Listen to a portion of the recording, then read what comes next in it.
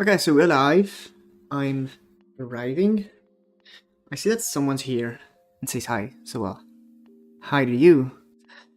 This name is way too long and I probably can't read it, so I'm not even going to try to pronounce that.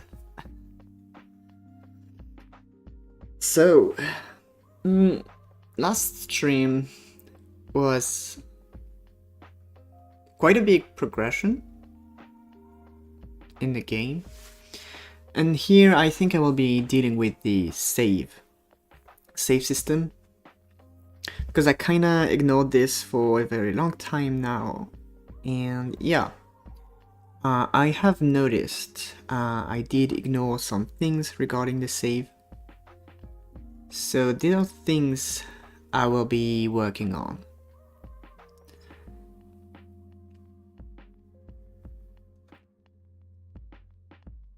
So first, yeah, okay, we have a red thing in there. Probably just because...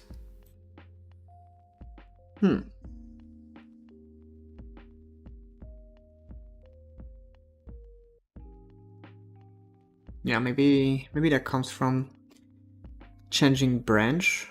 Maybe. So anyway, in my drill, okay. Not this one. Is that the automated? Yes, probably. We have a, yes, crystal slot somewhere there. So this is where we do add a crystal to our drill so that they can do something. And they are saved locally, and technically we do want those to be in a save file. So I will have to create something for that. I'm just changing on the side a little bit. My setup, yes, I have it now. Why is it so hard to snap? Okay, we're good. So first, I guess I want that to be in a save state. So you're saying love your videos. This has... yes. The lives are either just available as is after that, or they are edited to remove unnecessary parts to be then uploaded. So it will be uploaded.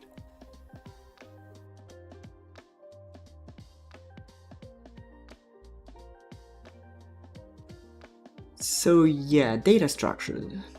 In there I think I will be creating a new script. There will be data drill, I believe. That will make sense.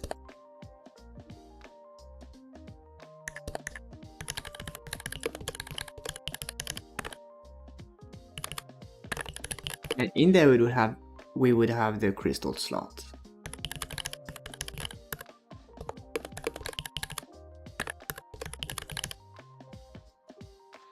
Oh, interesting. We don't have the crystal resource?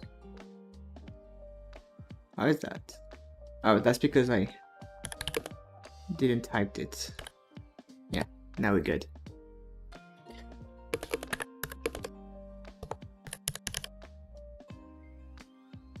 So we technically want to use this instead of our local variable here.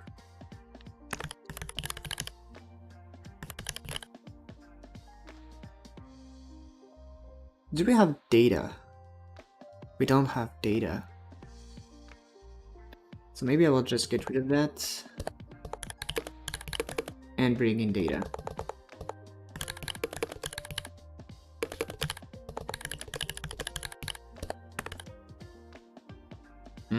Yep, that makes sense. Few errors.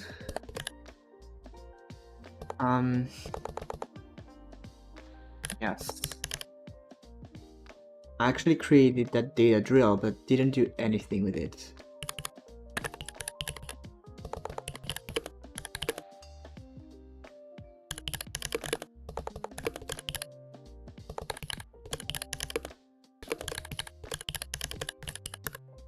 Okay.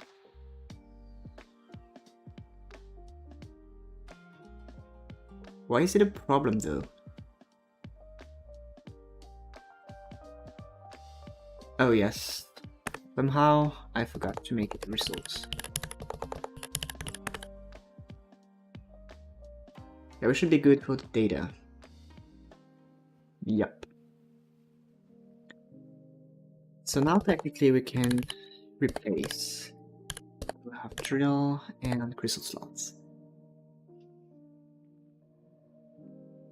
Okay, next. Calculate stats.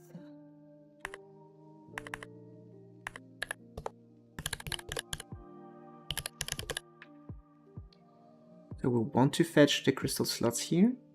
Okay. And we probably want to do that. Maybe we could create a variable instead of repeating that.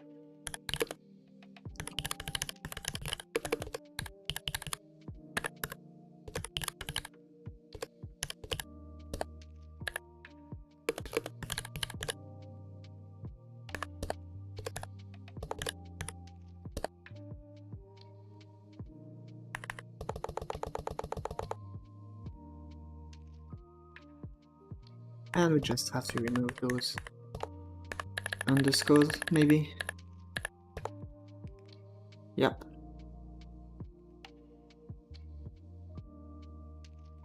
Well, technically we could do that probably at the top of our script. Instead of having this. Yeah.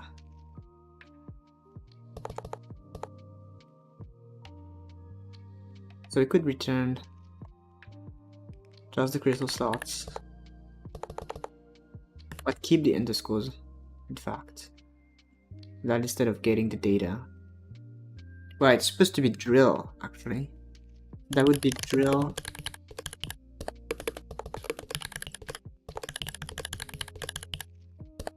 Yeah, that would maybe save a few lines.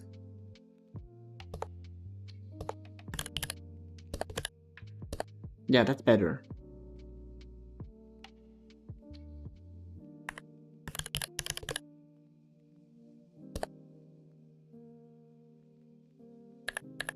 Yeah, we'll use that.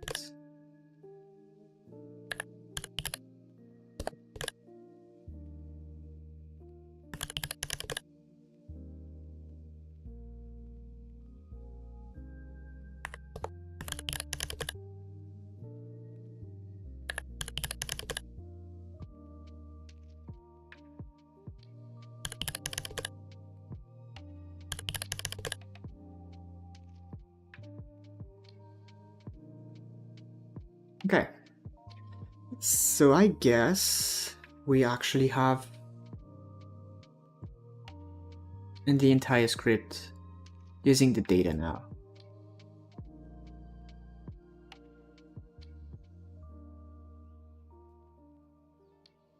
So that's the first step. The second step is probably, well, to implement the save system right now. So let me see. I just really want to see them. We can talk to them. I really want to talk to them. I've talked to many bees in my time. Really? I usually have to go back to Godot, save data, yeah. Saving games. It is something that I do so never.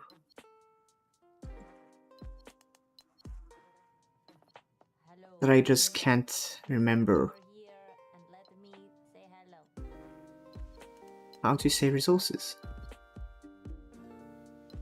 I'm just not 100% sure. Where's that Godot resource saver?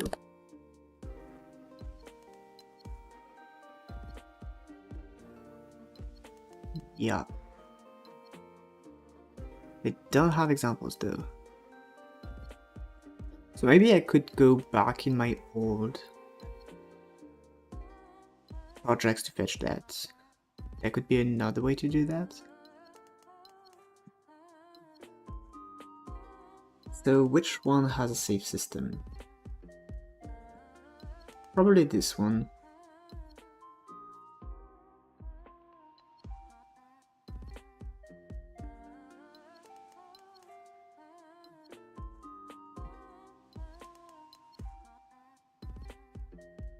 Let's look at this one.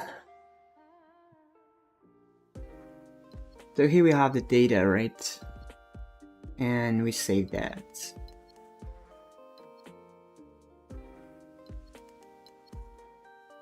Wow. So game, probably game here. Okay, we have the save timer.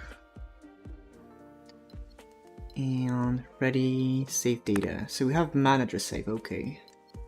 That's pretty much what we should recreate. Hello, bees. Hello, bees. You can talk to them. Yeah, that's probably just a copy-paste situation here. You want me to say them? I don't know. Tell them to come over here, but don't sting us. Hold on, let me do a thing. Where am I gonna put that? Probably in a scripts folder. Haven't done this one yet. That's odd. So, save manager. Okay. And yes, I'm gonna go with save manager. Save path, should say, should load. Yeah, that's cool.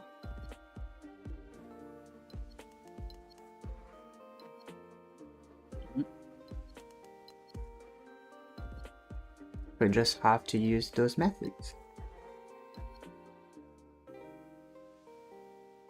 Let's see, game. So here on ready, I believe. Maybe not ready actually, because that's something we want to do very early in the game. So, more like enter tree. And here we're gonna load. Yeah.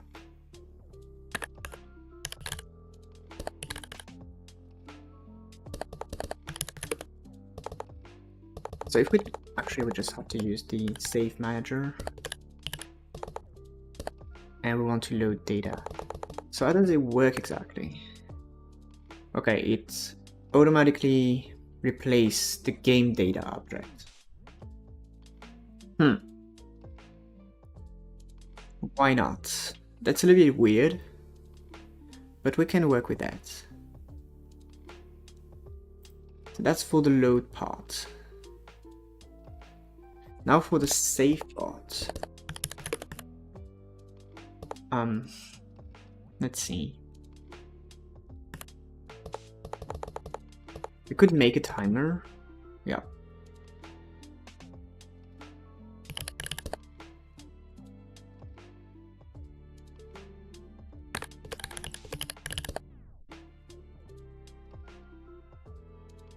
So we do have this save timer. Okay. It auto starts and maybe every 5 seconds at the moment.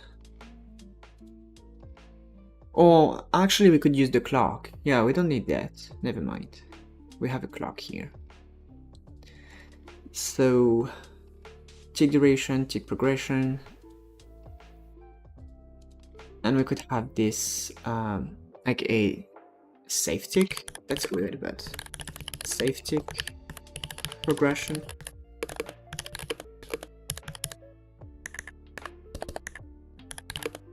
And I don't know, save tick interval. How do we write that? I gotta check that.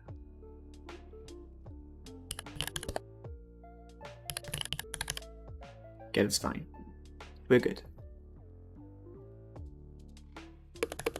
So this one's going to be maybe 5.0. So every time we have a tick in there,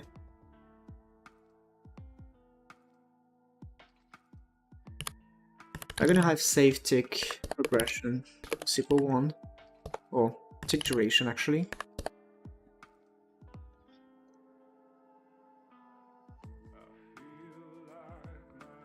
Or do we want to do that before or after the tick is emitted? Maybe after.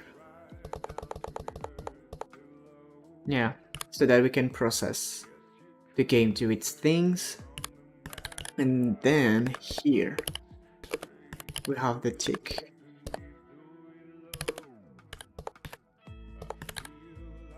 Save tick progression superior to the interval.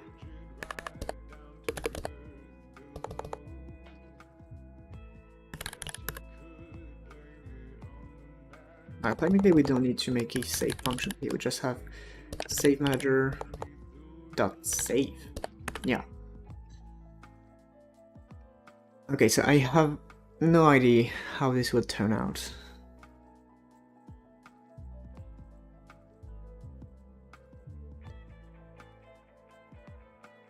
Here we have 5 crystal dust. Okay.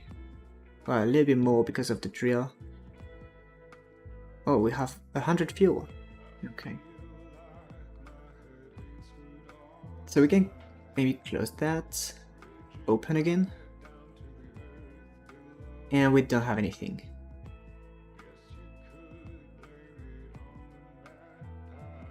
So, why that? I'm gonna pick that to see that, are we going through the save? Maybe like this. Okay.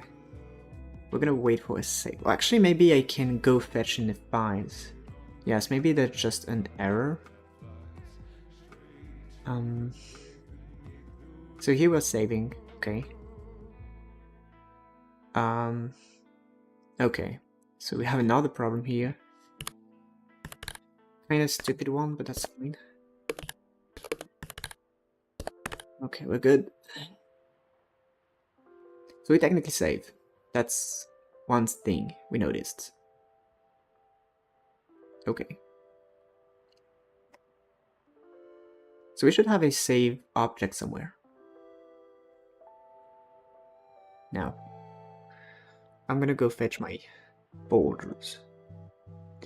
So Godot.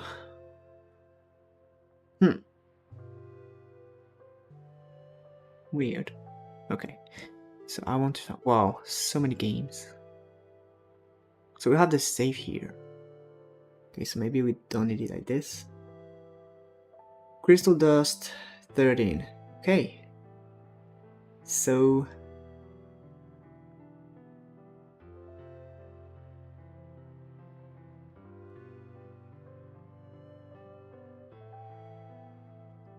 we do have something.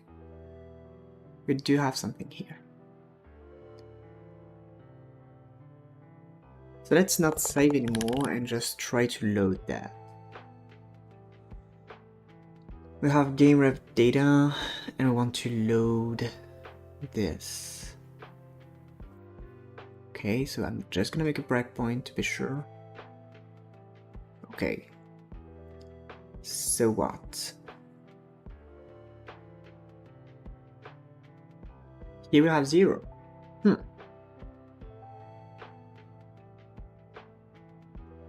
We're supposed to have 13. So is it because of when? Does that even make sense to have a breakpoint on a variable declaration? Yes. Data is null. Okay. And here, we're gonna have first data is null, and apparently again, and there we go. We have it. Data is here. So resources, yeah, we want something in there, but for some reason it doesn't. Let's see, remote, game, data. Nope, we can't read data here. Interesting.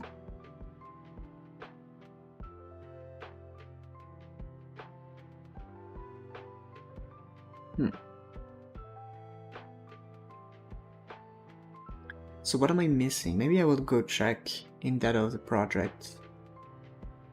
I don't think something's missing though.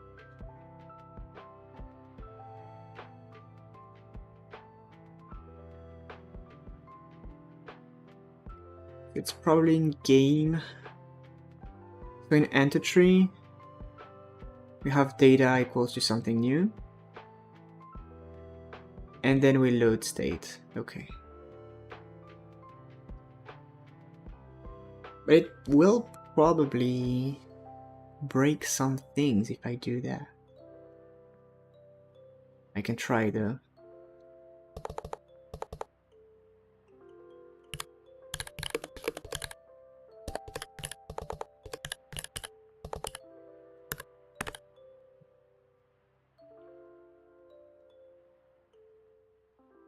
Yep.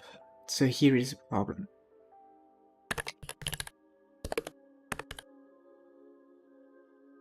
We're gonna have a few of those.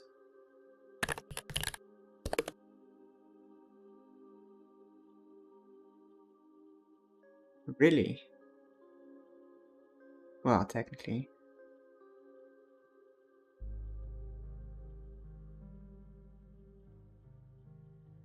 Let's try to rerun that. Data crystal inventory is null. Okay. Next. Oh, wait. It is... It's loaded now. Okay.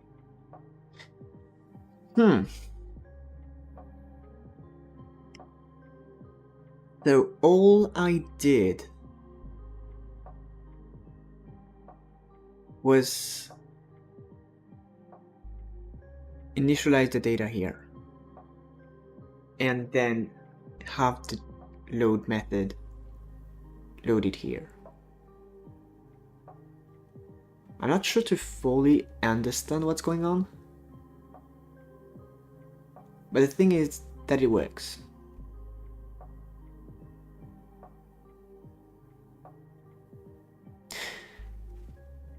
So the question is now, do we actually save crystals? Apparently... Okay, so if I do wait a little bit and close, I will probably lose my crystal properties. Because those properties... Well, okay, that wasn't saved. Oh, actually I'm not saving, so I can wait a very long time like this. Save manager. Please save. So yeah, I will probably lose the statistics of those crystals. So that's interesting. But I do know why though. Just checking.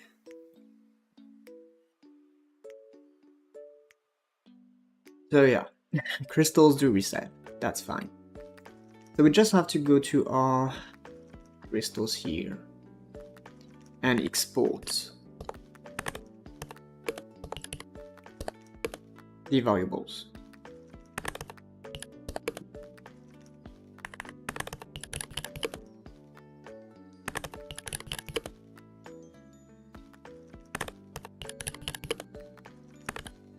So that they are saved. Right.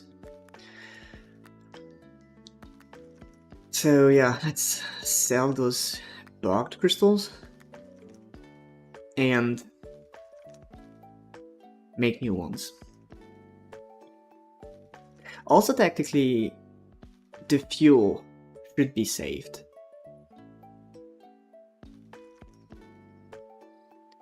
So anyway. Okay, we properly keep those crystal stats. Alright. That's a lot of crystals being created. That's fine. So fuel.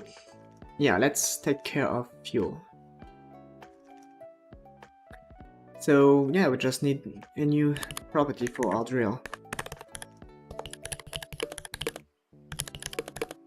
So Is that a float? I believe it is a float. Let's see there. It is a float. So yeah, starts at 100. But we technically want to get rid of that. So that we can use this one instead.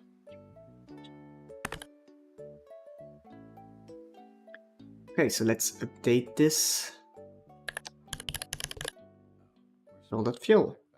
Seems fine. Running out of ideas. You said we. What's empty? How many of them are there? Oh, lots, but I mean, depending on when and where. But they built the temple. We founded it. And your family is still there now? No, they all. Okay, so it's actually very easy to test. Hey you. They just left first. Yeah. And none of them have come back. Save manager, where are you? So do we want to load? No. We should have 100 fuel. Yeah. Great.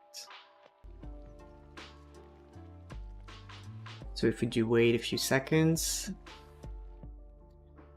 fuel should be, well, if we want to load now. Maybe I should have a loading prompt at the beginning of the game.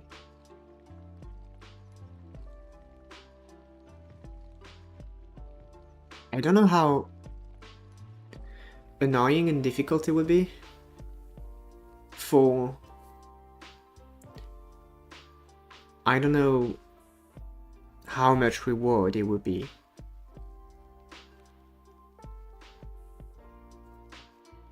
Oh yeah, I didn't try to equip a crystal to our drill and see if that saves. Well, it will probably not. I mean, it will be here, but the user interface probably can't handle that yet. Oh, so here it does. Okay, but here it doesn't. It doesn't here. So the crystal in and of itself works, but not the label displaying statistics. Because if I go fetch this, oh, it's not calculated at all. Okay, interesting. So let's rewind. What happens in this script? We just connect the clock. Okay. So technically, I guess we only want to calculate the stats then. Probably that's it.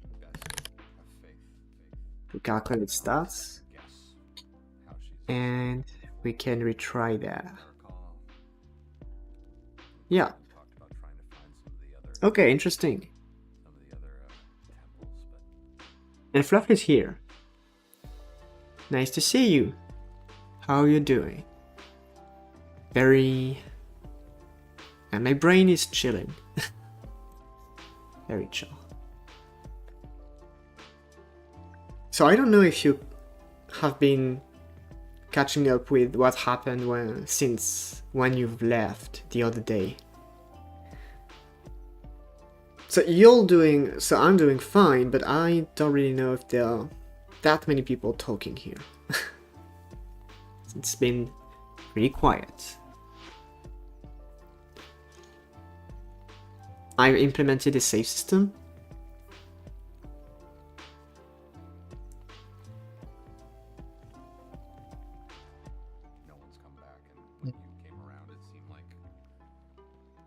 And I'm thinking about adding a kind of pop-up at the beginning of the game to prompt the player to load. We don't have crystal dust anymore, please. Maybe we could... Okay, so we have few things we could do. Let's see.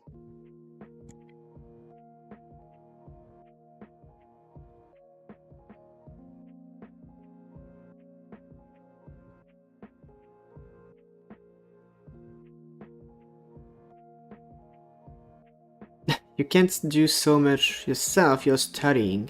Okay. Well, do that. It's probably better. Just passing by. For your execution tomorrow. So, I guess that means exam. I guess.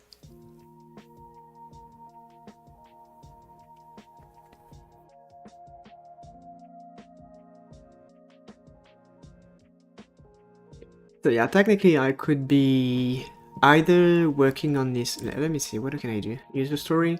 Like, experiment with saving and loading. That would be a loading prompt.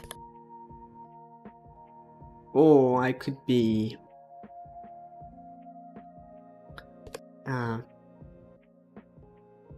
crystal grind system. Which transforms crystals into crystal dust.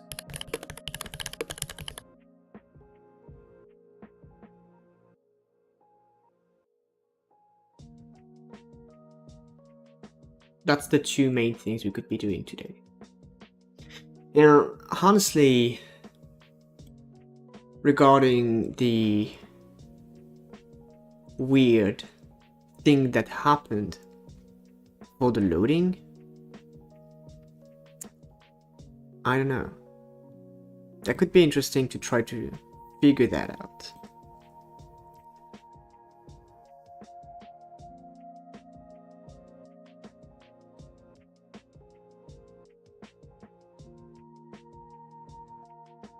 Because I just don't understand why having the initialization, I mean this save manager load here, doesn't work. That's just something I don't understand.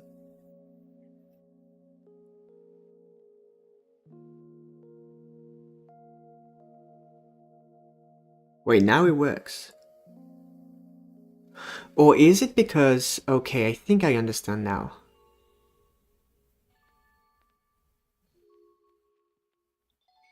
Maybe because the other objects are fetching the data already, they are receiving this object, and it actually, they are two different objects.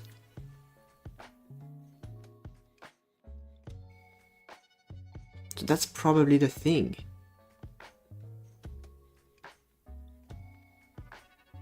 So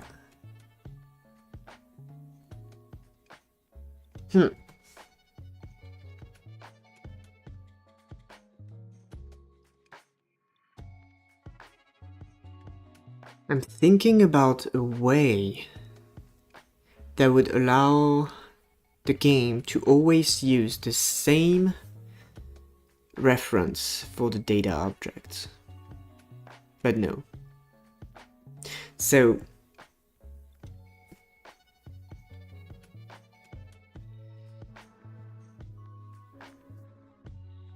the other thing we could be doing, that would be a little bit complicated, I believe. That would be to deserialize, even though it's not really serialized. But instead of having this overriding, brutal overriding like this, we would manually, that would be very annoying actually.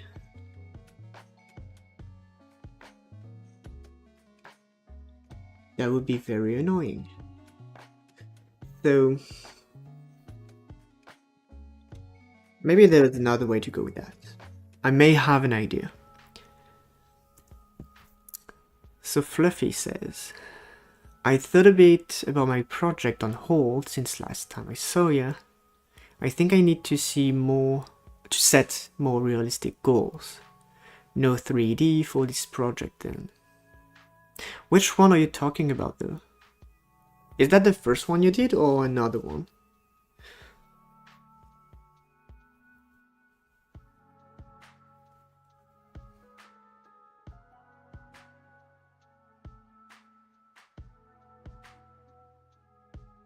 So maybe I can try having signals in there.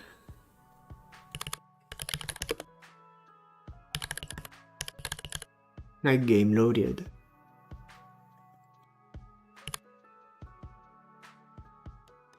And here game loaded emitted. Another one, Digimon World incremental thing was just a practice canvas. Yeah, but I can't remember what was the other one. Like this, I just don't remember. Inventory bag you made.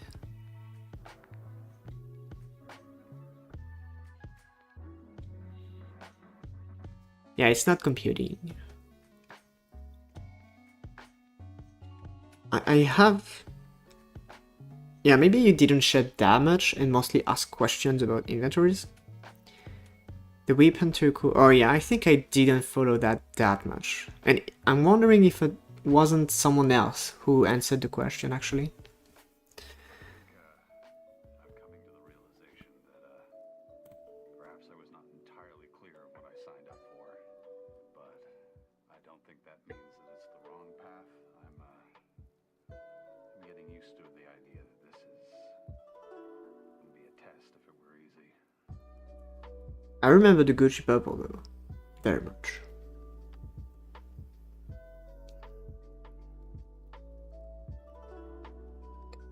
So the main problem I have is I'm not so sure how to properly transfer the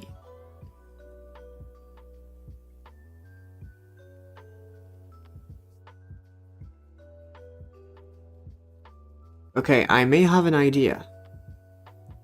So I'm gonna finish the sentence. Properly transfer the reference even if it is loaded. And I think the best way to approach that is to actually don't get this line here. So you say, well, anyway, I have a clearer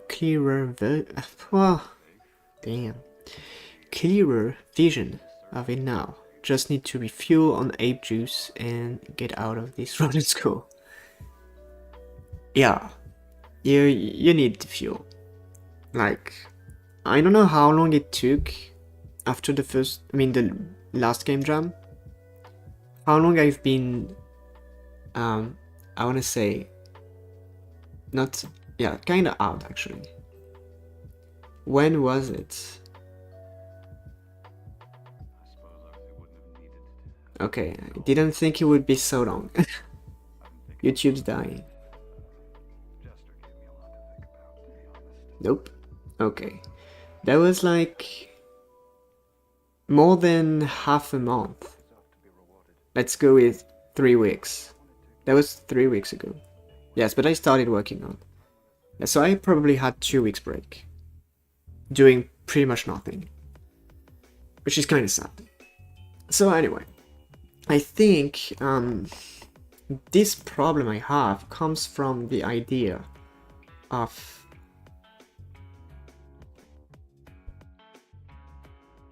loading those variables at the top of my scripts. So I should probably don't do that. So let's see. If I just ignore this game loaded, well, that could be useful someday, but not right now.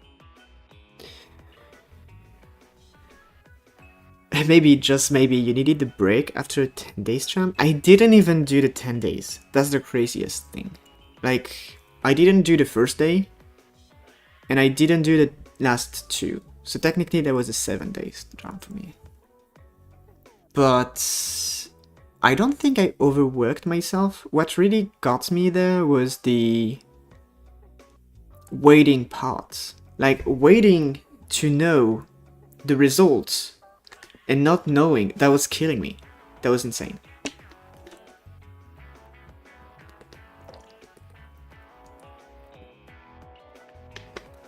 And for some reason, yeah, it fried my brain. But I don't know why I had this idea to restart another idle series. I don't know what started that, but that was a good thing for me, actually. Probably for the viewers as well, but essentially for me. Okay, so resources. Here we got rid of that.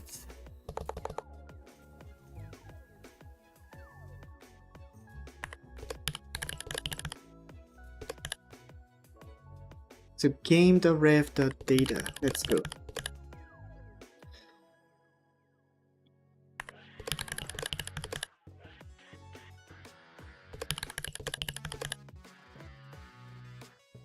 I feel like I have something around my eye.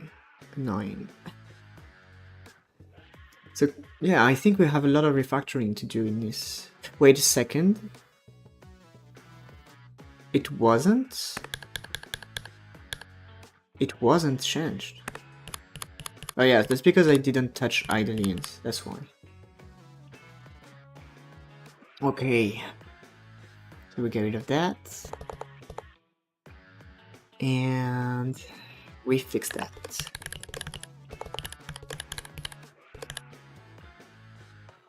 Damn. This is going to be a long thing.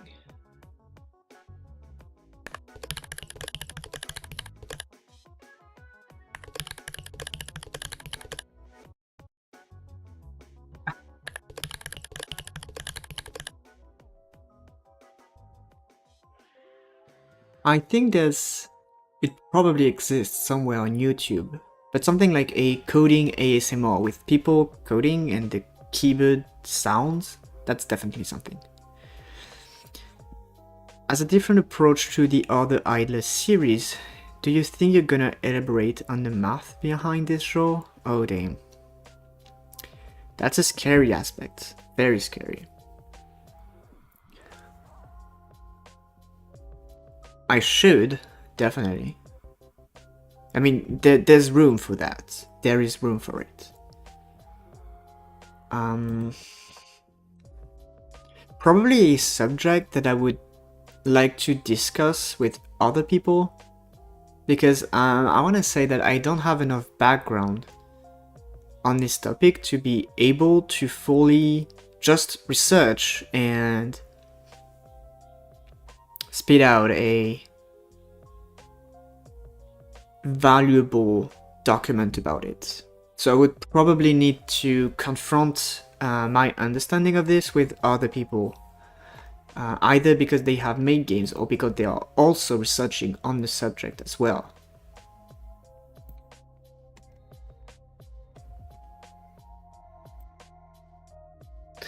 Right, another one. I think I'm gonna copy paste this game.rev. That's gonna be better.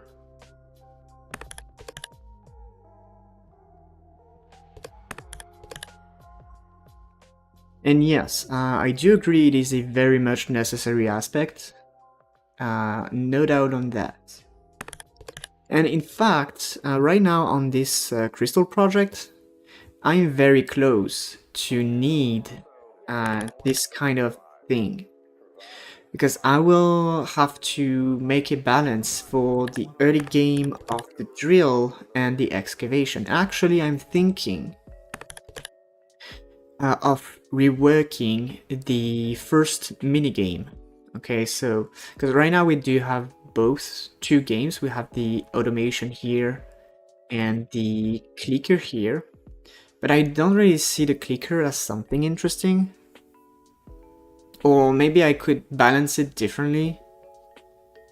But I would really much like the first active game to be like the sifting game from Stardust, if you remember that. Something in that line, but a little bit more complex. You can math with me this weekend if you want. Okay, if I want. Maybe we could. Maybe we could talk about that. Definitely.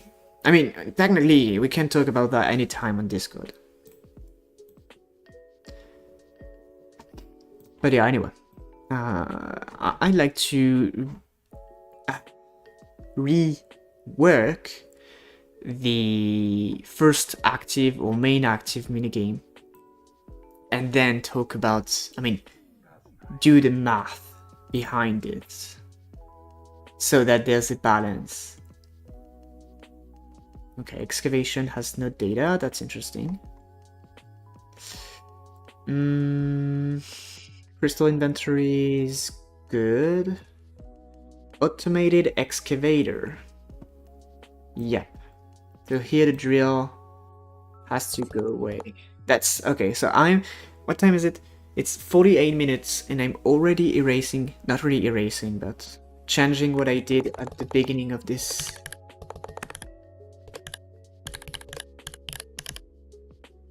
Of this stream.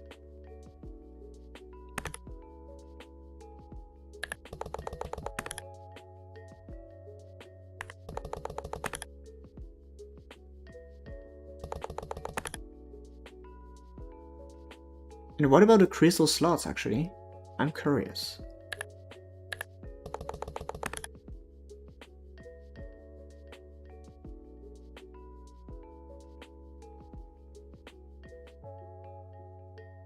Oh, it's here. Never mind. Oh, no. There we go. Oh, that's going to be a big line. No, that's fine. That's fine. So my learning on this is that if I do want to catch a reference to the game object is to do it within the function so that if it changes, I can update it. Because I don't know if I can...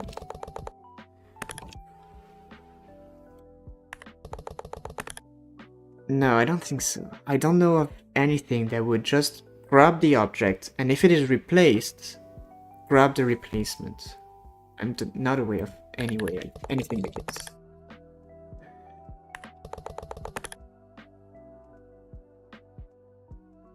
Okay, so I'm just curious to see if we can load the game now and have the values. Okay, so calculating stats. Drill. Okay, that's just missing a dot. No big deal.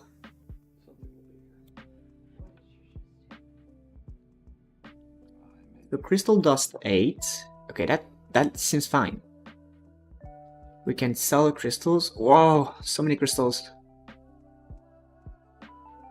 It's a good thing I removed the click sounds. Also, I was thinking about adding an auto grind.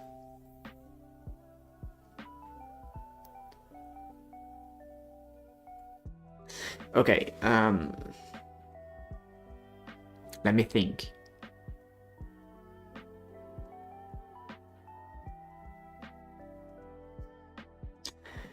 Let's go back to our little list here. Just a story. Auto grinding for crystals. There, I have a task which relies on another task, or auto setting. That would be better.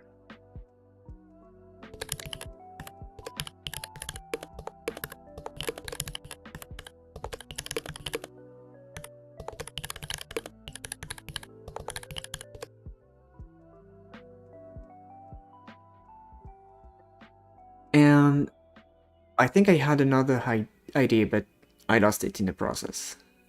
Yeah, so rework, those are fine. they're good. And experiment with saving and loading. Okay. Do we want to do that? That would be interesting. That would be interesting. Let's try that. So, actually don't know. Change type pop-up. What is that? Pop-up base class for contextual windows and panels with fixed positions. So how is that better than a panel? I'm not sure to understand why it is useful. Contextual. Okay, maybe that's contextual that I don't get. So I probably don't need a pop-up. And instead I just need a panel. Yeah. The panel container that will be loading. Cool. So margin.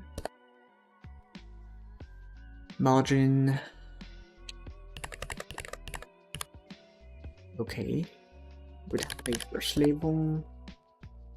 That would be the header. Separator. Then label. And then buttons, I believe. So hbox.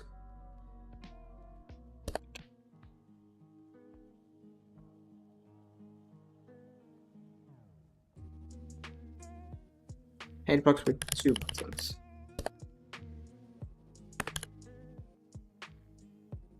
Oh, I just forgot to put everything into a vertical box. Okay. That seems a little bit better. Not so good yet, but better. Random thought, I wonder if there will be a CEO bashing minigame made out of the recent events. What recent events? CEO, okay, I might be missing something here to understand fully what you mean.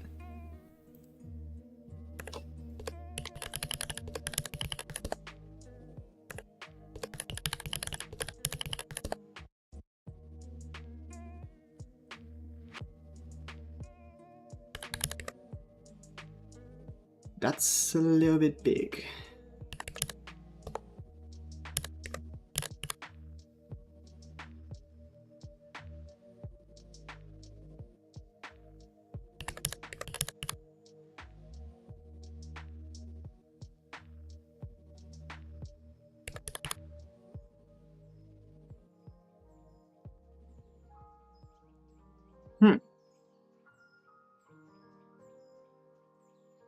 That will be the yes and no. I think I've only got 3 more cups. Hold on.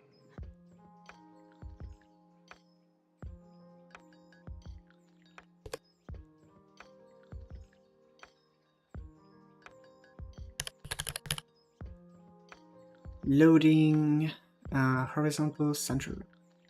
Yep. Theme header large. No, I'm fine. 1 second. Maybe a little bit more spacing. So this guy, it's gonna be like this. Okay. Auto wrap. Word, I believe. Center.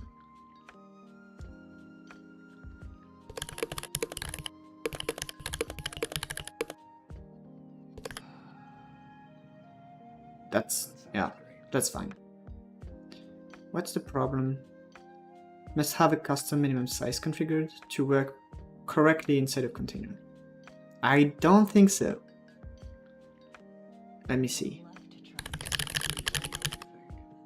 It works fine. Maybe that's something you don't. Okay, maybe it's something.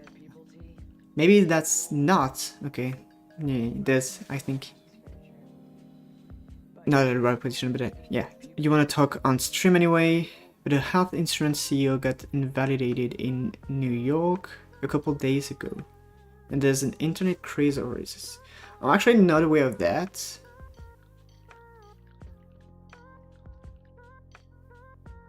I don't know. I have no idea what's going on about that. But then I wonder if there will be a CEO bashing minigame. I mean, people will do anything really, so.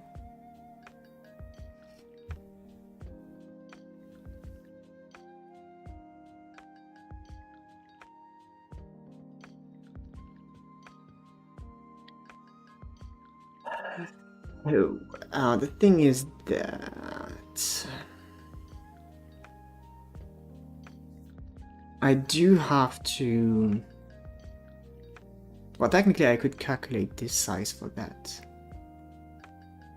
But I don't think I need to. Please go away, warning. Shoo. Okay, let's go. Layout.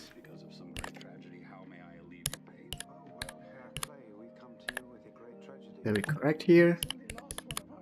Alright. Do you feel better now? Yes, you do. Anyway, I need a script. I need a script. I need to say that.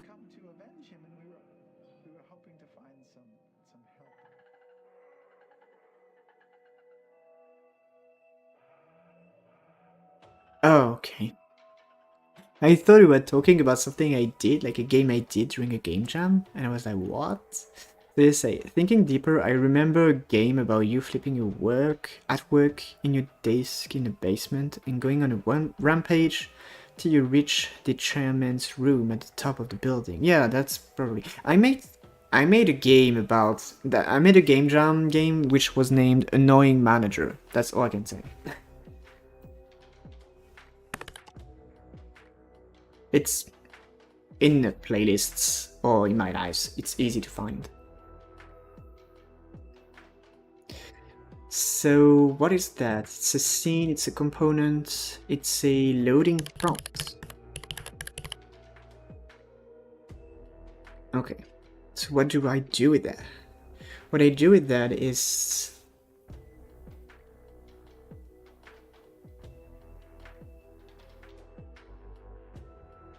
that when the game starts, I want to pop that.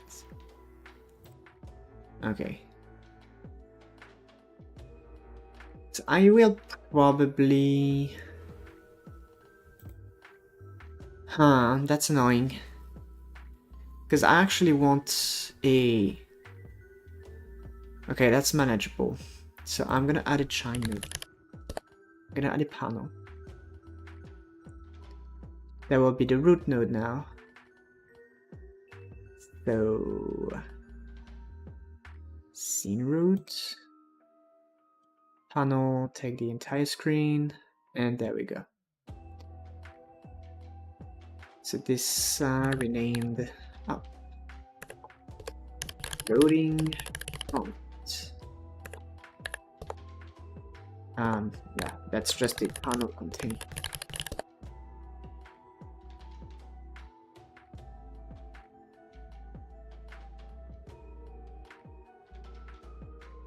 Maybe this one can be way more transparent than that. Oh no, I remember I calculated the color. Well, I don't really care about that. Absolutely don't care about that. There we go. Because I once calculated the actual color code for the panel, both the color code and the transparency, and that was so long to figure out that I said, that's fine, I'm going to remember it. Guess what? I don't. But technically I can find it somewhere. Let's just see if I do put, oopsie. If I do put that loading prompt in front of everything. What does it look like? It looks like trash. It's atrocious. It is. Aren't those just provided somewhere? Well, if I had to spend so much time figuring it out. No. No. Sadly, no. That's a little bit sad. Because that would be very useful. What if no. Yes, maybe like this. Let's try that. That's awful.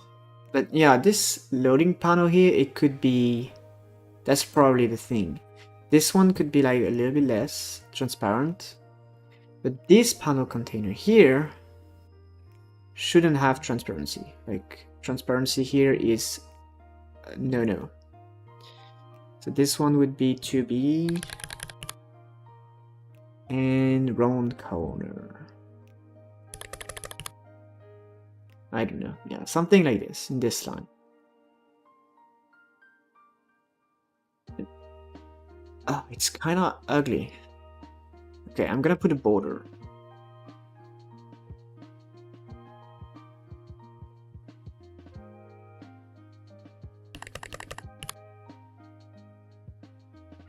Isn't that... I don't know. Okay, that's way better. But now I do need to pause the game. Behind that. Oh, there are just so many things to do. Aw. This loading prompt is awful. Why did I do that? Ugh.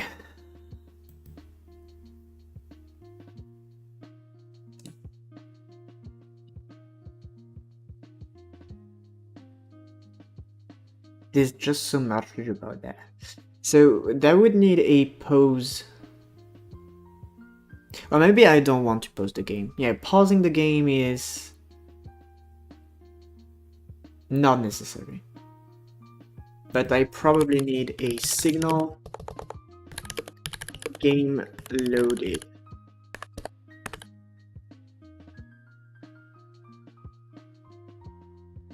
That's for sure.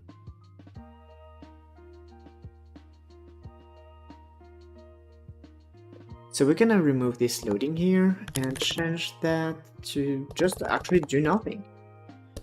And have a public entry point that we can use to actually load the game. So here, manager save, load data, and we emit the game loading.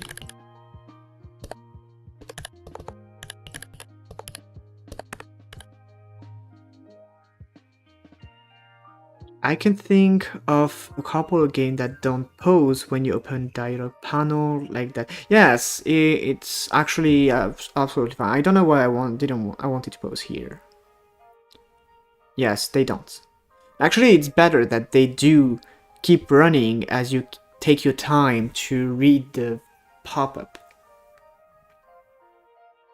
But for some reasons, like the first one that was, do you want to load or not? I don't know why I was expecting it to pause the game. It's absolutely not necessary.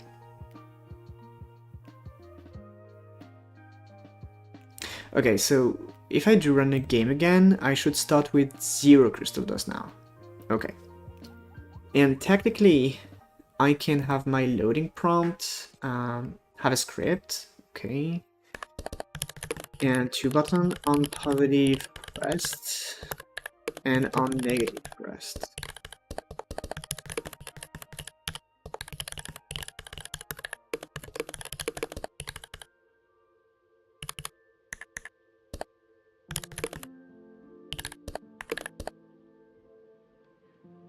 I serve nature. I'm the maker of fine graves.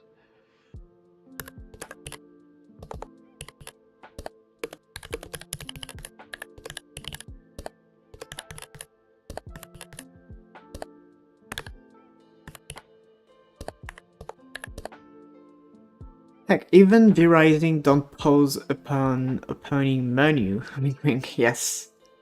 Great game does that, we don't question it. No reason to question it. Yet again, maybe if you do have a local server, no, even that it wouldn't. So yeah. But at the same time, you really want your machines to process as often as possible.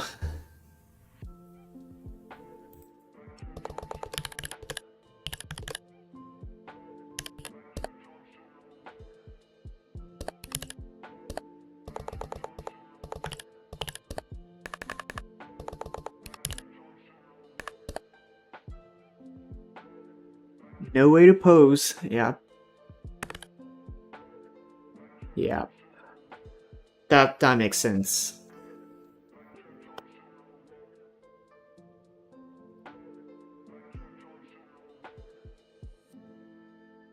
The sun taught you this pretty early on? Probably.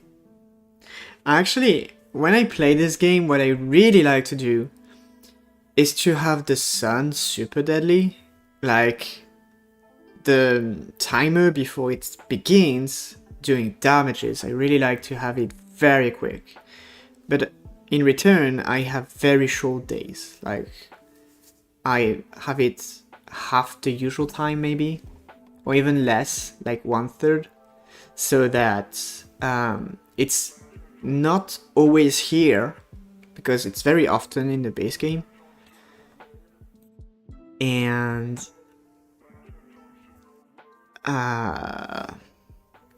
it's like special moments, very dangerous one, but it's very short moments, like not super long, like in the base game.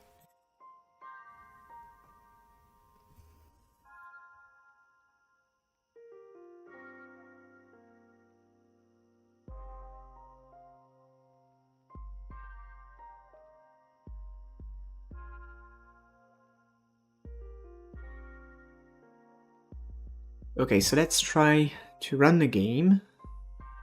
And here, if we load that, yes. So we just need that loading prompt, probably for the UI. Probably the UI need to use the loading signal. Huh.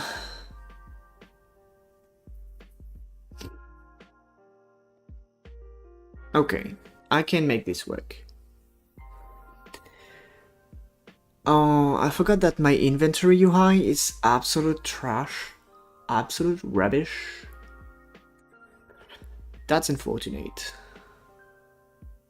But yeah. Let's see, game. No, that's the game. It's the... Okay, excavation.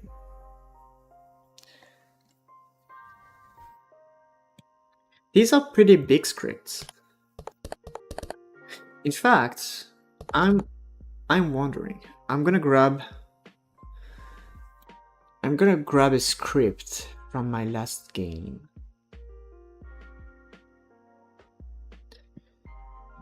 Why do I go there? I don't have to. But that's fine.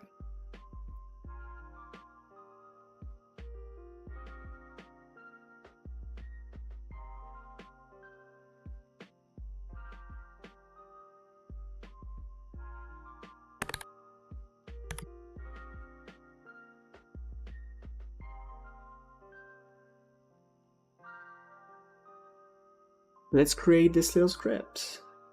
New, well, that can go in scripts now. Scripts and clock. So I think I just paste that and go with, yep, 500 lines of code yet. I actually expected more, but yeah. It's a recent project, we gotta say. So anyway, excavation. I wanted to check that because this script seemed a little bit long. Why did I say game loaded? It's data loaded.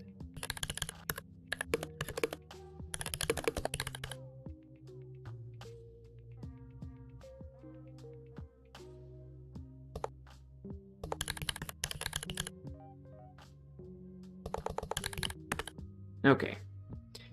Slightly better. So, what do we want to do? First connect the signal, please. Easy to miss.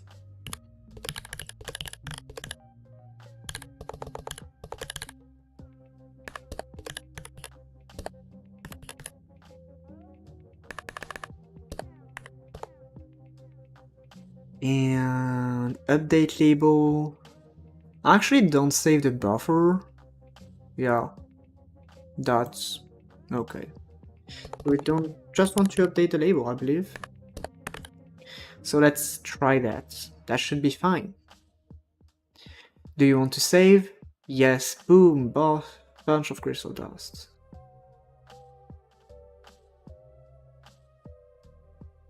Yeah.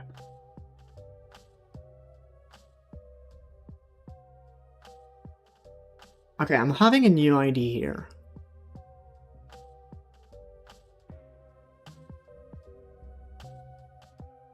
Maybe that's this little mini game here.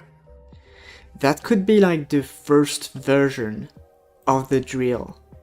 So that at the beginning the drill is like this.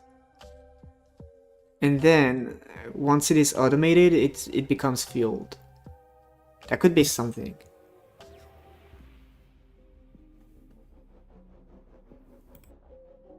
Okay, let's equip a crystal. Equipping crystal. Wait for saving. I should need a saving prompt somewhere. So that we can see what happens here.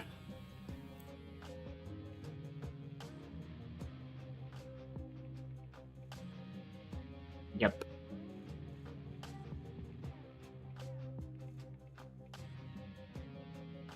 So definitely a big bug here. But well, technically I didn't work on this yet, so it's not really a bug per se. Okay, let's see, what do we have? Ready? Try to unlock. Yeah, that's not really necessary. Once you're done operating the drill yourself, you can start chemically extracting metals from your crystals.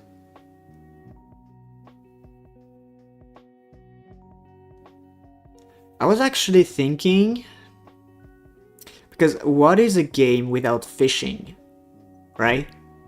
So I was thinking that fishing could be a way to get chemicals that you can then use to enhance crystals. That's a weird thought, but yeah, because I was actually thinking, how can you add fishing in a game about crystals and crafting crystals and excavating crystals? The second thing, like the inverted aspect of this, that would be that you could use crystals to kind of change the environment in the ponds so that you do have different fishes. Well, but I was just like trying to see how to do that. So, oh, maybe this guy. Yep. It's actually quite annoying that I have so many of those. Now, those are not gonna change. Excavate button. I guess I don't really care about this one either. Depends on how scientifically accurate you want to remain. I'm gonna say very low, because if I want something very accurate, I would technically need the inputs from better scientists than I am. Biologists and chemists? Believe so. I would need some of those. I do know someone who's like a doctor in chemistry, like a friend of mine. But yeah, he's probably in a very specific domain. Like he worked on solar panels, basically. Yeah, go ahead. Fission chemicals sounds neat then. Yeah. Like it was pretty much like you extract things from the fishes, like organics. That was the kind of the idea of using organic compounds to enhance the crystals. But even though technically you find the exact same atoms in crystals and living things, they're just arranged differently.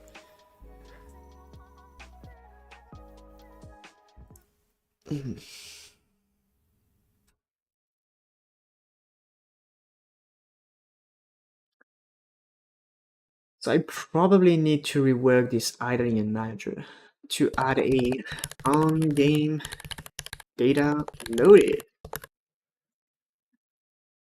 Oh. Maybe I have dry eyes, I don't know.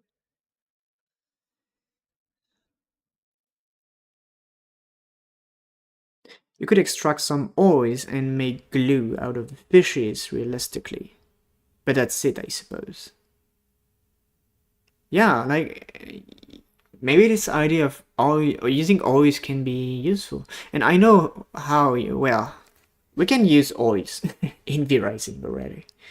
Glue, well, maybe I guess probably.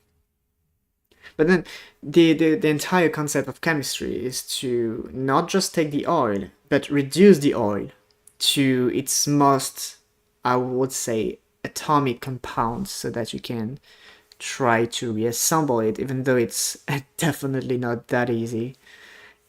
It's actually the concept of alchemy more than chemistry, but they are obviously very much the same in that logic of laboratory work.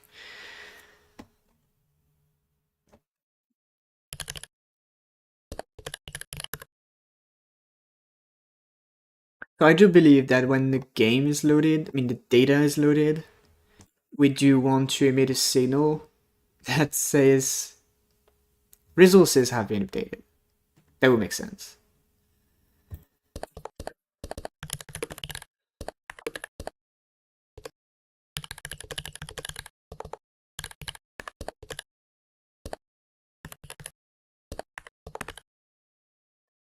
Did I pause the music? Yes, I did that again.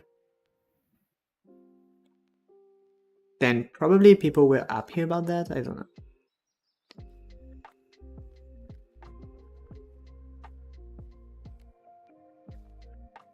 Okay, next one. I'm just gonna type the exact same thing, I believe.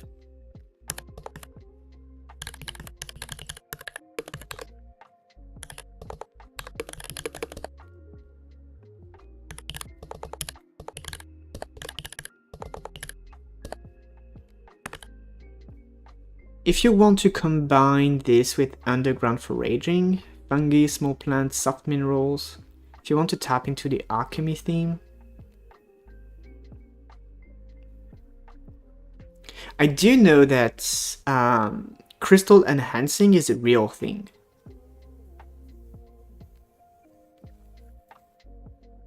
And it is tied to alchemy, actually. I don't know if it is... I mean, I've seen it in the concept of alchemy, but I don't know how...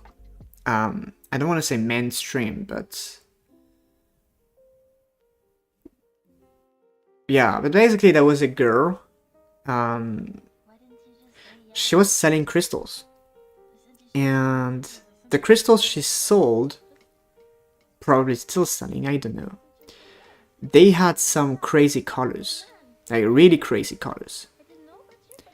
And those colors were achieved by chemically enhancing the crystals. So they have a process to transform the crystals so that their color changes.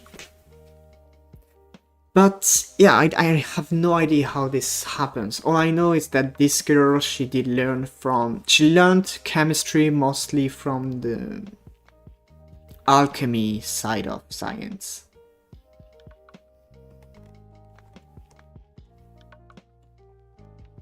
But yeah, her crystals were absolutely amazing.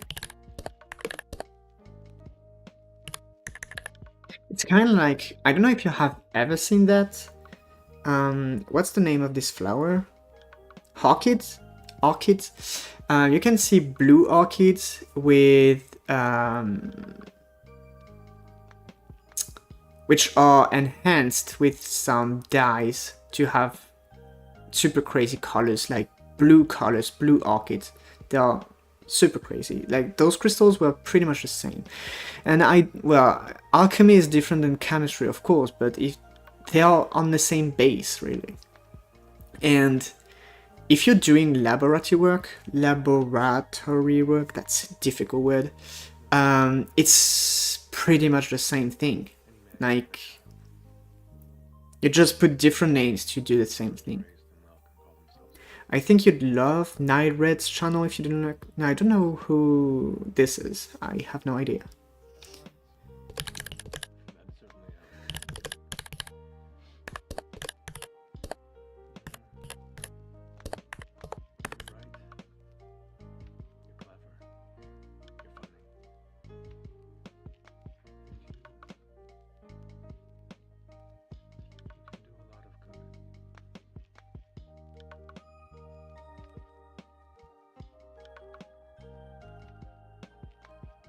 Okay, crystal inventory.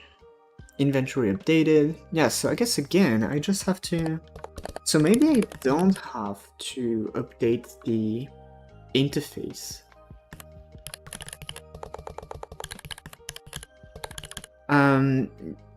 You definitely have to just send a Discord message about Night Red, because I will forget otherwise.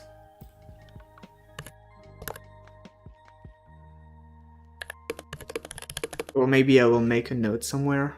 Yes, I will make a note somewhere. Don't worry about that. Oh, that's an annoying thing. But we do have ants. Annoying. Yeah.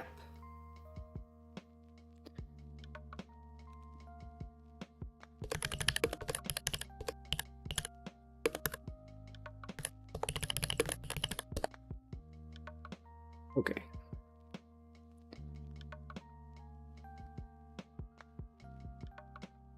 So undata loaded. We just want to trigger the signal. Inventory updated. Limit. And connect that. That's a lot of extra work, actually.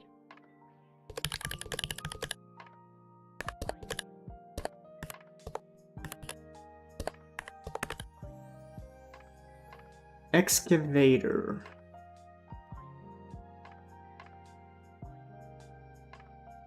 So this has nothing yet, I believe. But the automated excavator, which is the drill, too bad I didn't come up with this name earlier.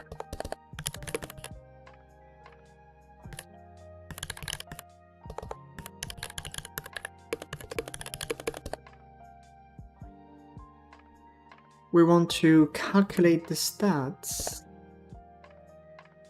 and slot updated. What could we want to do?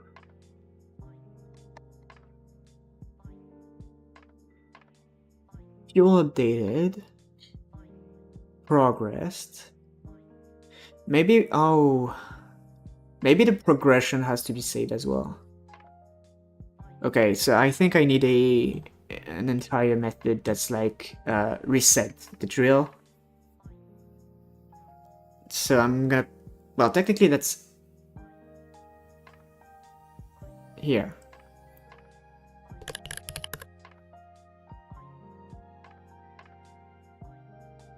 That's updated. Progress, fuel updated. Okay, so let's go with fuel updated.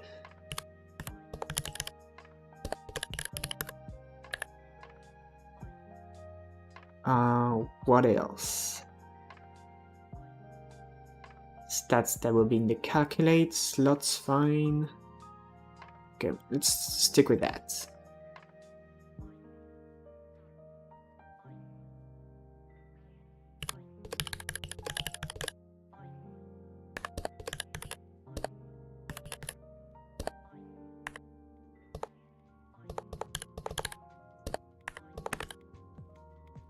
Okay. Inventory debug, that will be fine because the loading should have this. Yep. It looks fine actually. We have the correct stats. Crystal here. Yeah, that's cool.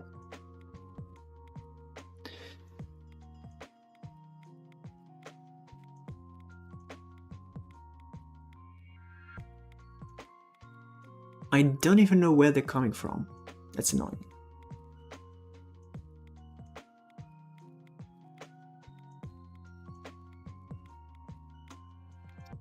So.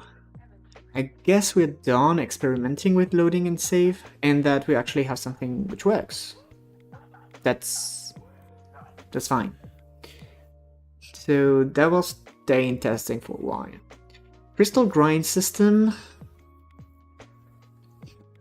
Auto grind or auto cells. I want a new user story, which is design crystal tiers.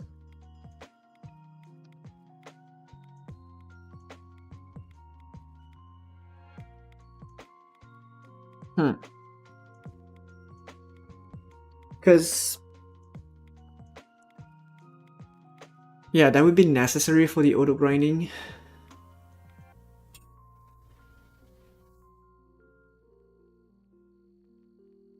There's a lot of design to do here, actually. It's not just, well, we could prototype a little bit more. This is a place where we take the dearly departed people who have done well and people who have lived good lives, and we put them into earth that has been touched by the wild mother and encourage them with beauty and splendor and sometimes deed. Just trying something, yes. And here we have a new save data.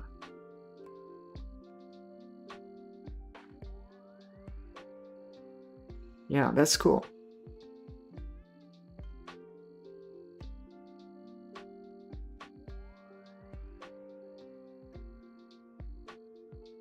I'm actually wondering if when you close the game, the nodes go through their on exit or on. You know, honestly, I don't think I've really I'm gonna try that actually. I'm a good gardener.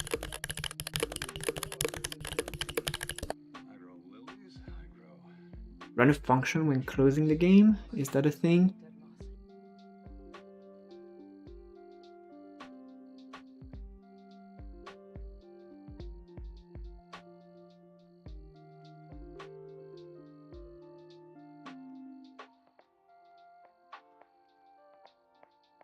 So I'm gonna try maybe.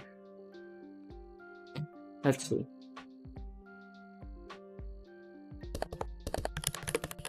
So on exit tree. Like that would be maybe hard to catch. Yeah.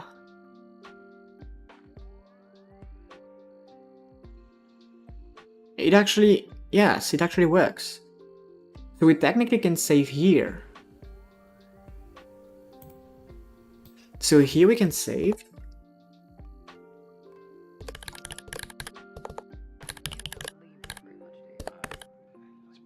And have a save interval much longer to avoid too much saves, like, I don't know, every half a minute, just to be sure. Some reasons, so for some reasons, if the game is forced to quit, you only lose half a minute at most, but otherwise when you close, it saves when you close. That's cool. Okay, that was an interesting thought. Okay, 1 hour and a half. That's correct. Stretching. So, the question is, what next?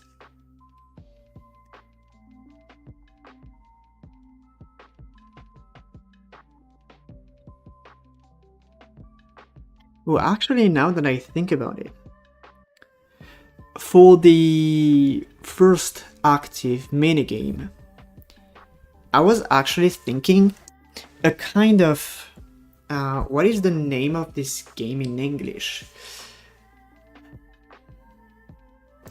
The game with the landmines, where you have to find the landmines and not click on it. Do you have something reversed, actually? Do you have a grid with crystals on the grid, and you want to find them? And as you click away from the crystals, you may have hints regarding where crystal could be. I was thinking about something like this.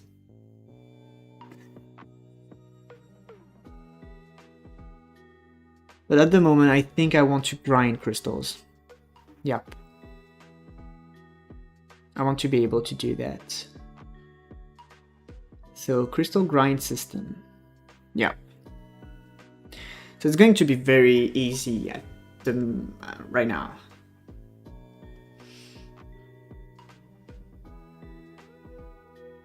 I'm wondering, where is the sell method? Probably in the inventory, actually. No? No, it's not. Interesting, so it's here. Yeah, it's here. You should draw this kind of stuff before doing anything. What kind of stuff? I think I see what you mean, but yeah.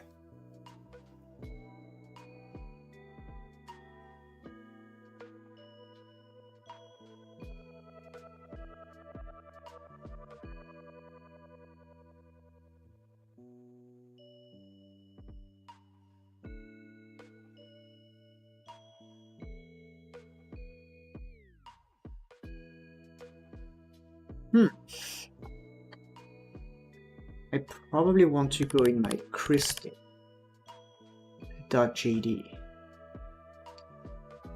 and create a function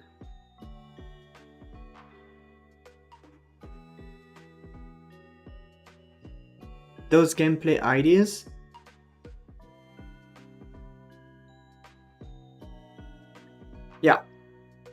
Yeah, I could keep track of those. The point is that when I'm working on designing my features for this project, at the very least, I do that when I'm walking. So it's just in my head. And I pretty much have to remember that afterward. But yeah, so it's very much detailed in my head, and I'm used to work on that verbally. So at best, I would type it, but that's the same as drawing.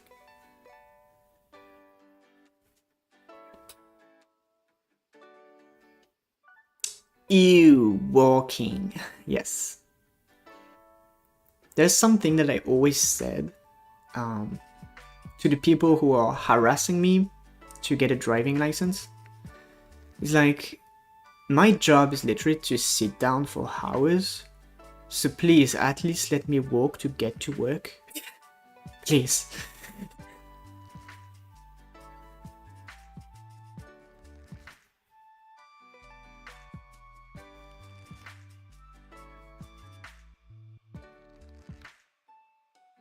So I guess I'm just chilling a little bit right now, taking a break, and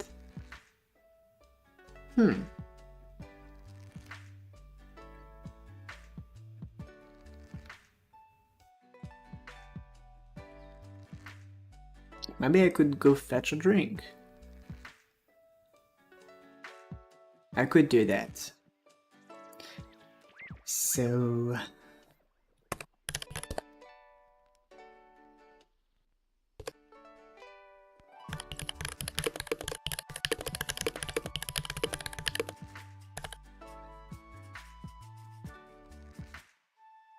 do I want to... Yeah, I'm gonna have the drill working just for the sake of having something here.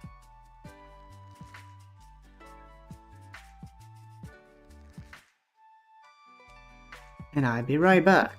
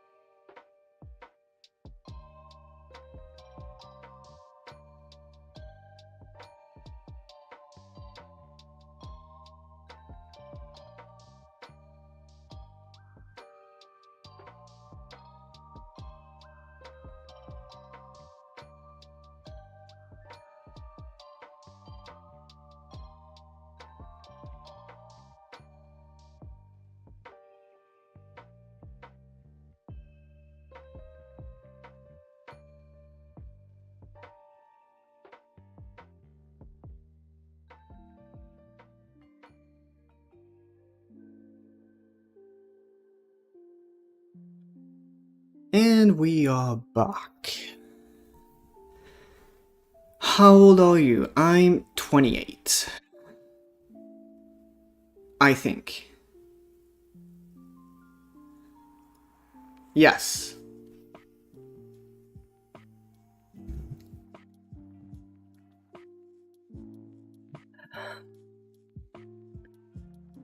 Oh no, the drill was stopped.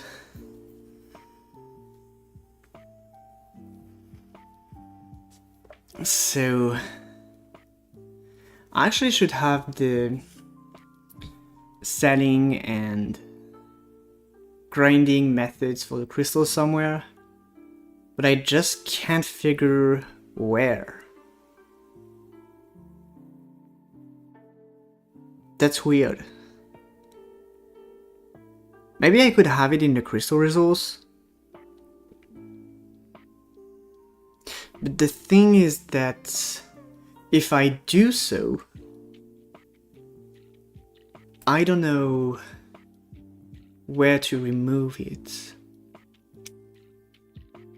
So maybe I could have the grind and sell in the crystal and then not take care of or not bother about that.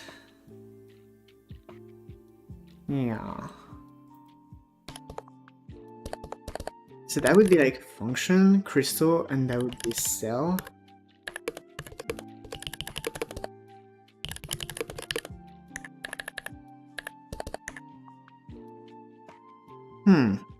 So when we do that,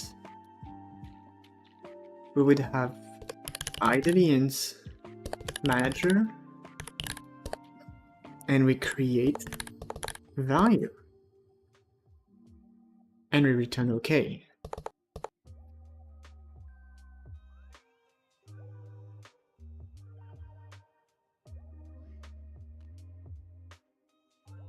I guess. Let's try that.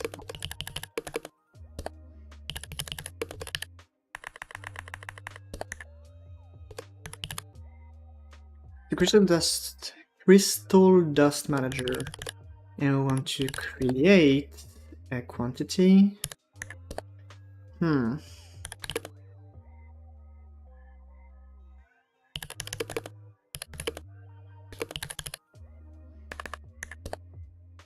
I don't know, between 2 and 5? Well, I will have to balance this. Obviously, and that's the math you were talking about.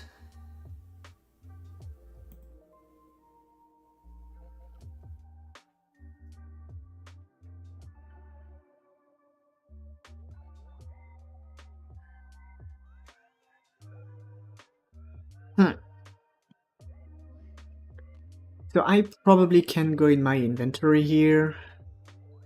And actually, no. Inventory slot.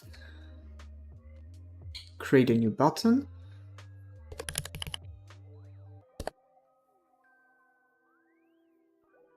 That would be grind.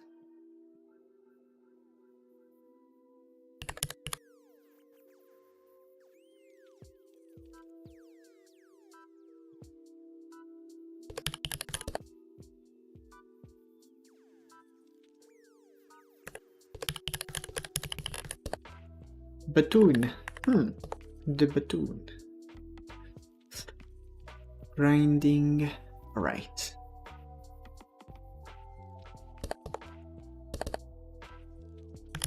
So here we have on, grind, rest.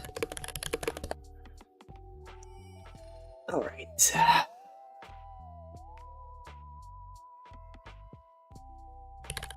We're gonna pass.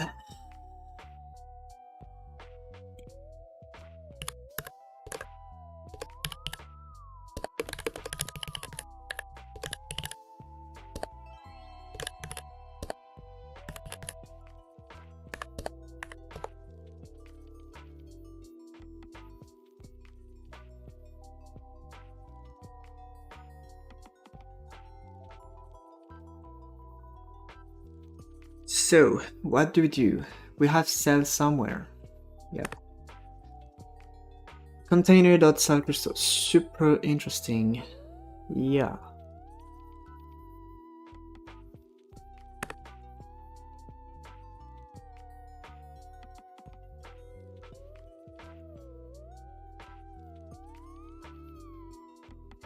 So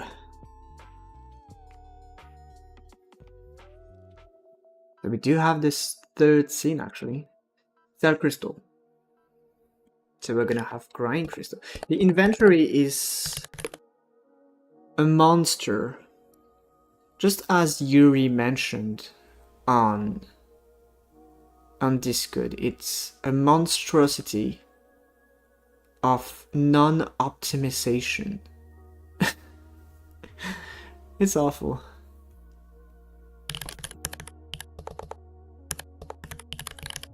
I could be ashamed of it.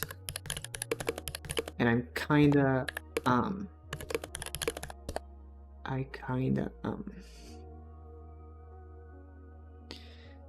Alright, so here that would be... I could try something different. Yep.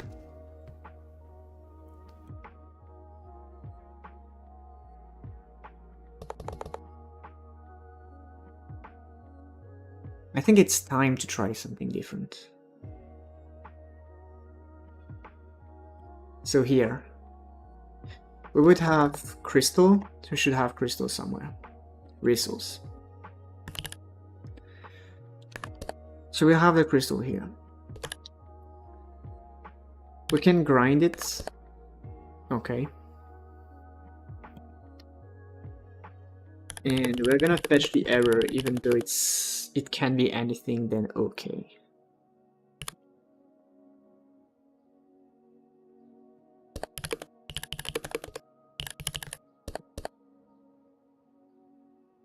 And then we're gonna fetch the crystal inventory.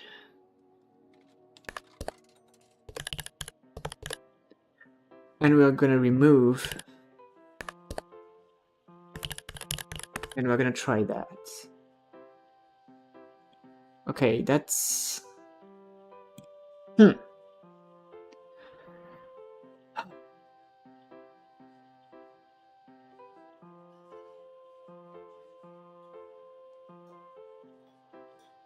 That was actually very fine.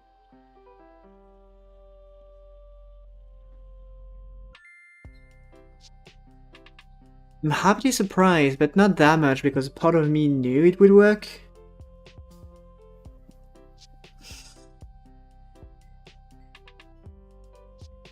But still.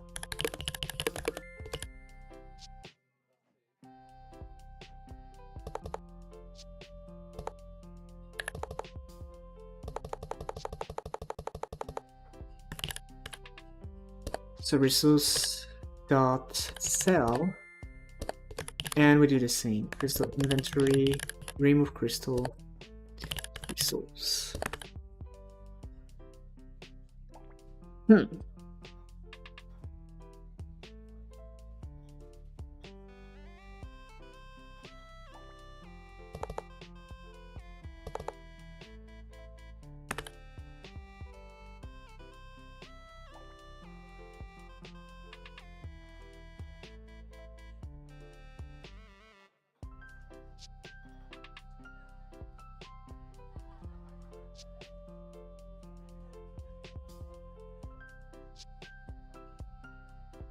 So maybe we can actually fix this inventory.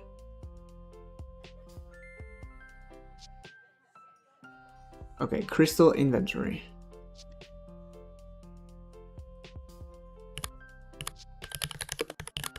So we have crystal added,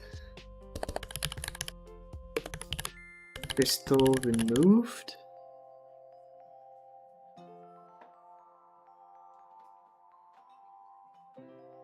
and we can pass the crystal as an argument.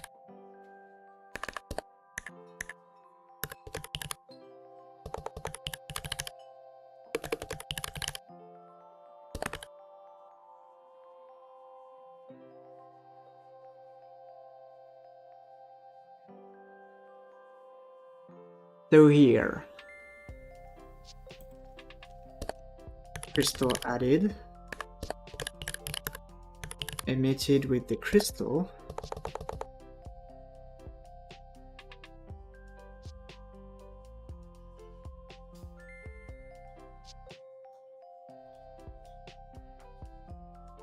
Okay, here, remove crystal add. So variable crystal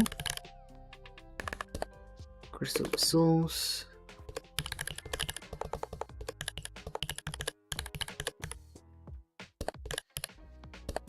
And we get the index.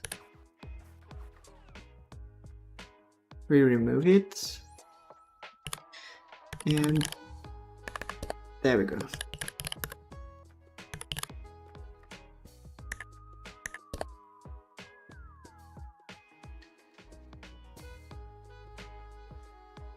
And now exactly the same thing here, remove crystal, but we have the arguments, so it's fine.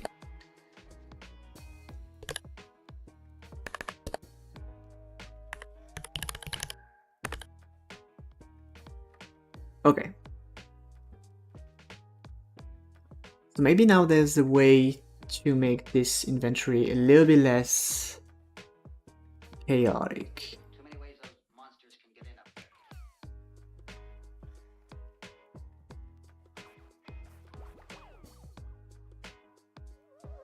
So we need crystal added and crystal removed.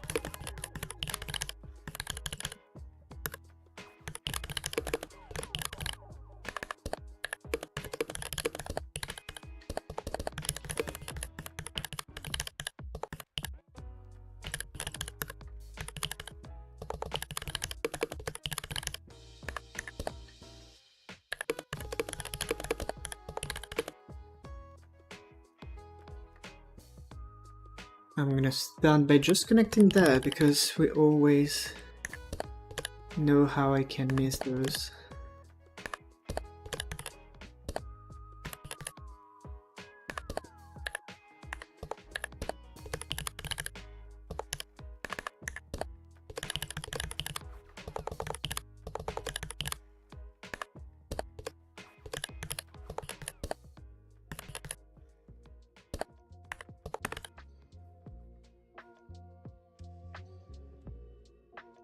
No.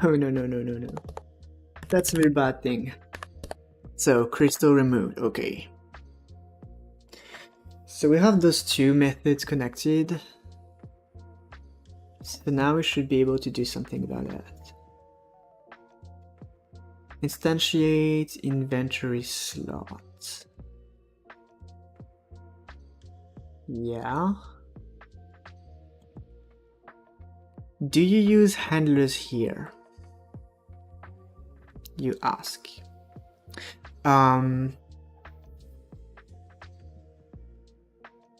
Be more specific, please. Or you mean the game in general? Yes, I do. They're just named as such. In fact, all the gray nodes, which are singletons, are kind of handlers.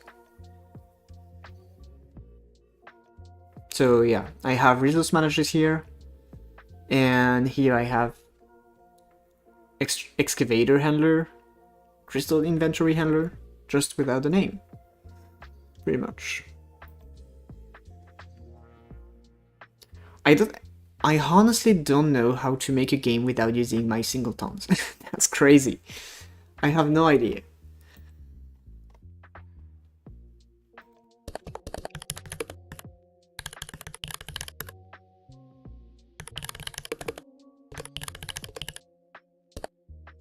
Didn't see him. It bugged me out. Yeah.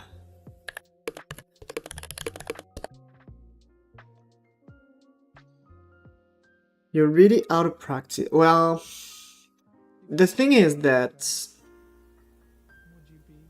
having like pauses is important. So that's fine.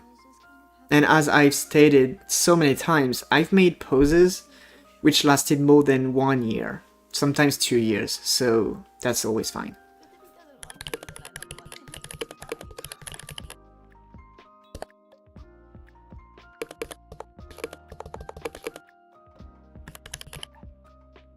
Because even though we don't realize it, I really believe and have experienced in my life very often that the brain processes information in the background. So it does work on a small scale with the go sleep on it, as in you will learn it tonight or this evening and it will be better tomorrow.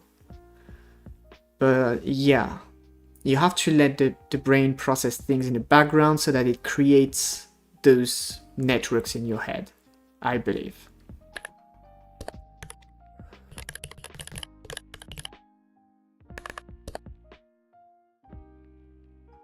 I will just never be able to explain why when I started Unity for the first time, that was impossible. Like, I was trying and it was just like impossible. Nothing made sense. I didn't do anything for 2 years or a year, and then it was like all trivial, super easy. So, I don't know.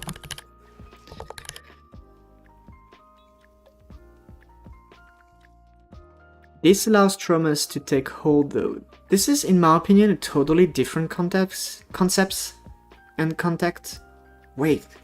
Context and concept. Wow, that was so difficult. Traumas do take root with different patterns, in my opinion. Traumas are like little black holes. Meanwhile, what I'm talking about is more like a tree sprouting.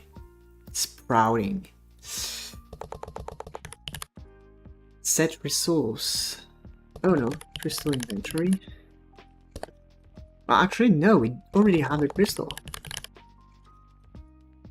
Okay, crystal.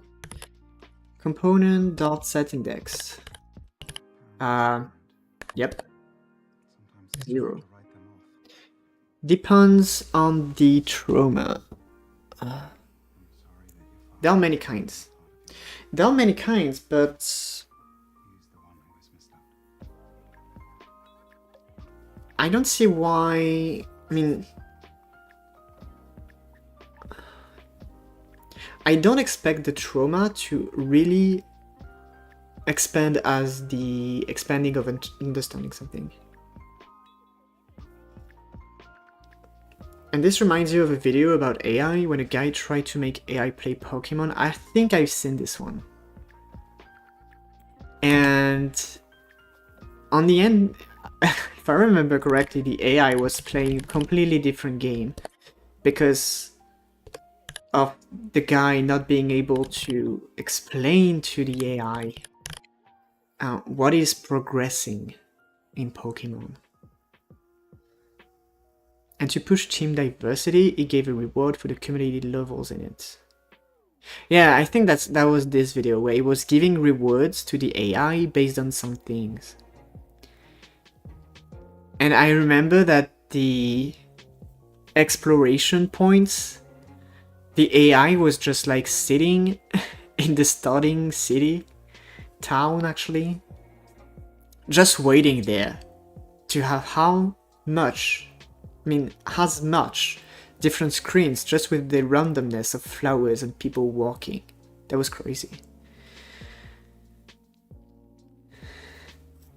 Oh, as a result, the AI got PTSD from storing a Pokemon and never went back in a Pokemon Center altogether. Yeah, I can see that.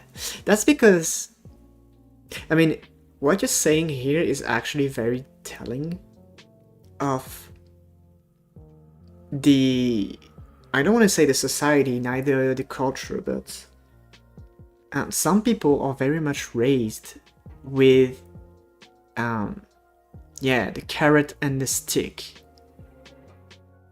And this notion of reward, right? Like, you do something for a reward, and that's kind of crazy. Like, some people are not as much affected by it because they weren't as conditioned. But yeah. It can be very damaging if you don't untie this.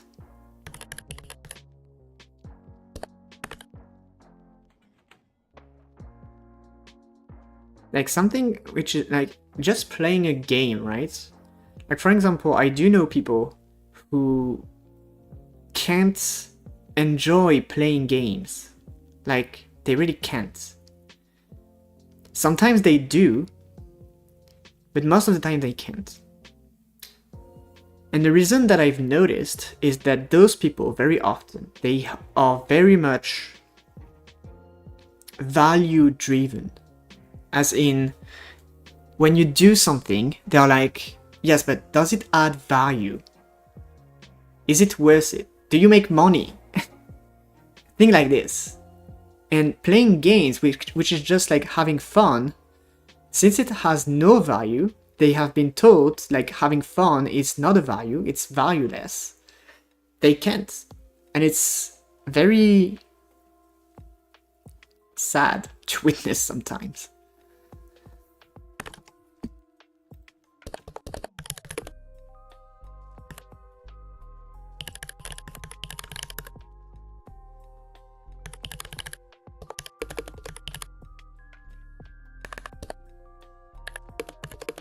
I'm going back to...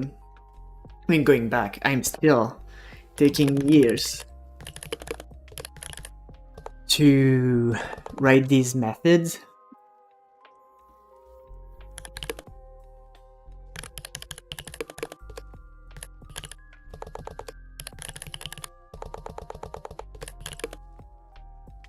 Oh, that's the annoying part. And those are children, so it's an array of node equal to the inventory container dot get children. Money value reaches 0 and your generational eyes opens to many things at once, which boomers will never comprehend.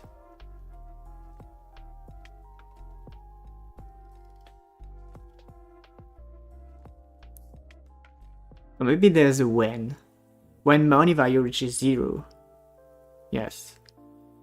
Yeah, I have had a point in my life where I couldn't make less money than that. So I almost want to say that from there I can only go up. But yeah, it's like at first you try to maintain this thing of making the money. Okay, the feeling when. That makes more sense now. I didn't know that was that. I thought I have always thought that it was a WTF in reverse. It was for some like, and I never understood that. And yeah, it's like you have to kind of have it break down because you're like, no, I'm not gonna sustain and maintain this thing of trying to work just to pay 500 euros for a bedroom. Like, why would I do that? Just why?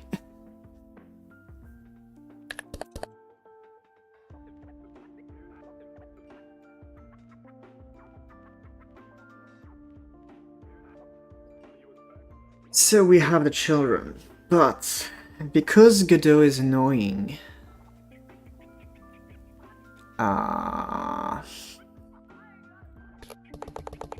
player's inventory slot. So this doesn't work, but if I say as an array of inventory slots, do you agree?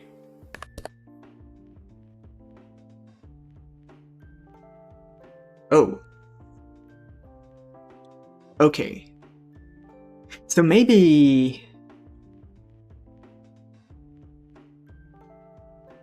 that's new for 4.3. Maybe that's 4.3 Godot thing.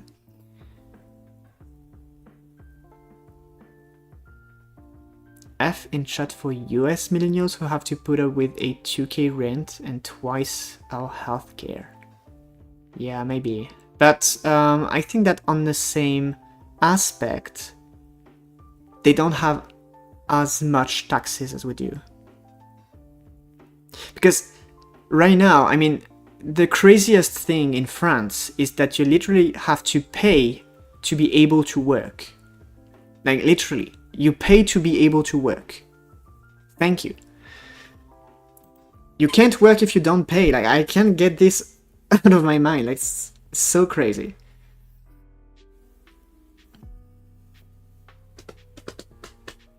So what was I doing? Yes, children. Actually, I have to find one. So for child, inventory slots in children.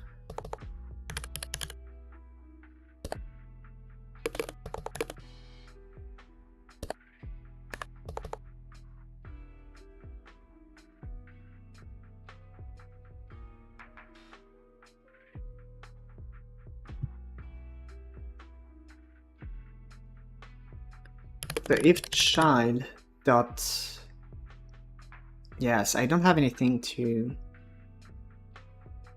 but technically that's the resource here. And just to be sure that you understood what I meant when I said that you have to pay to be able to work, I don't mean that when you are a salaryman, where you are employed by someone and you work and that's it, okay? There you just have like taxes which are crazy insane, right? I really meant like if you want to create a company to be able to do something, even if you're not producing any money because your business doesn't work, you just have to pay to create the name, you have to pay to be able to get licenses to sell things. Like, it's the amount of hoops you have to jump in, and where you always have to give money, give money, give money. That's just so insane.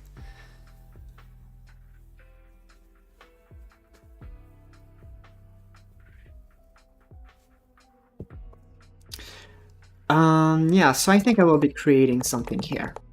Like a method for this inventory slot to get resource. That will be get crystal.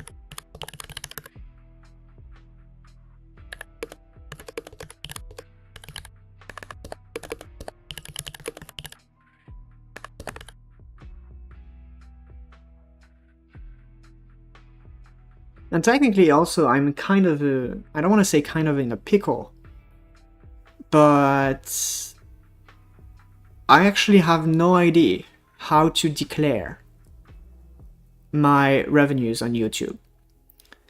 Because technically I have revenues which are dated from September, but still I'm technically at 0 because I'm still not even allowed to retrieve. I reached the thresholds, but I have to wait for the Google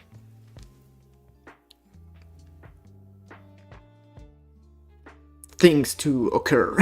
I don't know how to say that, but they haven't calculated the recent months, so the threshold isn't validated on AdSense yet. But I do believe that I will have to declare this somewhen when I do retrieve the money. But yet again, that's like I paid taxes in the US, I paid taxes I believe in France, and then YouTube gives me the money, and then I think that maybe I can even pay taxes after that. I could have like 3 layers of taxes with France twice. That could be a thing. That could be YouTube France, the first one, but I don't know. The thing is that I don't know, and it's like everywhere I try to look, no one knows. You call people, they don't know. So yeah, you say time to set the studios in Switzerland or something. Yeah, honestly, the more I witness how things evolve, and the more I'm thinking there's no reason to stay here beside people. Like, France is going down a crazy way, on top of being not so super interesting in the first place.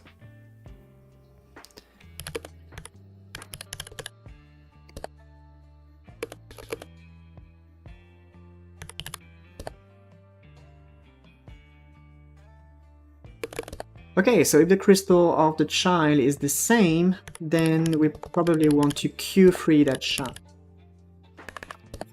And break.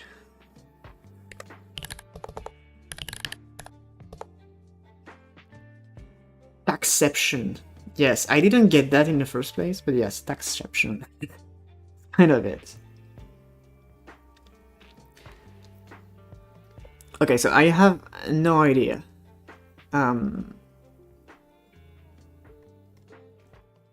How this will work. Because I've definitely not been super careful with what I'm doing.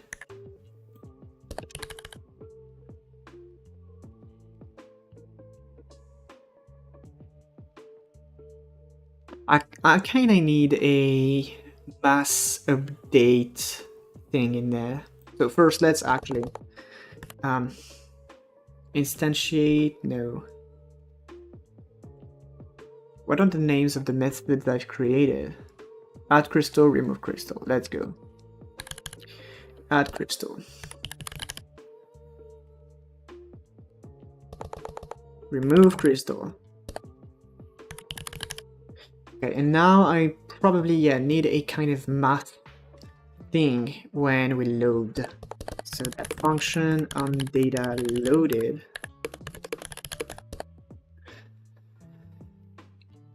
What would that be?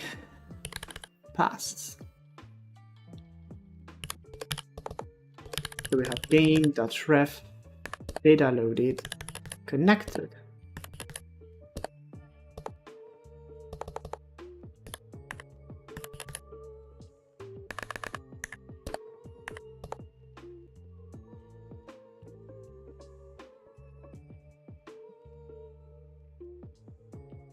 And here, maybe we want to initialize the slots, like we did in the previous thing. So initialize, instantiate inventory slots.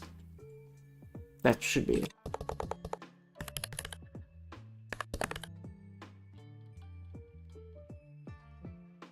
Just making sure that the cell method is fine. Yeah, that seems correct. Okay, so now let's break the game.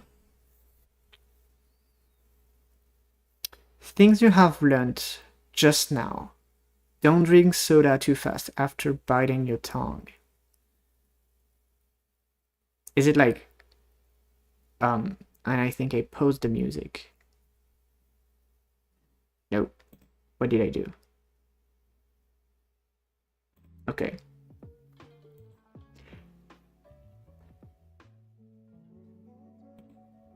Yeah, I have a rough idea.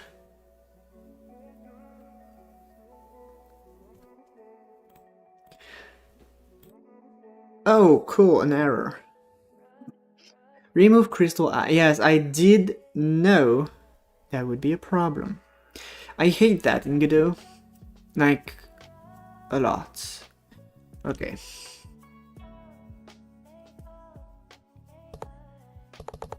I think I am still able to cast this right there. I can say that this is an inventory slot. I hope so.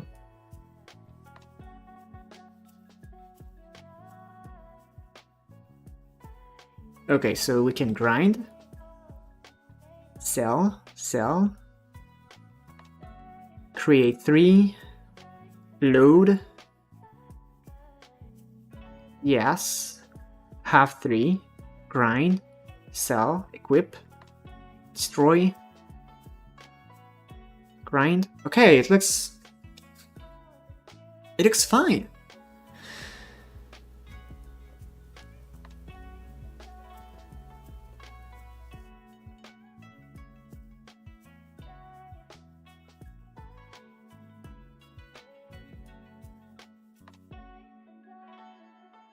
Okay.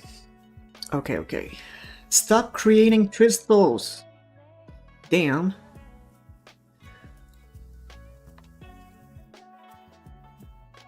Your message actually got me to drink.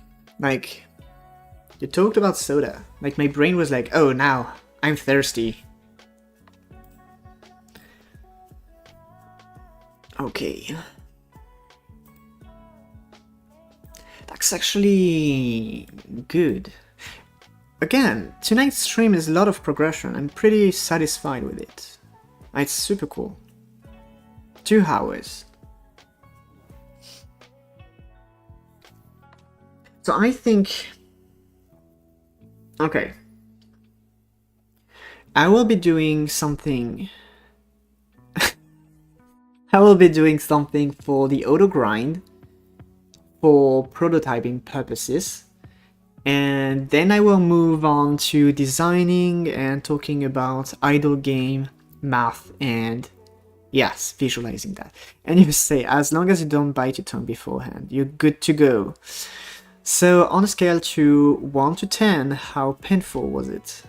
That's the question. But anyway, yes, auto grind.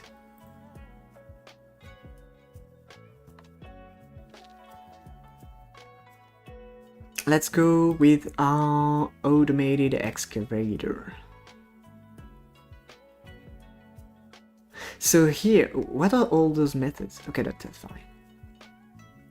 So we have produce crystals. Okay. Oh, we only create common crystals here? Interesting. It was more surprising than painful, but that soda felt like needles. Interesting.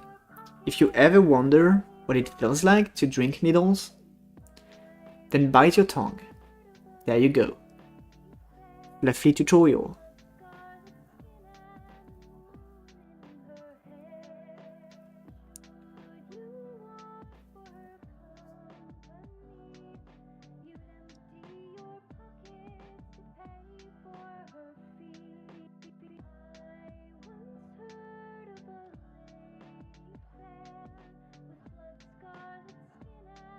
Okay, I'm trying to visualize how I'm going to do that.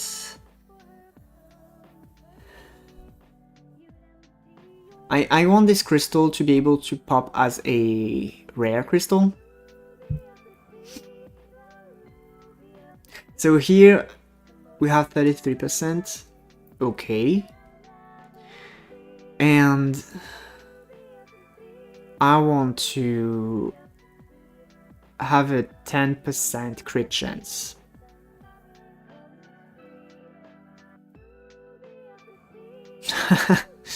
The outer layer haven't been pierced, but it's transparent enough to see a small blood lump from underneath. What the hell?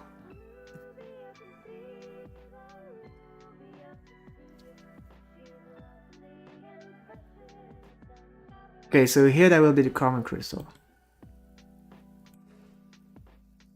But I actually want another row. Okay, so here that will be rare row.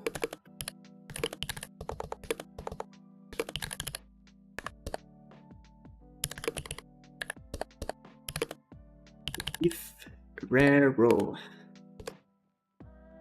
is superior to 10, to 9 actually, I believe it's going to be bad.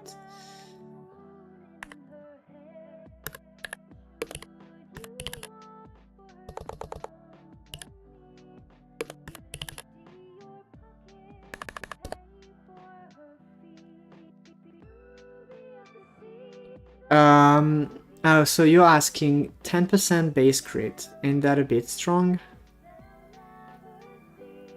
Maybe it is, but it's not really the point of balancing right now, it's more the point of just having something that happens sometimes, so that it happens.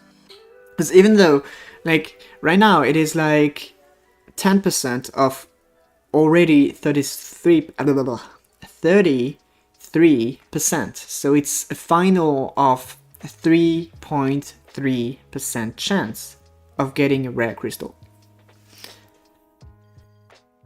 And a little bit more because we have stronger with production. So if we have higher, then we want the crystal to be a common crystal.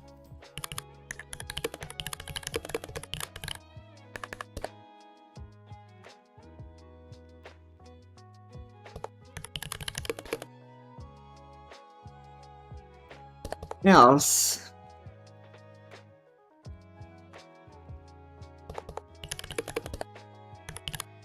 we want the crystal to be equal to a rare crystal.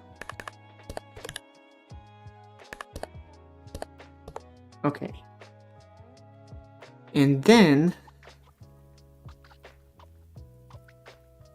I'm gonna give a few more fuels, because cheating is good. So data drill. There we go. Especially if you can upgrade it with crystals afterward. Well, yes. I think you should do your rolls as floats. I have to expose a weakness here. I never felt like I wanted just to try using floats for the rolls, so I don't know how they work, or how to use them properly. Yep. So...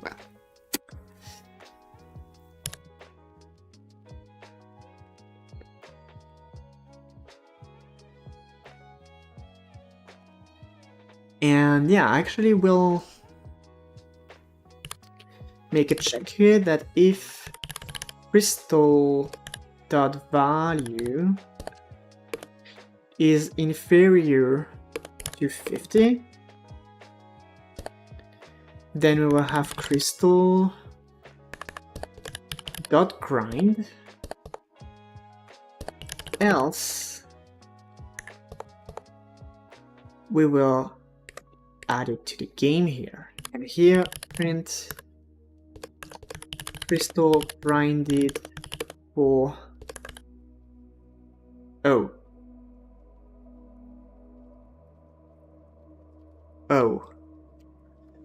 I don't, okay, crystal grinded. I don't have the yeah. Int rolls ain't granular enough, and you will notice it when you start implementing crystal slot based crit bonuses. What do you mean?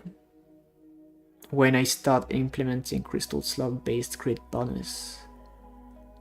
At the moment I have the production bonus that randomly appears here. Like, I just... yeah, I blah, blah. So... yeah. It does increase the odds of having a rare crystal, I believe. But yeah, so we have crystal grinded. So it could take some time to actually... yeah, let's create a crystal to equip it. What is that crystal? It's actually a strong one.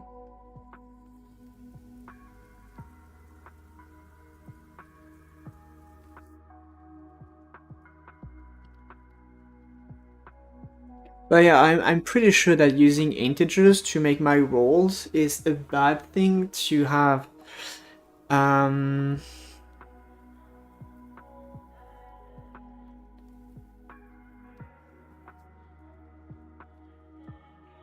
Good balanced random number generation? I don't know. But yeah, some of these days I should like make a little bit more research on how to make... wait, are those like... okay, they are maybe a little bit more common than... it's actually the drill going so fast.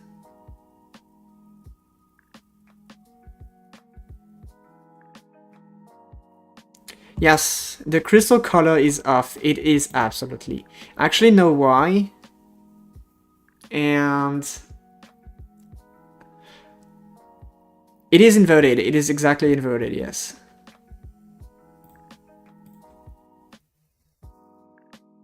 I'm gonna reduce that, to be honest.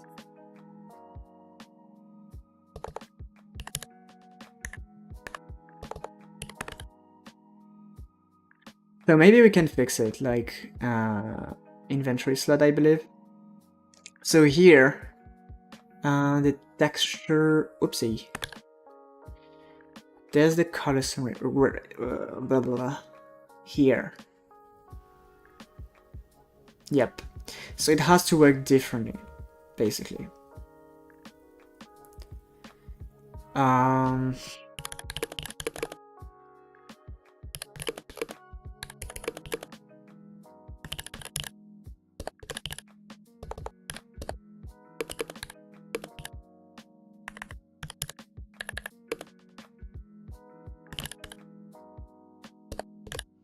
that I should stick around. It has to be something like this, basically. I think. I'm supposed to be.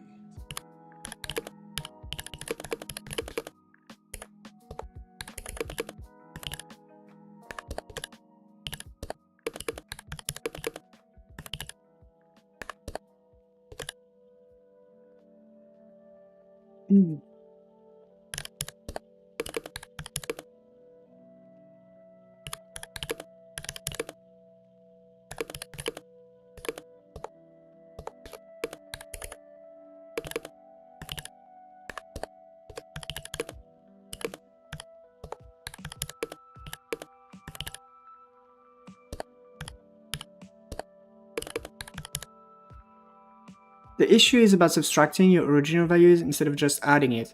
Yes, but the point is that when you add it, it goes from very dark to whitish. And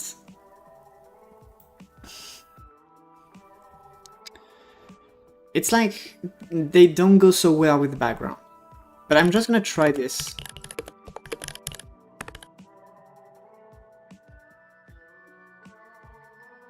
Let's see.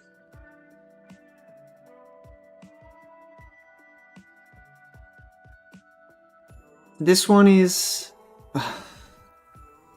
yeah, they all look bland now. Okay, this one. It's red and blue. Yeah, this one makes sense. Try to set a floor at 100 maybe? So that it starts at 100? And this one's supposed to be green. Yeah.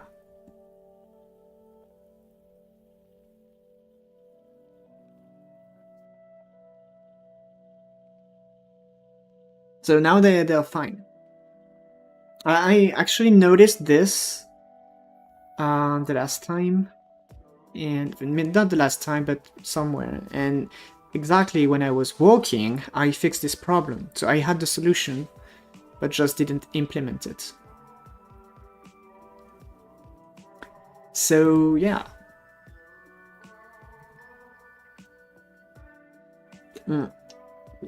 I think I'll be right back, and we're gonna work on this. Actually, I want to fix this. Narrowing conversion. Wow. I had no idea. How will I be able to handle that? Look. I don't apparently care. There we go. So, yeah. Maybe having not so vivid colors for common tier crystal ain't so bad. Actually, I have an idea that the visual will be based on the tier of the crystal, because right now we don't have crystal tiers basically. So yeah, but yeah, technically I'm actually wanting the black crystals to be good, the black and white crystals. So those are colors that you will achieve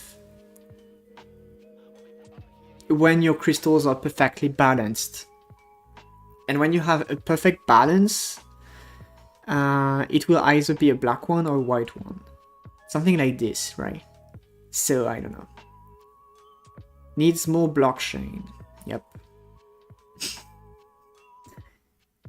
Actually, I had a comment. I don't know what video it was. Probably the latest video I've released, which is just a re-upload of the resource manager. And there was this comment which was so off about a person saying, "Oh, that's a great video, but I just don't understand how to get my Bitcoin money out of my wallet. How do I do that?" that was a little bit weird, and I've just watched the account. It's apparently just a spamming things trying to make their crypto money known, I guess. And you think you have a solution. So I will let you... oh, okay. I will let you... Oopsie. Well, actually, equip something. Tell that, and I'll be right back in a few seconds.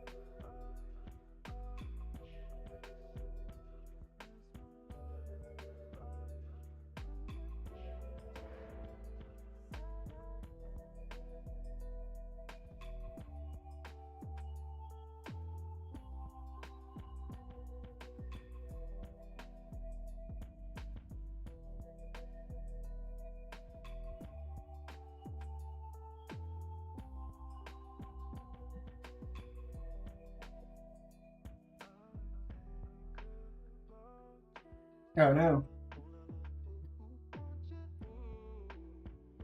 Yeah, we got the sound. And here is the sound. You have to set it. Whoa, that feels like... I'm just trying to make this stream out loud. Crystal dust sounds like a new type of drug. You know way too much. This is not acceptable.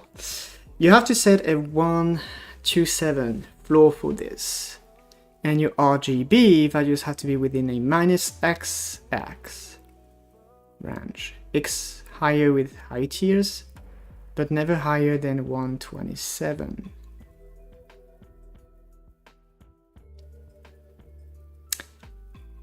Okay. So the value of a crystal is from minus to positive. But then what's when they are minus? Do they remove statistics from the generator? I don't know.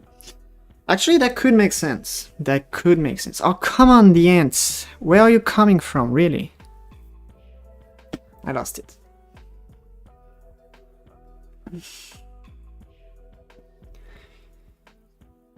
But yeah, anyway, I have to think about...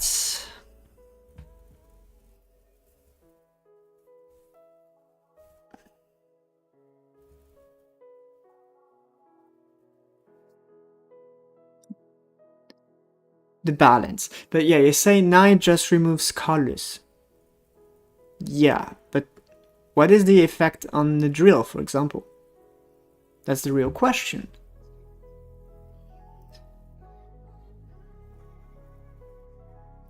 I think I will just add the auto grind.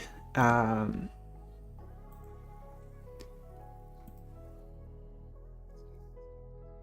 will find it. Auto grind.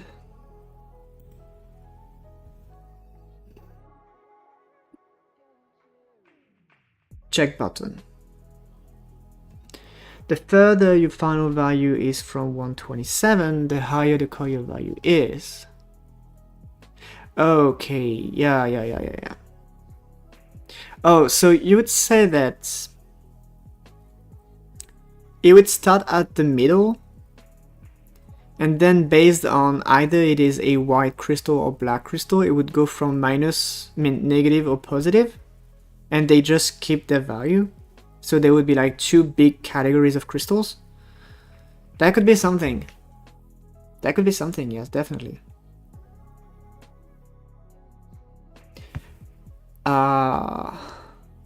Yes. So I want to add a button here. So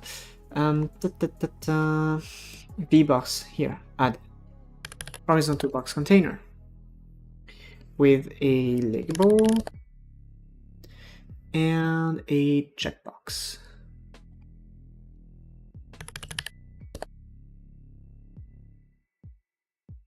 Common. Expand. Maybe a little bit bigger the checkbox, please. Like, can we do that? No. Why is it so small? And if you do this right, you could even implement your tier looting completely differently.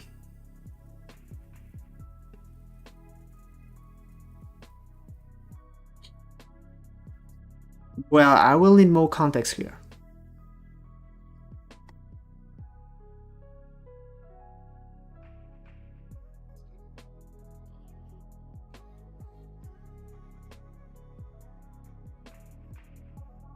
What if I say something here? Oh, I actually can... Yeah, I don't want to do that.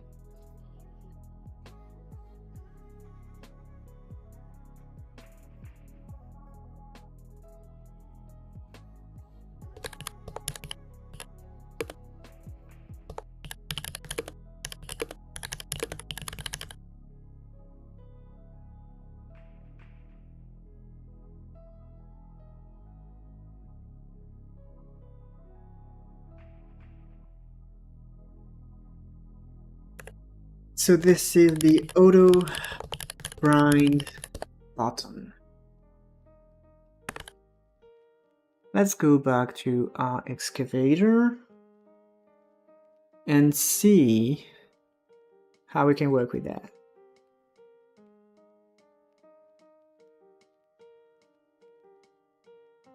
Actually, I will have this in data.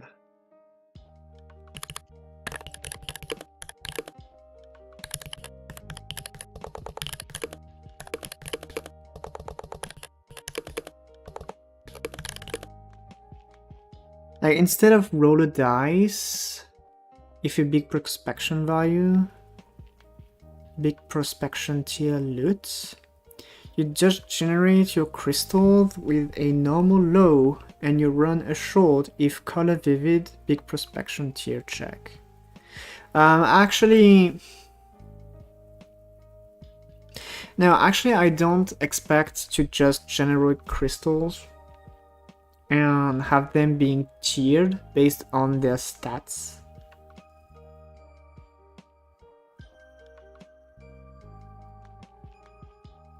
I don't know, actually. Maybe what you say makes sense, because I'm not gonna lie, my last experiences with mathematics are a very long time ago now.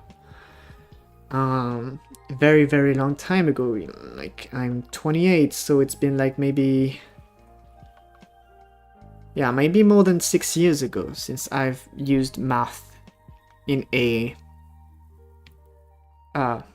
advanced math way. So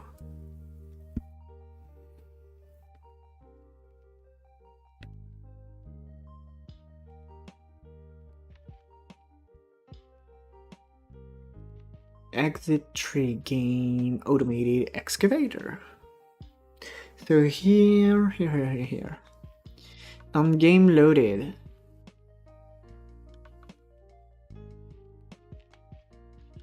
Well, technically, we don't care, but in our crystal creation, yes. And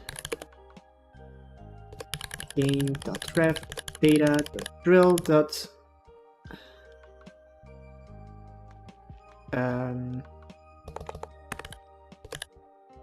Autogrind.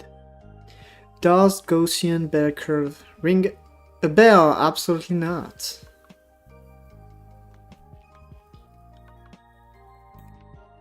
Why do I have two Godots?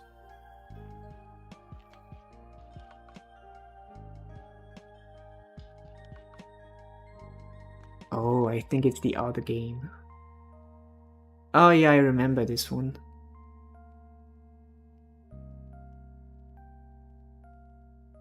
That was actually not that bad.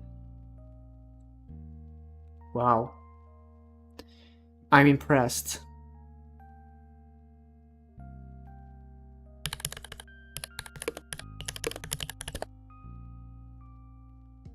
Oh, really? Is that how you name it in English?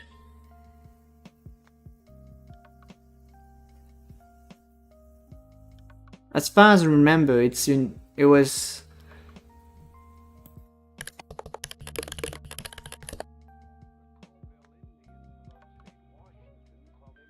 Yeah.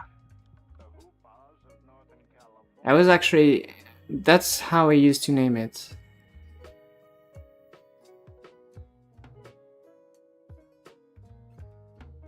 I think it's the same thing. I mean, very close.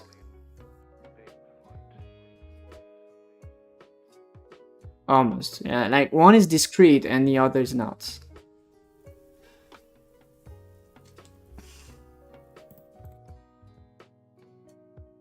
But yeah, a normal distribution, I do know that what this is.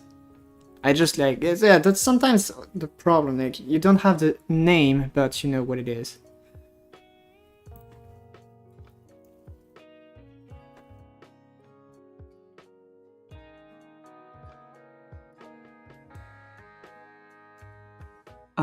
Get auto grind. That would be useful.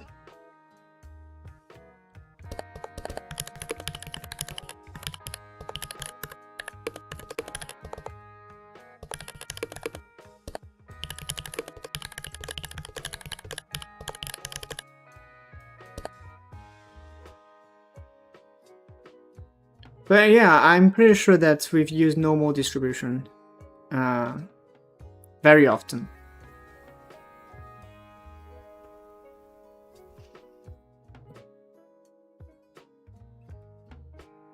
So, second scene. We'll have this button here, and what do we do with that?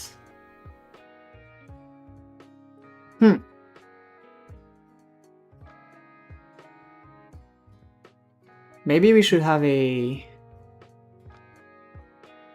automated excavator and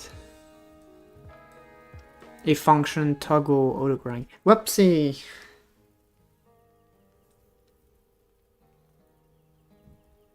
Okay. So Mark says, that's funny, that's my previous nickname. I spent 1,200 hours in Blender and can now make game-ready assets, and I have studied Unity C#. Damn. How long more? Technically I don't think you need that much. Game-ready assets. Well, but yeah. Static stuff scares living better out of me. Yeah. But it's not that it scares me. It's like I don't want to do it. In my case. But yeah. However, if you just... like, if you have a project, and then you're like, I'm gonna spend half a year making the assets, and then I will make the game. I don't know if that will work very well. Like, it's a big accomplishment for sure, but my phobia would be that, for example, in the way I made my assets, I would have need to make this another way.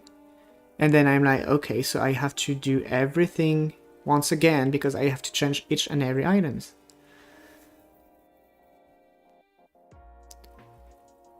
And you thought that object-oriented programming is just when you refer to a variable from another script.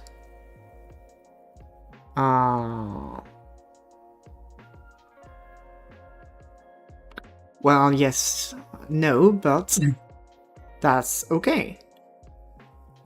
Because I mean, depends of how much of a programmer you are, I guess.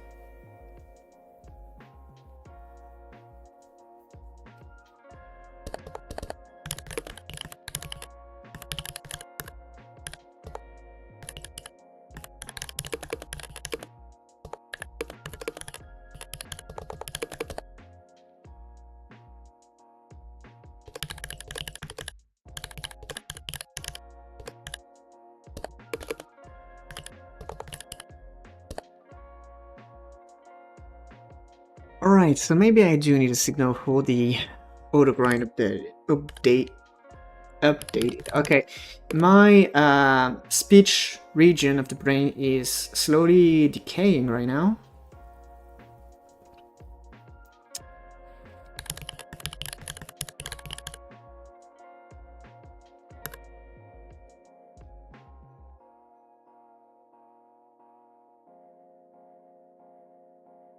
Maybe I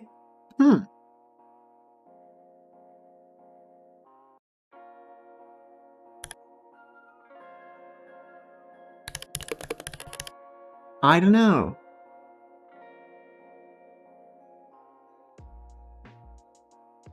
Okay, let's try that.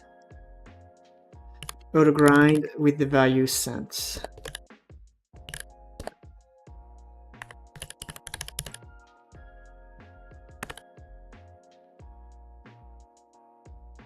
Because of that, second scene should have its button working now. So we can add a script. There we go. I can implement all mechanics for my game, but I be spaghetti coding with no further code support. So I'm into OOP and solid now. I can implement all mechanics, but I'll be... Like, have you already worked on that and done some code on there? But yeah, if you're like learning how to code and try to make your game like this, is going to be super complicated. But some people can handle the pressure of having spaghetti code. Having spaghetti code is like so much pressure on my shoulders that I can't. I have to make it bigger.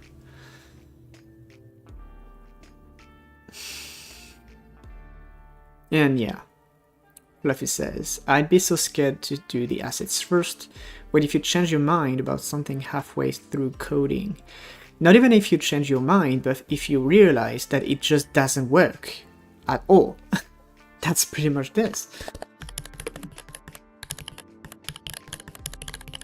Yeah, you can also decide that I'm not gonna do that at all.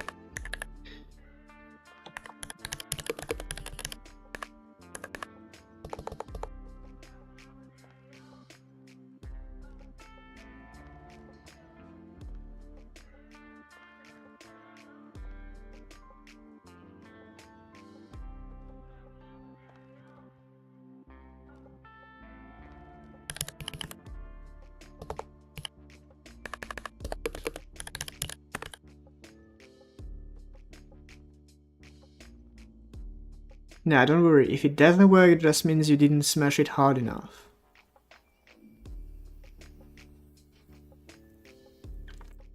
I am already missing a key on my laptop. One is enough. It's not because of me, but...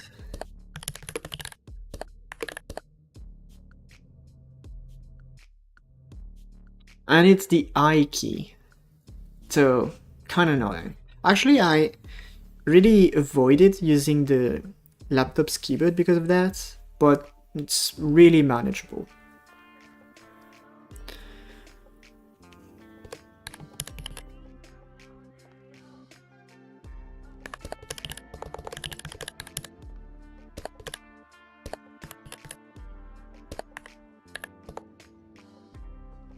It reminds you of a keyboard destroying parrot? Well, that was a keyboard destroying kitten in my case.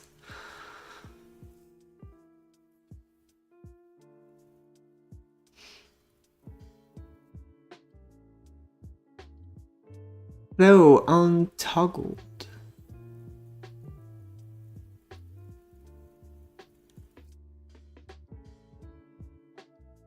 Okay, so here...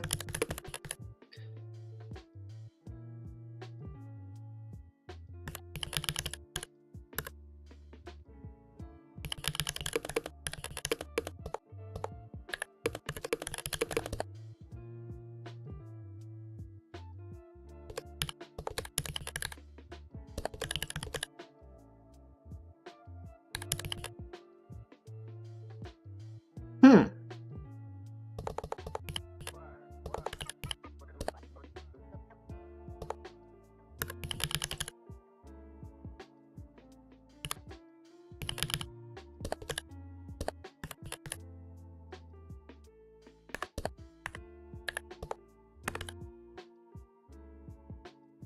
I've made a full game with vendors, character customization, weapons, grenade throwing, etc.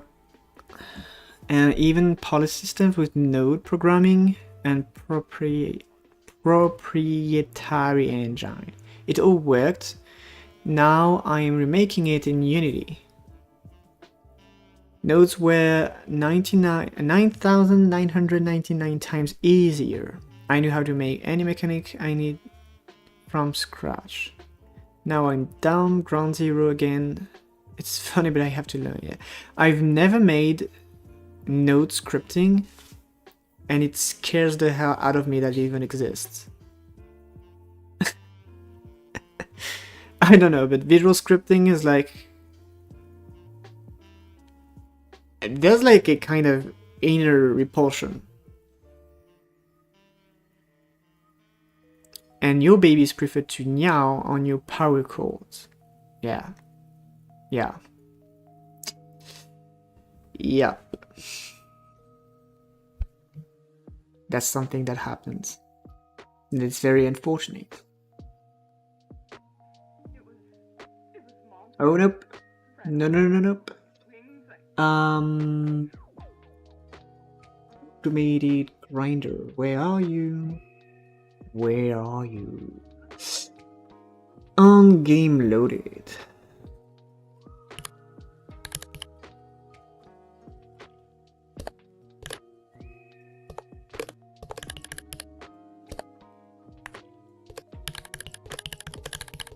That's kind of messy, I guess, but... yes, now I also see that nodes are crap. 2 years ago it was the best thing in the world. Yeah, I don't know, like, I never tried it. I don't even know how they work, what they're supposed to do or anything. I just have this, like, my soul is saying no. That's pretty much it. It's shadowing and already... yeah, like, I do care. Do I care? No.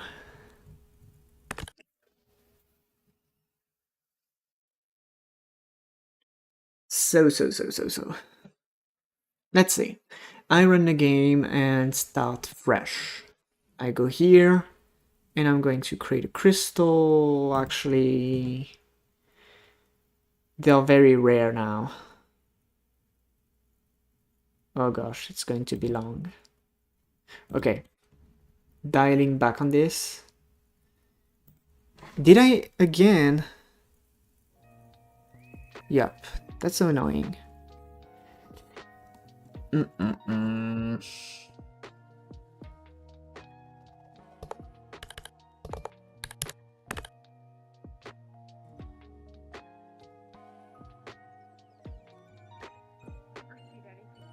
Okay, starting fresh.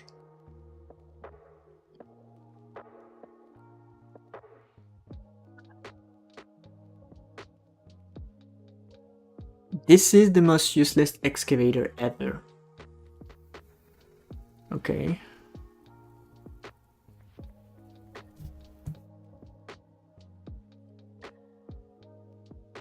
Okay, we have a crystal. Let's equip it. It's funny because they have different colors here. Wow, they are so rare. Like 33% was so common.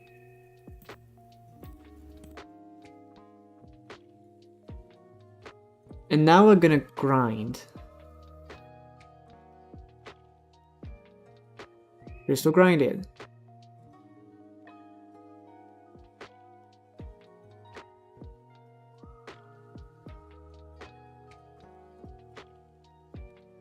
And so if I close the game and start it again, I should have the grinding going. Yes. So we're grinding crystals. Just starting the tutorial. It's really good, I must say, says Ethan. Well, thank you, but I will have to ask which one. All those buttons on the top, different scenes. Yeah, sort of. They are tabs.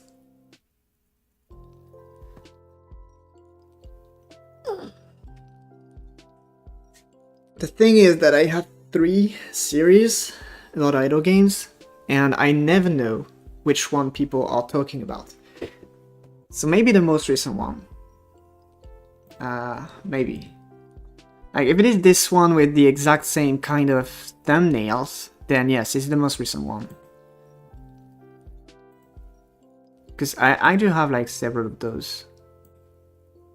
Like, right. There's this one, which is kind of similar, and there's this one which is very different. Those 3. Okay, so if you've taken the one I recommended in Discord, that's probably this one, yes, and that's the most recent one, and I believe the best one. So yeah. Good luck with that, depends on your programming skills. I think you said that you were a beginner. So this is technically what you're watching, it's just like the live, not really live, but most up-to-date version of the game. Which I was growing a little bit tired that the game was progressing very slowly in the episodes. So I wanted to make more fleshed out features, so they are here.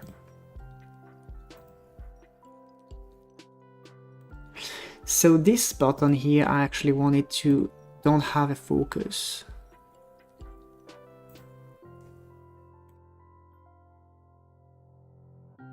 So you don't have a lot of subs. I also stream my nodes development, and about 15-20 people from nodes community were watching stream, and 1-5 people in chat. I was streaming randomly on Twitch.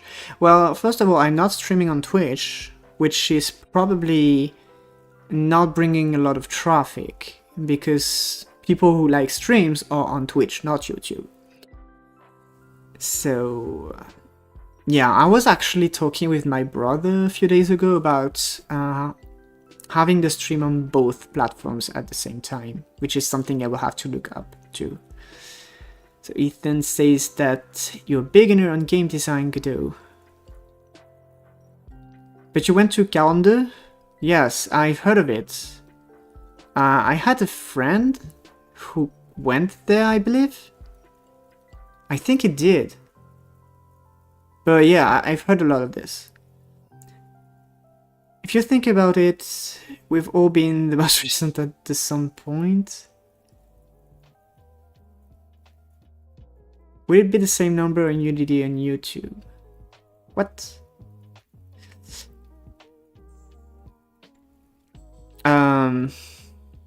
I don't really know about the numbers regarding different platforms and stuff.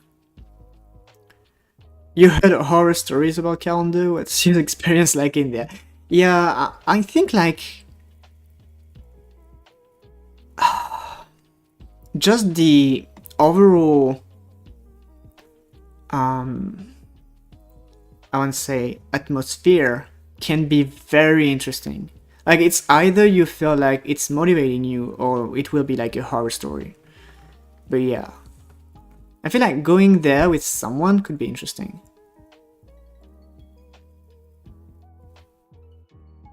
But the problem is that when you go to such a I want to say a kind of boot camp for programming. When you go to other schools, you realize that the school system in France is absolute trash and that you will never get anything from schools and that you will have to learn from yourself. So, kind of sad.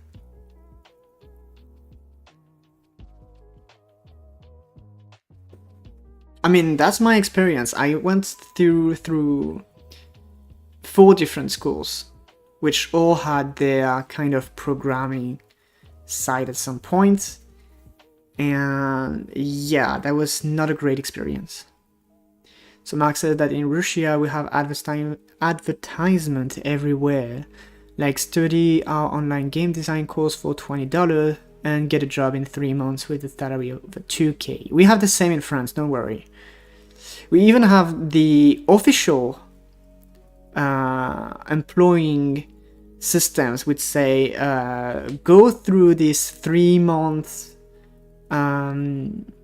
courses that we will pay you to go for, and you will have a job of $2K per month. Like online banners at the time everywhere. Like, yeah, we have the same, like, exactly the same. So Fluffy talking about calendar, people getting expelled for bullshit, questionable technical pedagogic choices and whatnot. Just stories I heard. Yeah, those happen everywhere. Like, I mean, again, that's France. And in France, education is at the lowest. Really. The only way to get kicked out is as any other school, or just get black hole which is the school's deadline for your study. Yeah, the problem is that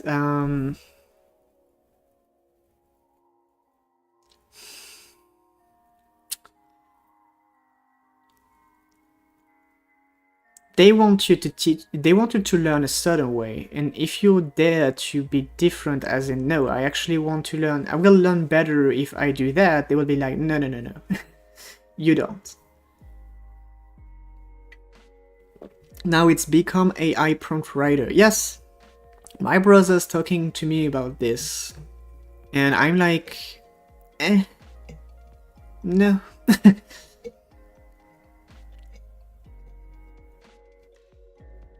Yes, of course, like, and the thing is that the entire education system is built for a certain type of brain, and if you don't have this type of brain, then it doesn't work. Like, for example, just my situation is like, when I'm focused on something, it's like crazy effective. I can work for hours, it's super cool. But when I'm not interested in something, like, it's absolute zero, but real zero, right? Like, I really can't focus and learn something that I don't want to.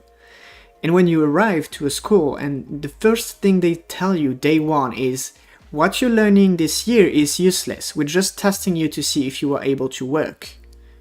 Then you're like, why would I? No. Like, no. I'm not gonna go through that. And then, yeah, there's so many things like this. Also, not being able to choose when to study what, it's a big no-no for me.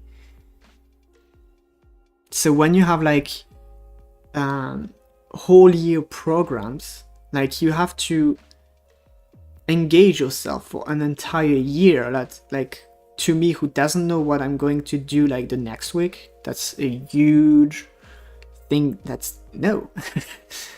That's no. So anyway, I'm done with this feature actually.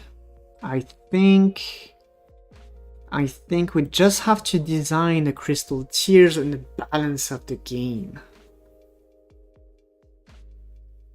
And that's where, okay.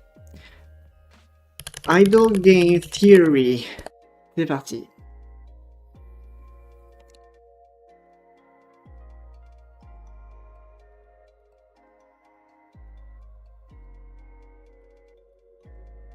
Am I really going to read that right now?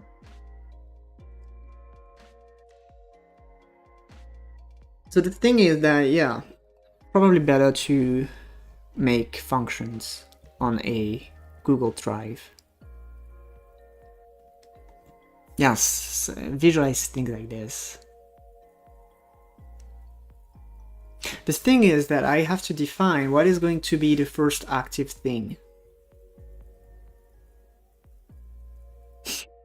Fluffy says, ew, text. Actually, you want something interesting. Even though I'm making videos, I do prefer to learn reading texts than watching videos in general. So if any YouTuber has a text version of their video with this kind of design, I will prefer that.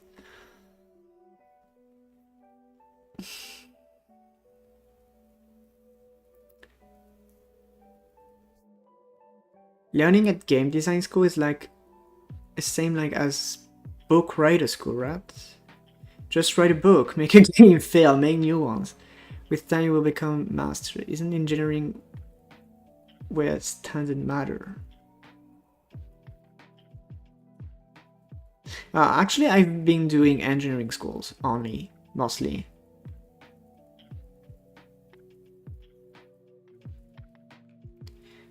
Is your entire or most of your game planned on the to-do you showed? There you go, you have it all. You have 100% of my planning. Which is usually just me preparing what I'm going to do for the stream and moving on. But yeah, it depends on the subject for me, honestly. Well, technically, I've learned writing on my own for a while, and there are techniques and things to learn for real. So of course you have to practice, but it's the same thing as everything. Like, even if you want to learn math, you have to practice. Otherwise you will... Learning the theory is going to be really difficult. Really difficult. But yeah. And game design, I don't know, I have... Well, I'm not really in touch now, but I had a close friend when I was young. When we left the high school, he went to game design school, I believe. So we have talked a few times. Maybe I should reach back to him, because the last time we talked is when I was just starting out on Godot, and now I have this channel and everything. But anyway. So your idea of the game is not finished. I mean, you have the basis in your mind, but not been writing the whole plan, right? Yep. Actually, I don't know if you've seen this somewhere.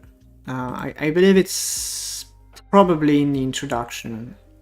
Yes, it's probably in the introduction of the series. But I talk about the difference between gardeners and architects. And what you're talking about is architect's way of doing things, and I'm not doing that for this. I'm just going gardening, so I have plans, right? I know where I'm going, sort of, which I have mostly detailed in the previous stream. I guess I've talked about that extensively, but I don't remember exactly. The thing is, yeah, I have a few ideas, but I don't know yet how they will turn out. So the idea basically is that the core concept of the game that I want to achieve here is that you have different machines, which are the automated aspect of the game, and those will be fueled by crystal dust. So crystal dust is going to be the main resource that you gain when you produce trash crystal that you want to get rid of. You grind the crystals into crystal dust, and that can be used to fuel all of your automation system. Then the game is all about getting crystals. Better crystals. Crystals have stats, so we can barely see that if we run a game. Right now it's very basic, we just have like a few statistics, not this one because the colors are inverted. But if we create a few crystals, they have random stats, which at the moment are red, blue, green. And those stats are things which will impact the machines you insert your crystals into. So here, for example, the drill, it has a crystal in it.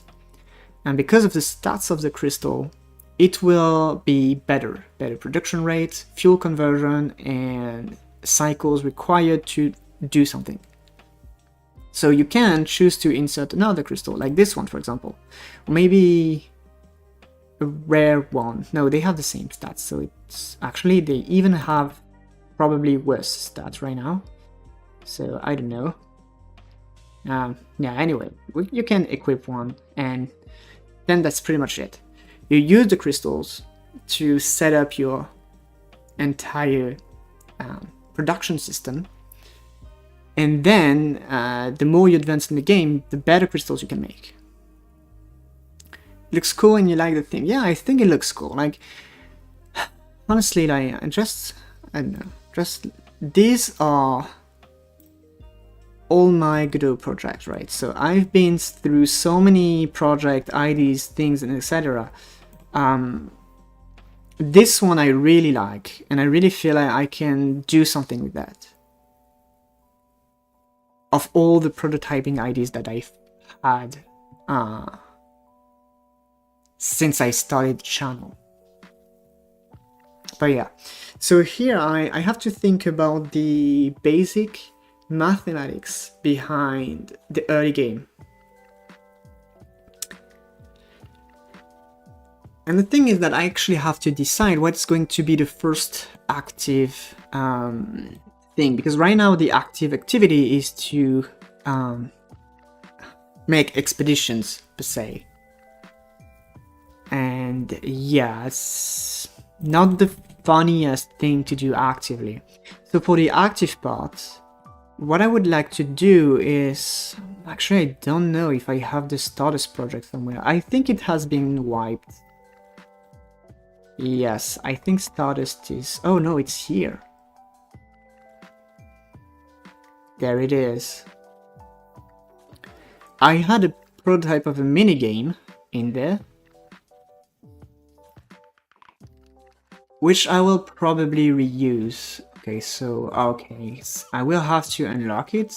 Oh, terrible. Terrible. Okay, so how can I do that? I can't remember how to play this game. That's a little bit sad. Okay, nebulas. How?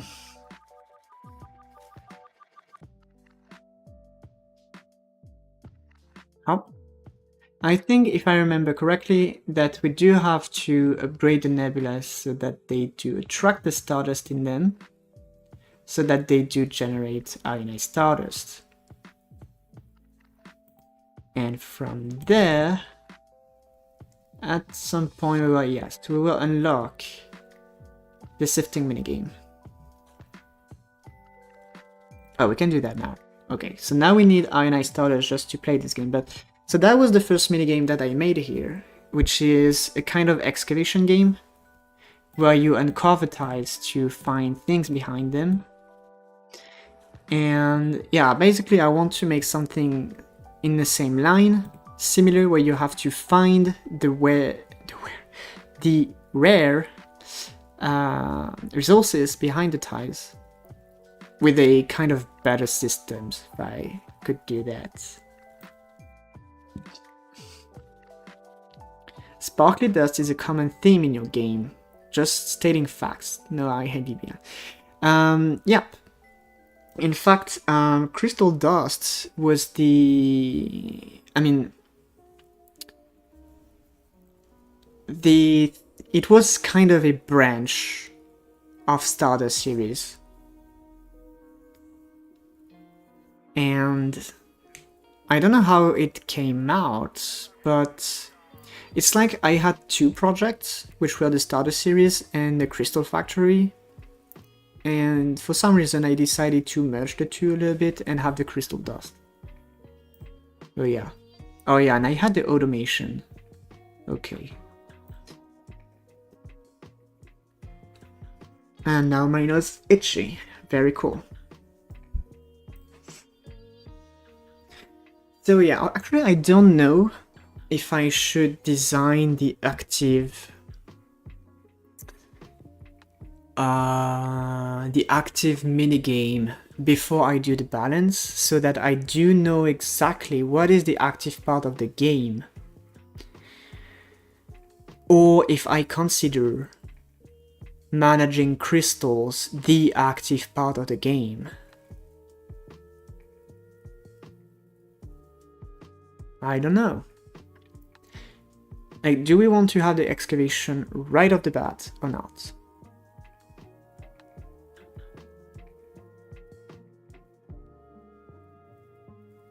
Because again, this thing, this manual thing could be like the first level of the automated drill. Like second to last, right before aesthetic stuff. Well, after a little manual grind would make sense for me. I think I could work on that excavation game and make it the base thing.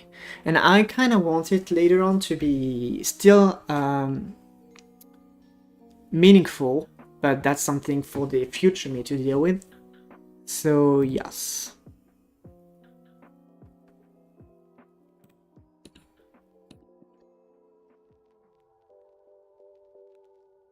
The thing is that I have excavation worded everywhere.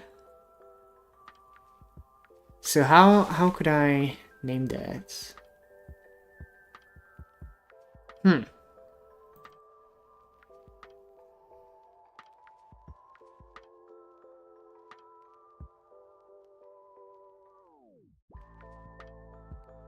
I'm just gonna set a task for the sake of saying that we are organized, even if I'm not.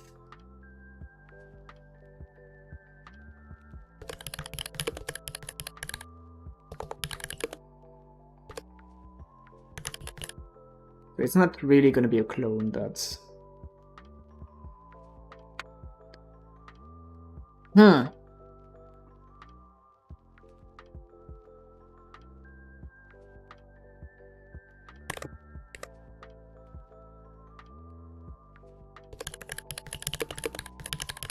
What's this name in English? This game? Minesweeper. That was it. Because technically, yes, I wanted a kind of inverted Minesweeper technique. Instead of avoiding the bombs, you are looking for the bombs. Like, yeah, instead of avoiding your crystals, you're looking for the crystals. And you have a limited amount of moves to play with. And Fluffy's gonna sleep, need to be fully awake when I get destroyed tomorrow. Yeah, that makes sense. Make sure that you get a drink offered before anything. And good night. So,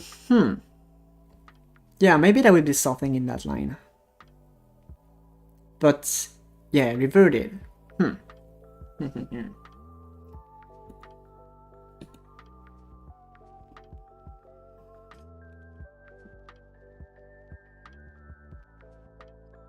Let me think. So that's going to be the Minesweeper. I will name it Minesweeper at the moment.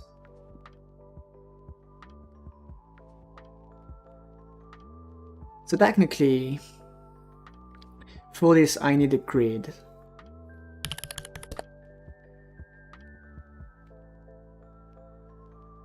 For this game you need a grid which is centered, and you need columns equal to the amount of columns. That makes sense.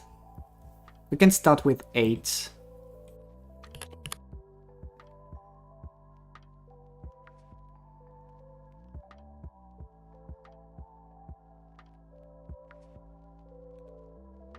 Okay.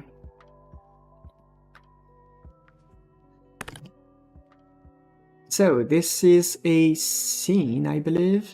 Scenes. Okay, so I don't have a views. That's too bad.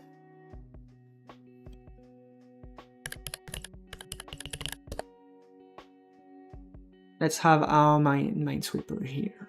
Okay. So we need a tile. A centered tile. which is going to be like Minesweeper tile.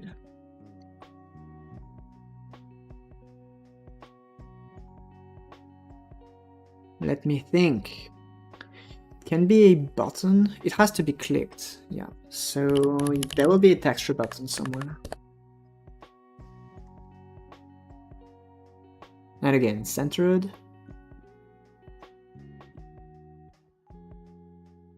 And maybe that will be the root node. Like it will be a button.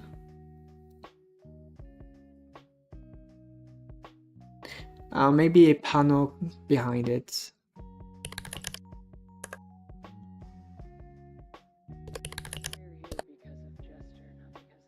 So that this button is 64. Alright, so here we have the tile. Same, 64.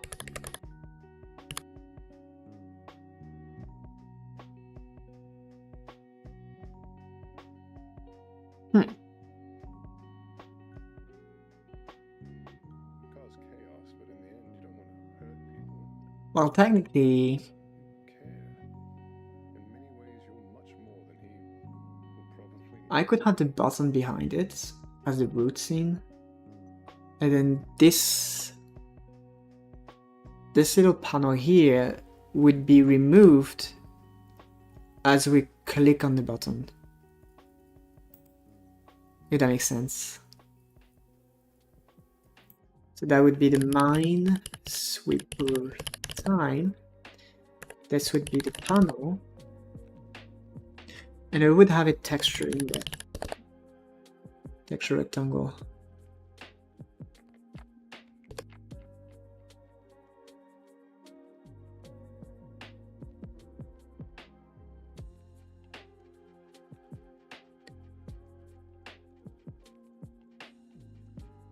And maybe it's going to be 64 as well.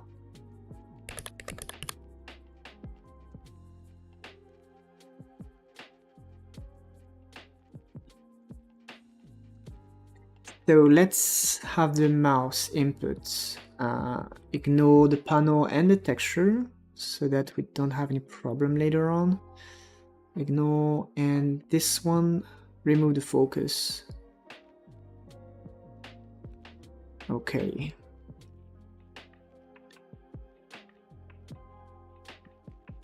So Ethan says, oh yeah, I also just remembered I started an incremental game on HTML, CSS, JS to try to learn it a bit, and it was fun, but kind of tedious because not all automation from, oh yes, no all the automations from game engines. Well, you know, some people will tell you that using game engines is not the good way to go because you don't really learn how to make the features, you just use the features which are already made. So think about that. It was super basic and more visual than anything. Yeah. Well, yeah, actually at first, the first time I tried Unity, it was an absolute disaster. So I thought maybe I will make games in JS because that's what I knew at that time. But I don't know, actually never tried. I tried a little bit, but I didn't have much motivation at that time, so can't really say. Minesweeper tile, need to save this somewhere. Minesweeper tile.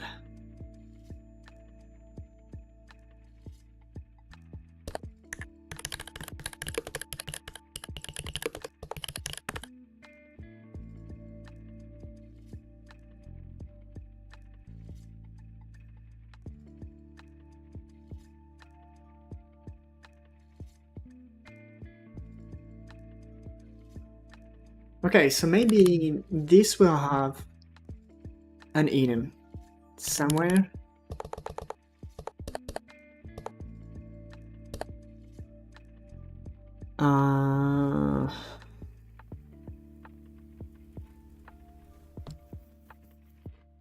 Yes, I need an enum for the Minesweeper actually.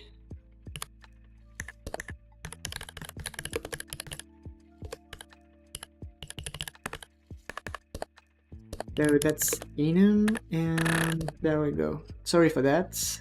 That's the bug of the keyboard sound thing.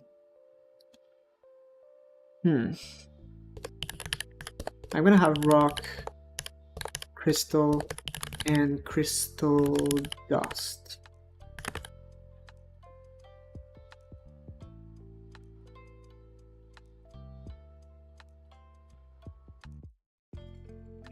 Okay.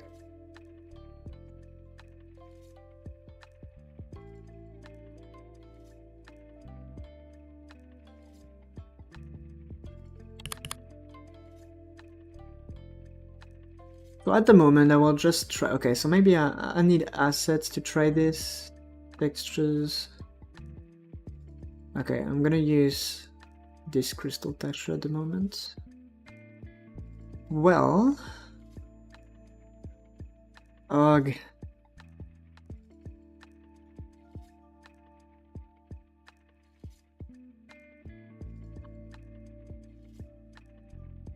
How did I do that the last time?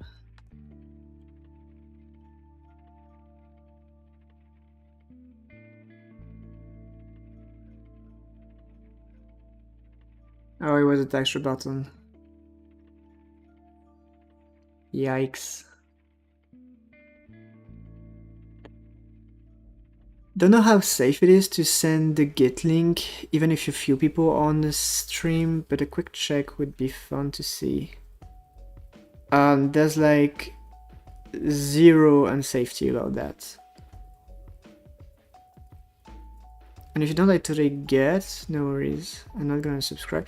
No, the thing is that I'm actually worried that if it is in the chat, it's not going to be clickable or anything. So you could want to share it here and or Discord as well. Send the Git link. Yeah. Well, technically, no. Well. Oh, well, when you said safe, you meant the chat here. I actually don't know.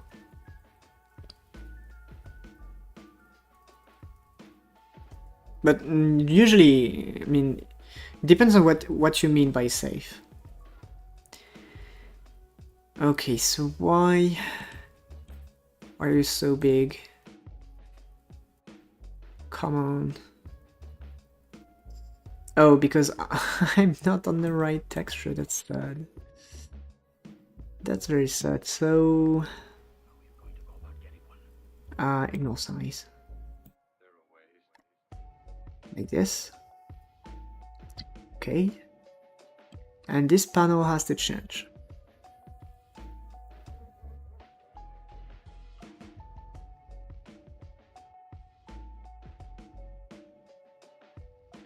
You could send it on Discord. Well, yeah, I mean, yeah, it's... I don't actually know what people can do with the link. A Git link? Not much, I believe. As long as they don't have access to your account, like your password, they wouldn't be able to do much with it. I wasn't focused on that on the game. No. No, honestly, Git links, I believe, are very safe. Because at the very best, someone, I mean, if they do get your password, like, that's a whole different story. It's not because of the Git link in and of itself. But anyway, even if they do, like, hack your account and delete the game from your account, if you have it locally, it's not a problem. I mean, you still have the local version. I mean, that's the same for everything, really. So here, let's just change the panel to be a 2B panel. Well, technically, that's the same as... Clear. Let's clear that and find our loading prompt. Because we do have a panel in here, the loading prompt, panel container. Oh, it has a border. So because it has a border, I can use it. Too bad.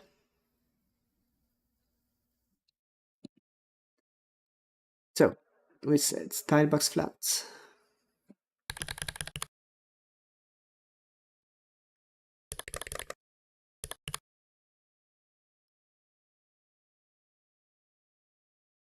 So if you send a link in the chat, there is no link in the chat at all. So yeah, you want to send it on Discord, I believe.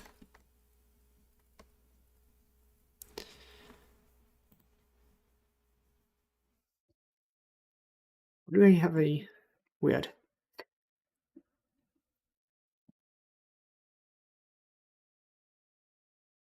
Oh, okay.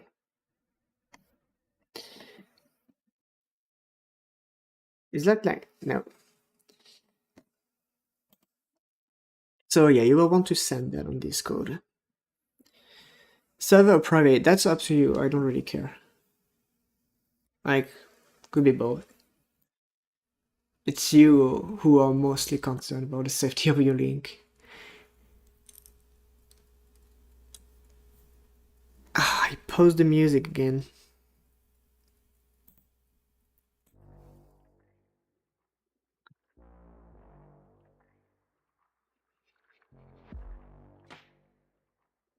Okay, so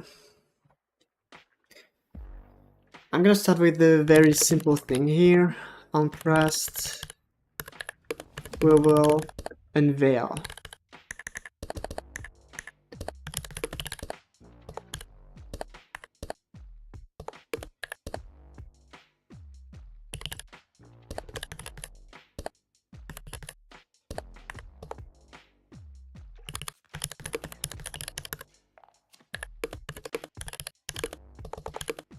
I think I will make this public because we never know. Unveiling can be useful from outer. Running against very basic and just was an idea. I didn't do much with it. Yeah, well.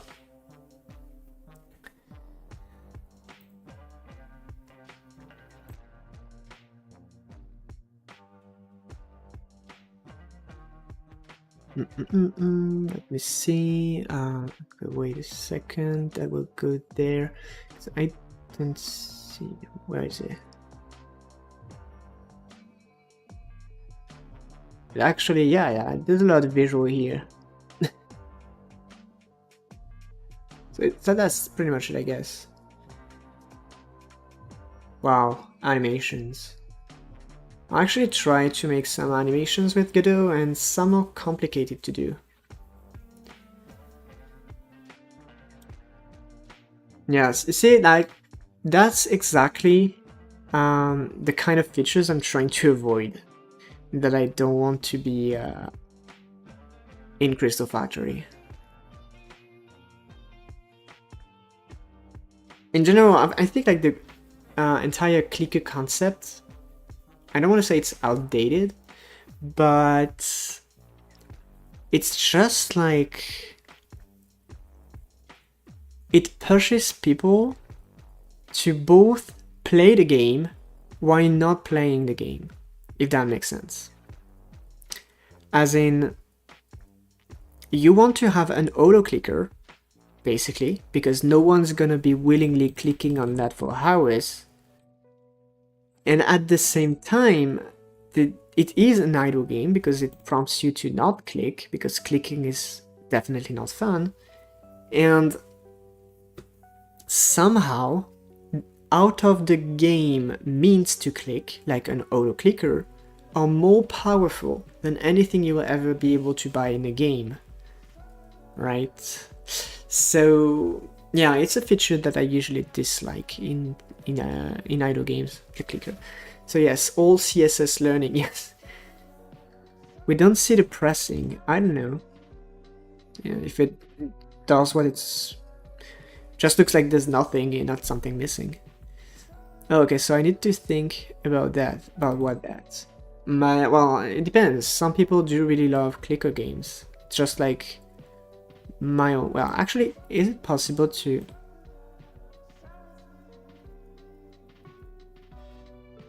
Okay, but what does an edge do? Okay.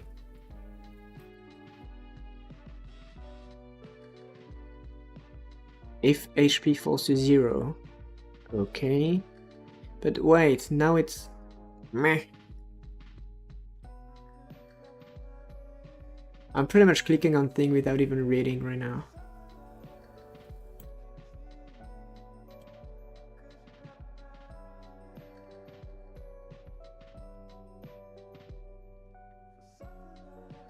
Yeah, it looks like when I reach 0.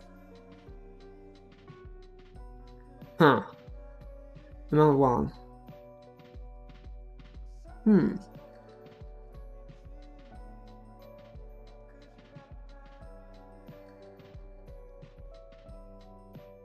But it looks like it actually... Yeah, it resets my watts. Okay, that's a little bit weird.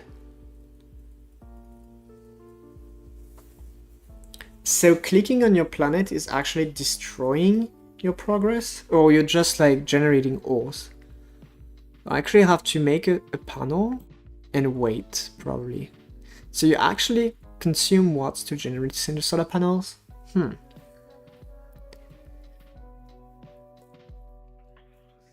Should actually consume ores to make solar panels, I believe. So you have to wait 50. Okay. Solar panels are twice as efficient.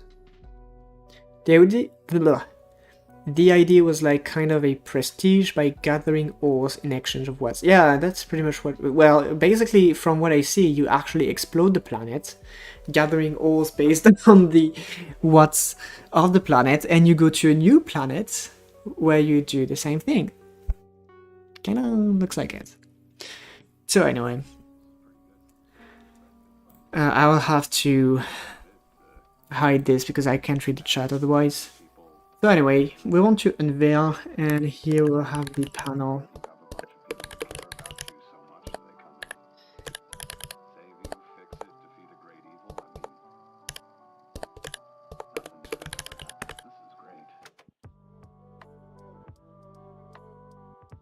Thanks a lot for that. Well, that wasn't really a feedback on the game, but more on my overall appreciation of clicker games, because you have two kinds of players: those who like to play active or inactive, and I'm more of someone who like to set the game up and play an Excel page where you set your things to try to get the things. Like two big different kind of players. So let's see. The reveal. Boom.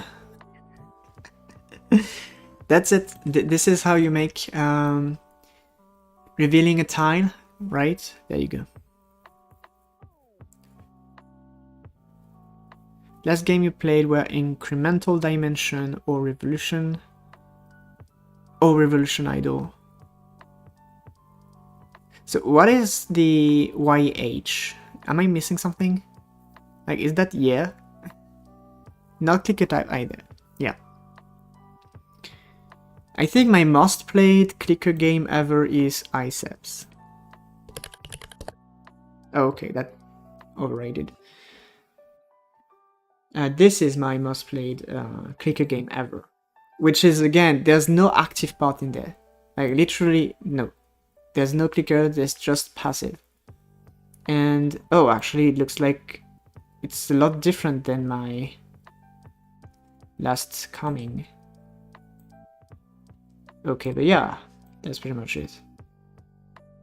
It's actually a really, really cool game. Or the second one was Magic Research.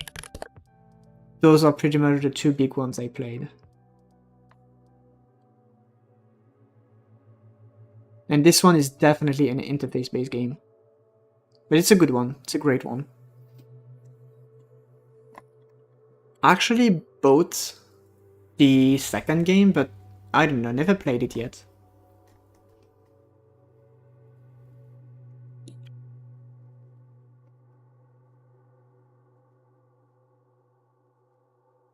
So where am I going with this Minesweeper? I'm going in the line of I need to generate the grid. That's the grid container. This is a unique name. Let's try a script here.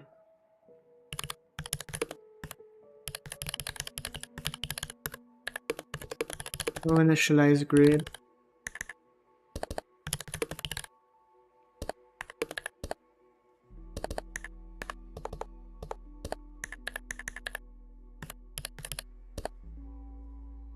So we have the scene. Well, let's go with the time actually. Well, we need a for loop for I in range. We will use an 8x8.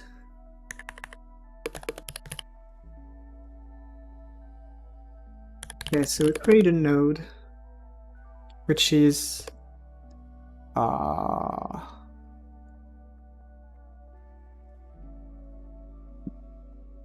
Minesweeper time.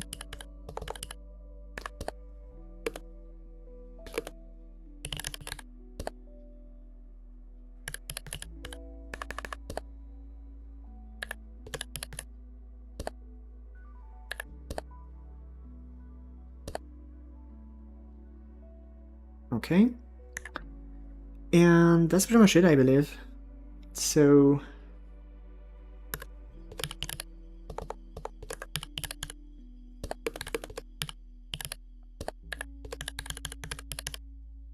I'll just add the node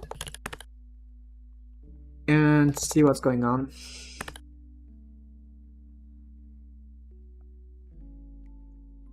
Yeah, there we go. We have a lot of crystals in there. So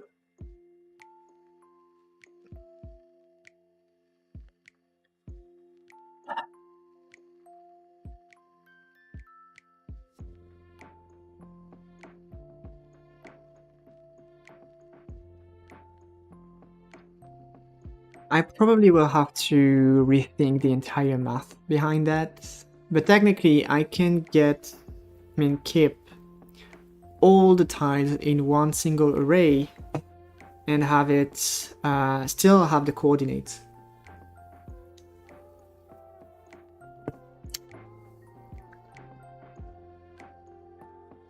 Does it actually fit?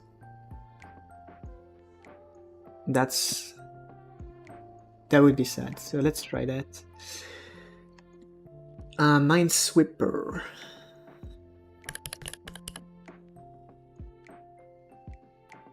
Okay, let's see.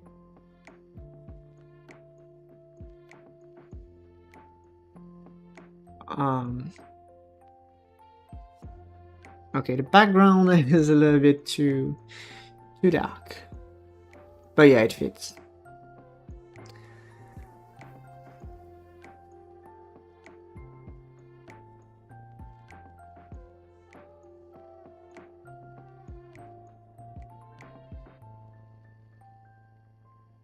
Okay, so whoopsie.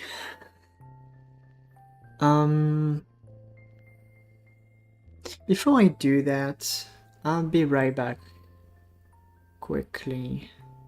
Yeah, we don't really care. Let's drill when I'm gone.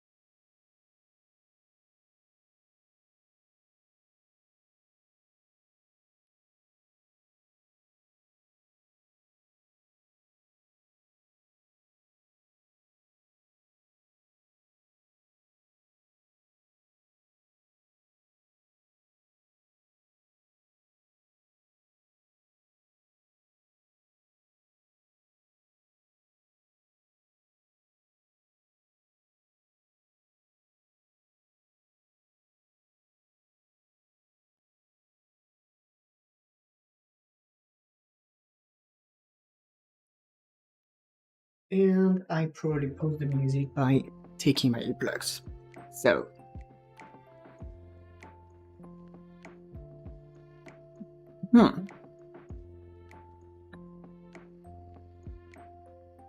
I pretty much will have to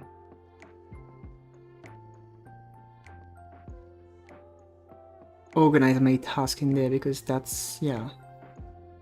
I'm not really visualizing the entire thing properly. Let's actually run the scene. Okay. So, what could be the next step?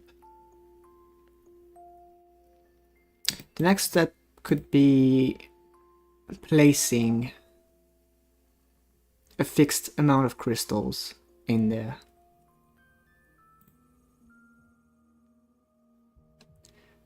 So, by default, we're gonna have the texture rectangle be nothing. Okay.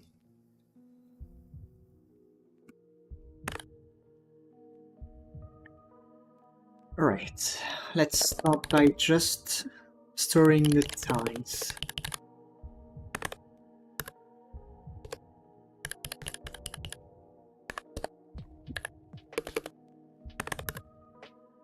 So it is an array.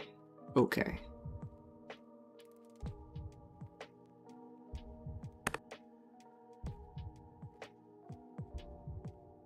You're going to bed, it will nasty pies by. Well, that was nice to see you here. And yeah, indeed, see you later. That was fun to have you here.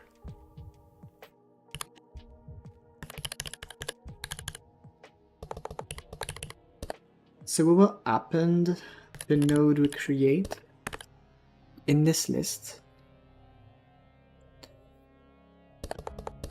And then we will generate, well,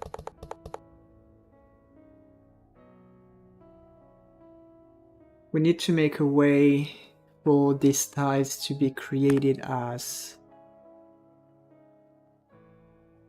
a containing a crystal. Okay, so here. Maybe we will have the content as a Minesweeper. Is that the enum? Like, can I do Minesweeper.rock? Does that make sense?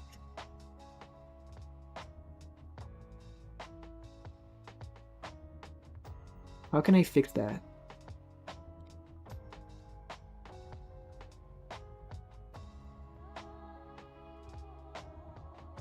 I think it works only if the class has an enum and that's it.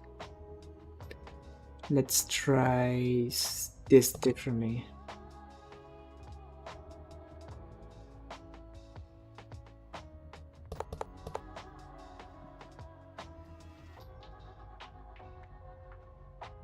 So maybe data structures? Like if I do enums,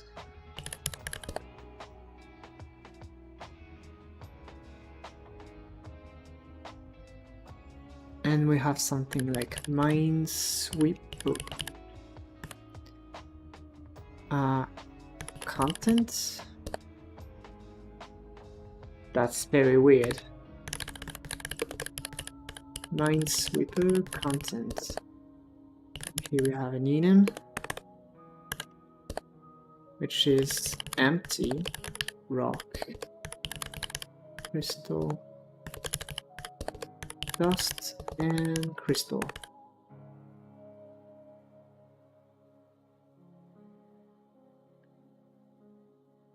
Put that in there. This content is a Minesweeper content,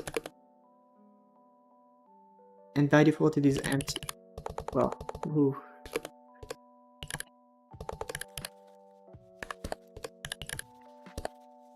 Does that work?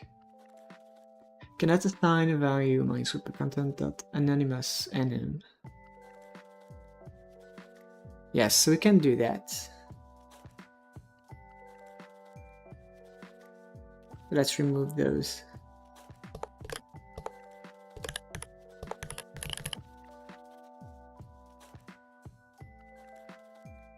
So maybe, yeah.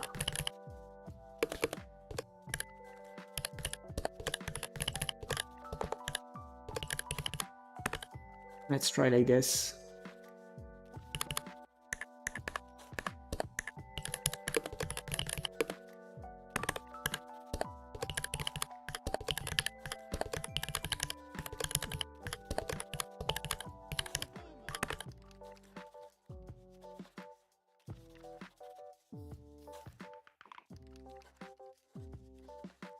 Okay, it looks a little bit better.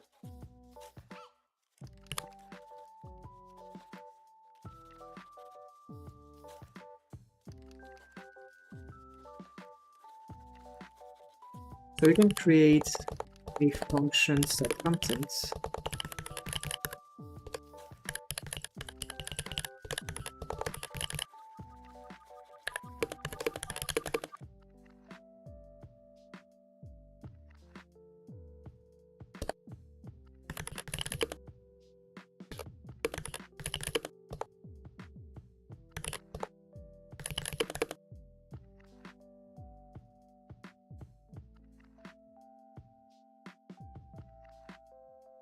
And now I do need a few textures actually.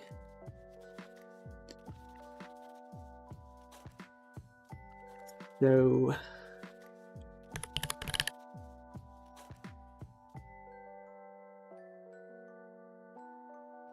Does anybody have a crush on me? Chester, you know everyone does. maybe rock? Yes, that will be the rock. So that one can be downloaded.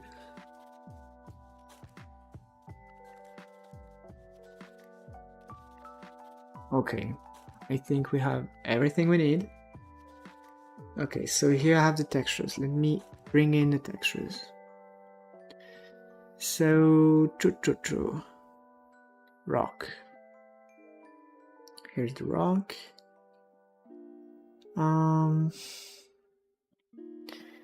We need to search for dust.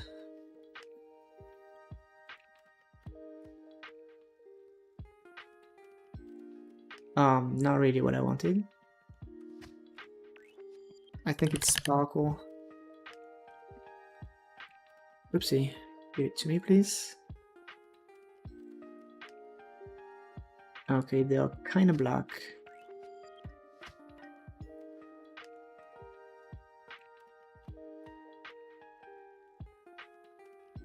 There we go.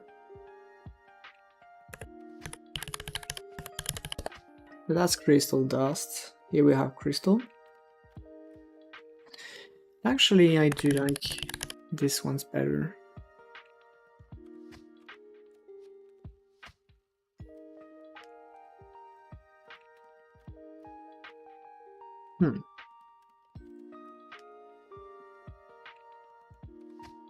So anyway, we need an update texture method.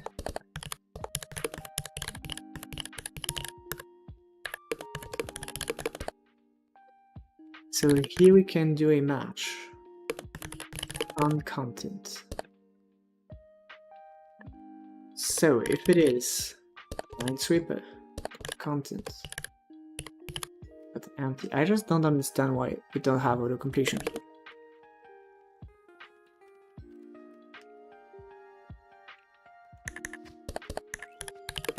So we have texture as a texture 2D.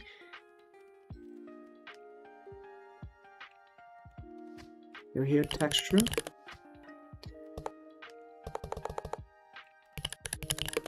Is going to be equal to null. Okay. So then Minesweeper content dot rock.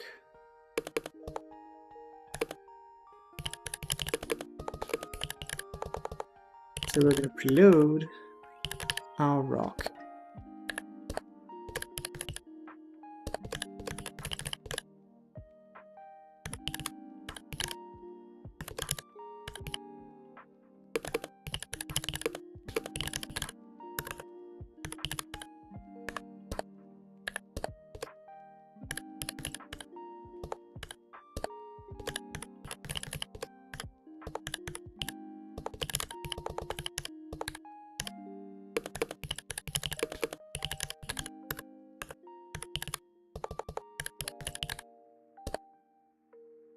Okay, I think we have the texture correctly.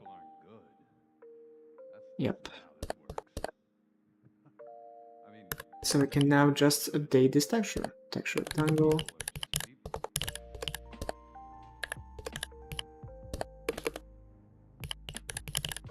Right.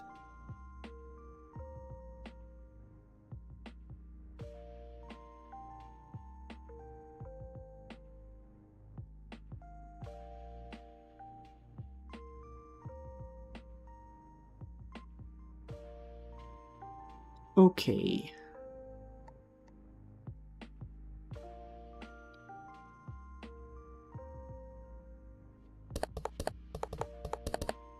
So here we will place crystals.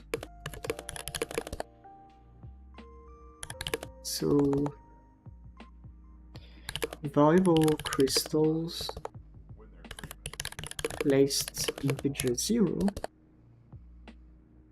I don't know much, but I know and while this is inferior to, there's a lot more apparently. let's say 7, Pick up on stuff that's not said. let's say You have to. let's go with 10 actually.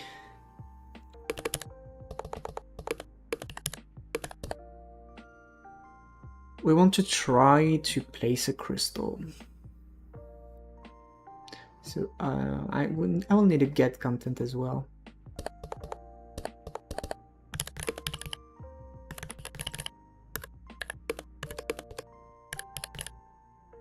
Minesweeper content.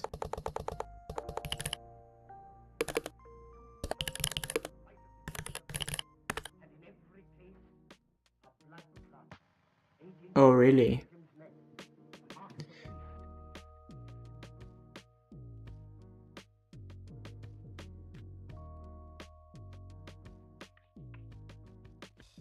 John Winters enters and says, hello, what are we making?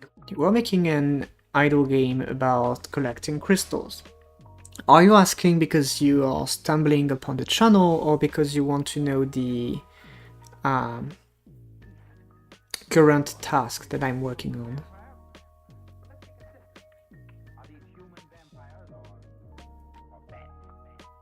Oh yeah.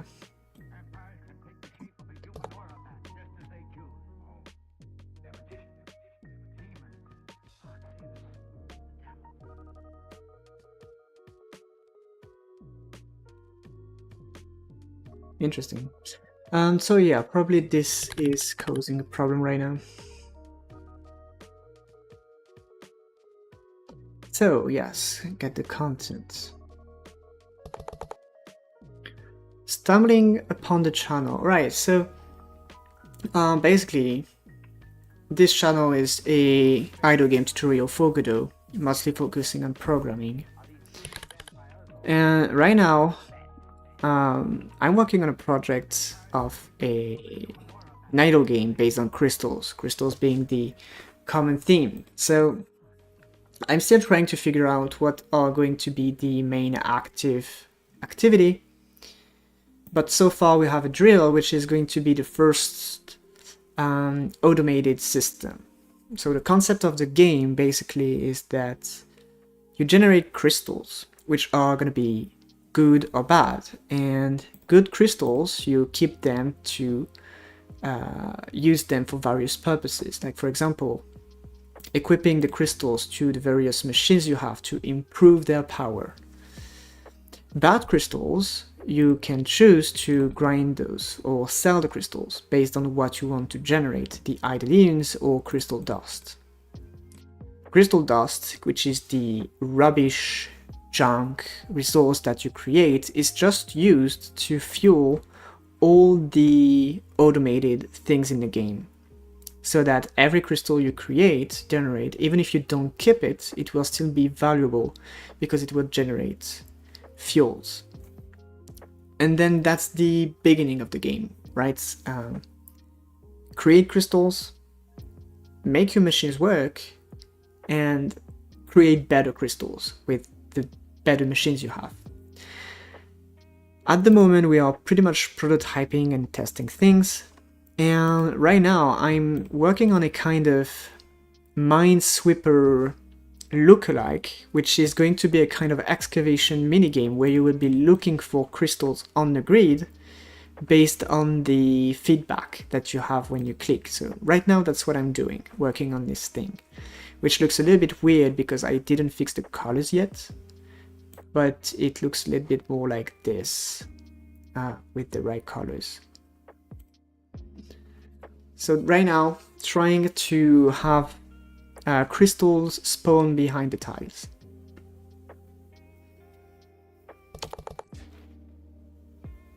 So that's pretty much it. So what I'm gonna do to achieve this is that I will just pick random tiles. Like this. As Minesweeper tile. And if the time got content, that's a little bit weird. Time, okay. Get content, maybe. Okay, it's not saved. That's odd. Oh.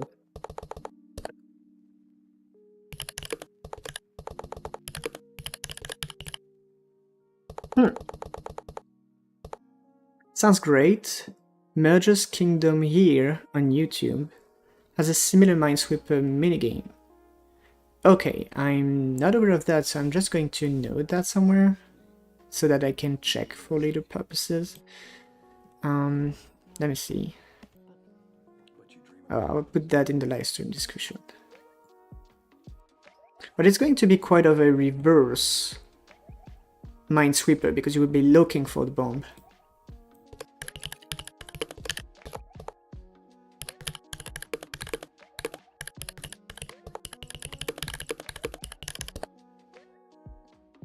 But yeah, I'm still not really knowing where I'm going with that, so that will be kind of a surprise, I guess. Get content. Ah, come on.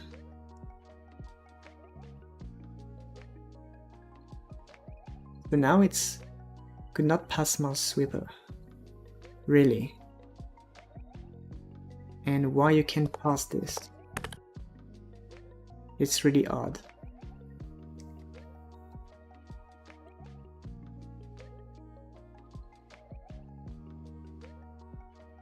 Yeah, that's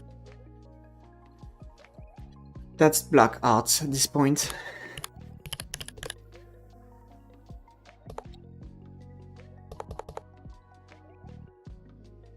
What's happening?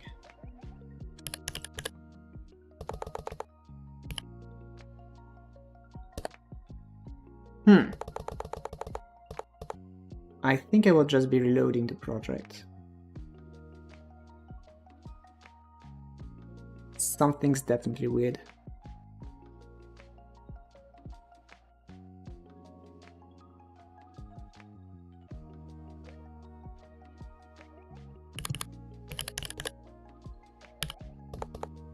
No, that's crazy.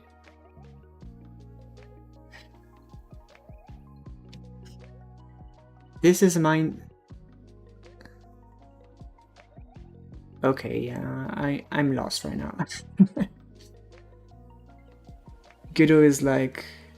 They just come in my dreams. Most of my Is it like something so obvious that I'm missing? Yeah, we correct, like, we have random. We pick random. Right, so that's a Minesweeper tile, because that's from the array. And here we have a get content method. I think it's important to So how is that a problem? I don't understand.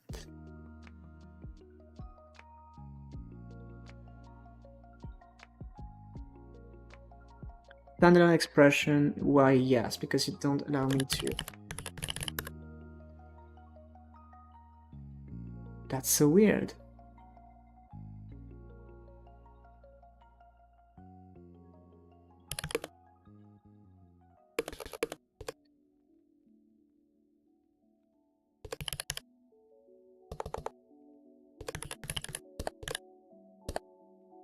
Well, anyway, the content is empty. We want to change its content. And again, we can't access it. Really weird. Minesweeper time.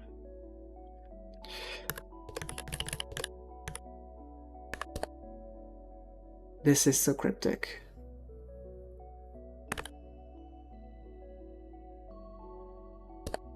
And crystals placed, it's gonna be plus equal 1. Alright. So I want to place crystals. And when we set the content, we will update the texture. Okay, let's try that. Okay, interesting. We have 1 now. Yeah, because I ran the wrong one. That makes sense. So we should have like 10 of those. It's gonna be fun.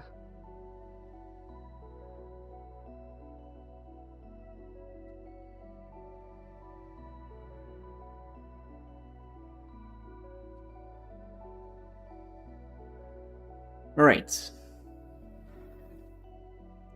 1, 2, 3, 4, 5, 6, 7, 8, 9, 10. So we're correct. We correctly have 10 crystals. This auto-completion thing is triggering me so much.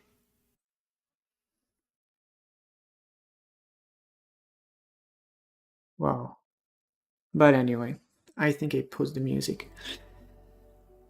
So the gem dust from drunk crystal is used as fuel for the machines. So I assume there's a hierarchy on good crystals. There will be better crystals. Like I don't know yet how this will happen.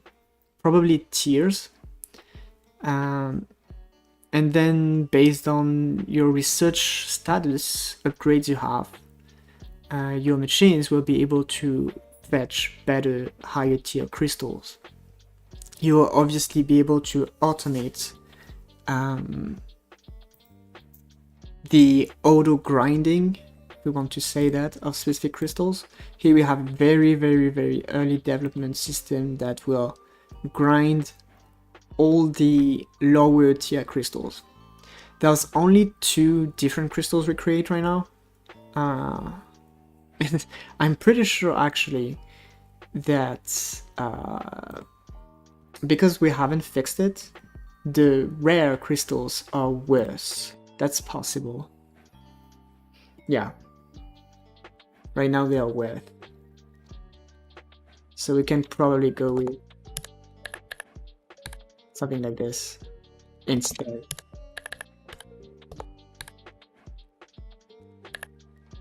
Because right now the balance isn't really, I want to say, researched.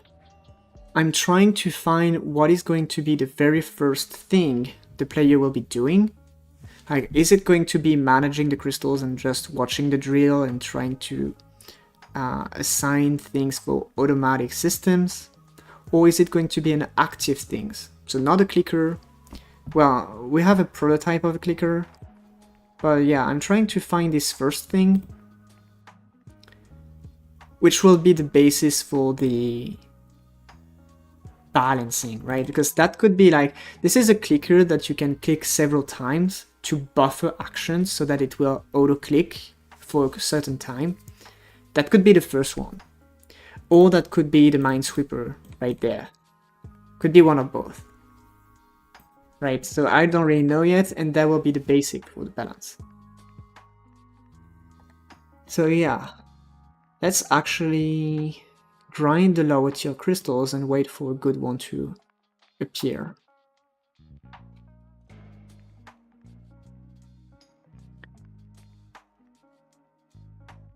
Are you going to have the players see the row R? I don't think so. I mean, it depends on what you mean with this question, but yeah, you will have to be more detailed on the question to see if the answer is a yes or no to that.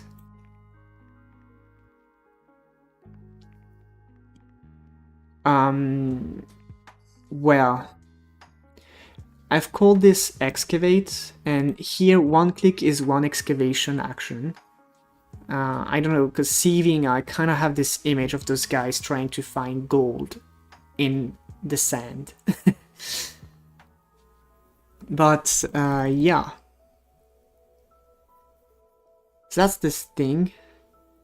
And sieving the raw ore, wow, right there, this is every time the drill makes a circle here, it will sometimes generate crystal dust and sometimes generate even crystals on type of crystal dust. Right now I have decided to grind all the crystals so that we can only keep the good ones, and here is a rare crystal, so we can remove this bad crystal and equip this one. So as you can see, they have different values, like red, green, blue. Green is probably the production, blue is probably the fuel consumption, and red is the production, I believe. Here the color is inverted, so that's something I know but I didn't fix, because right now, of course, I have like a huge amount of fuel at the moment, which is absolutely stupid. But yeah, here's all like tries to make fueling. Oh yeah.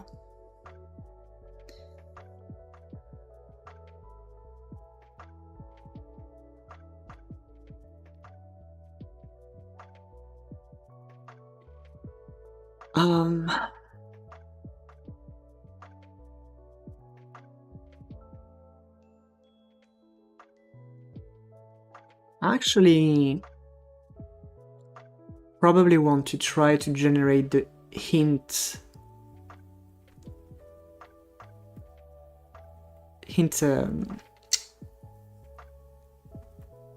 I'll find it.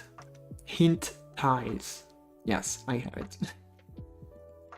Like, maybe if I add a label in there, it's centered, that would be like center, center, and like 1. Maybe a little bit bigger. Like this.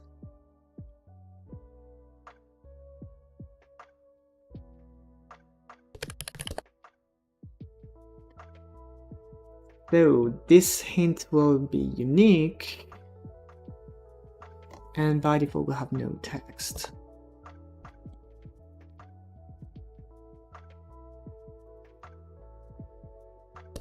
So we can have function set hint with an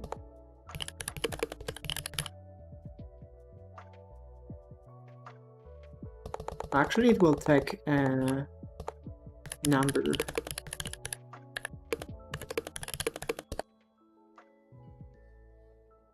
So hint label.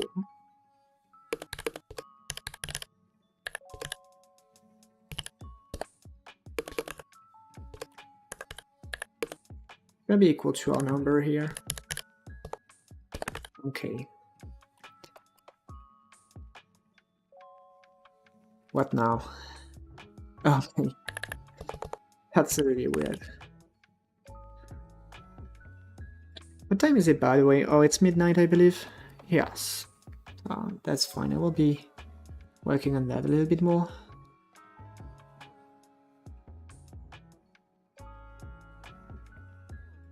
So this is going to be the complicated part. How to get the coordinates of each tile.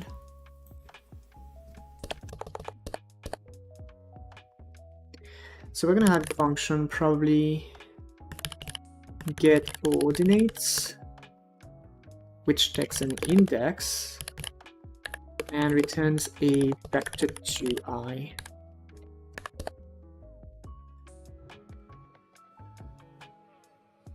Actually, it's going to be index to index to coordinates. Okay.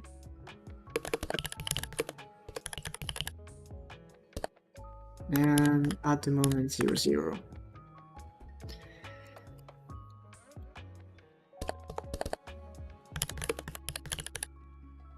And here we'll have coordinates to index.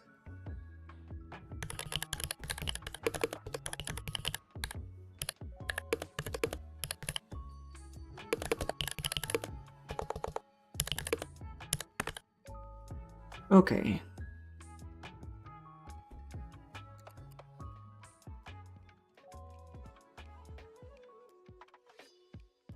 In fact, I already have this code somewhere, so I'm just gonna check on that.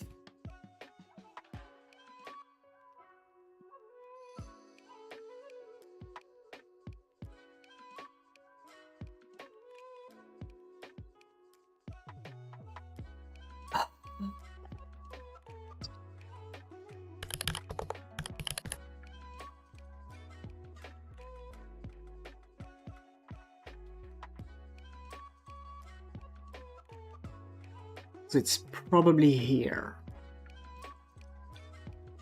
So the coordinates are just tile divided by columns and modulo columns. Really?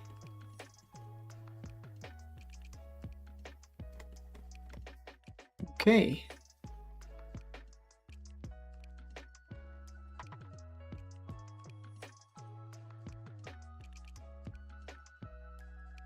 Seems like it.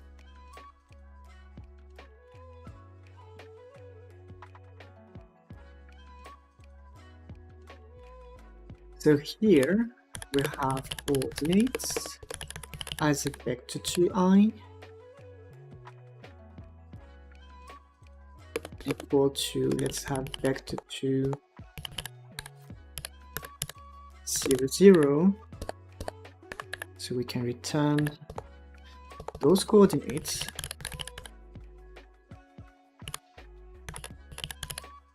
So coordinates dot x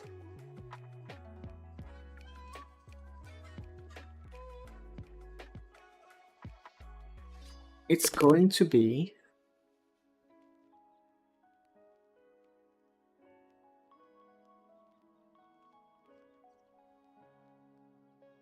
index modulo 8. I will have to try that. Coordinates dot y is equal to index dot divided by 8. Okay.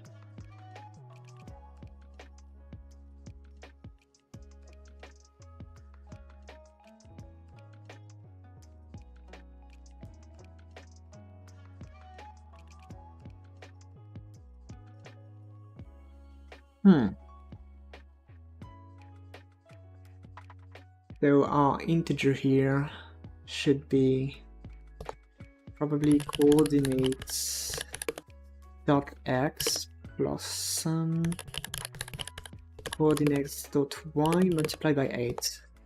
It's probably something like this. That's just intuition right now, so I'm not sure.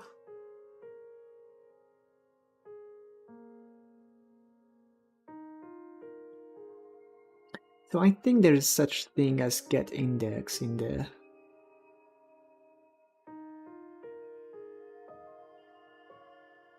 We can try that, I guess.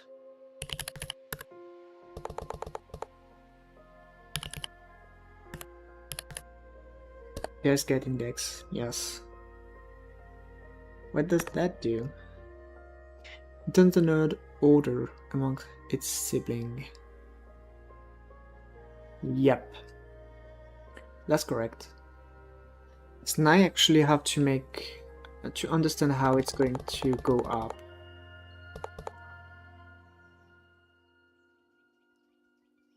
Get parent, like we can get the direct parent. Well, the direct parent doesn't have it.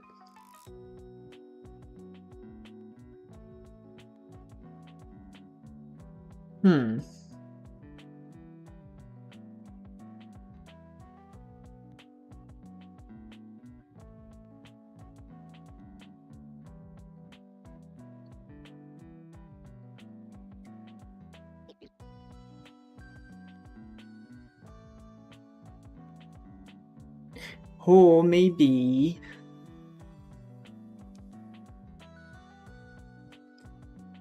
do I have to make this a singleton actually? I could do that.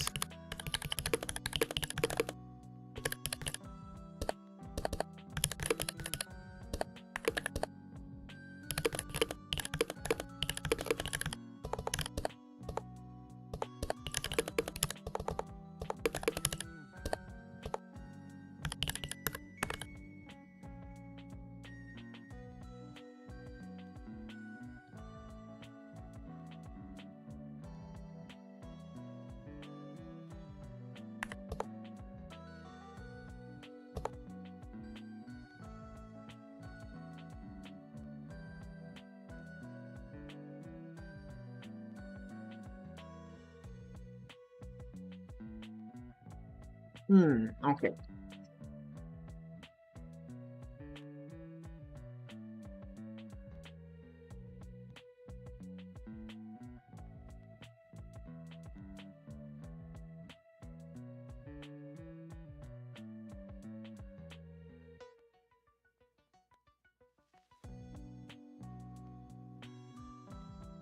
I think I will be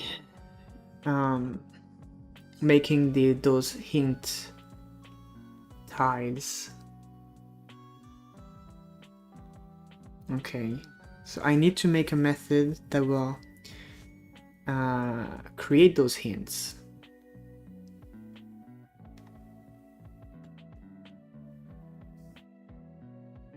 Okay, let's try that.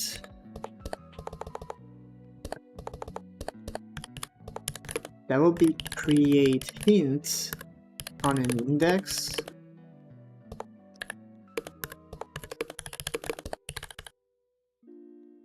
So what do we do with that?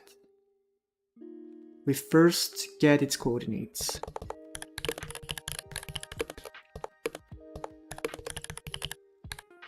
Vector to I equal to index to coordinates. Okay, this is the index. So now we need to go read the 8 nodes around it. So we need to read that.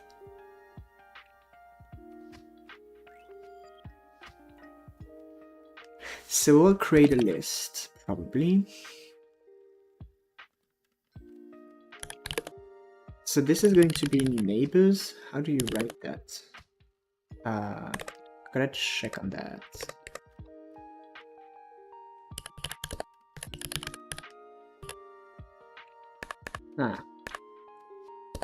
That's probably the... Yes, as I believed. So you will have neighbors as a collection of vector 2i.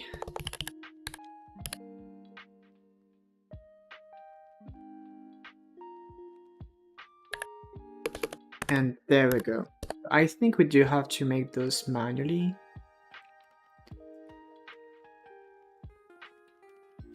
Maybe there's a way.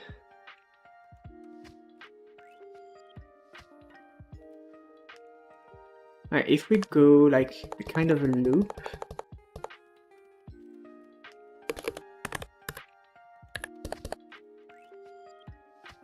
If we make a kind of a loop, like for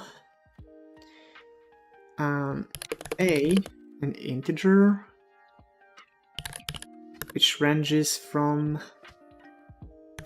coordinates dot x -1 to coordinates dot x +2, so that you have -1,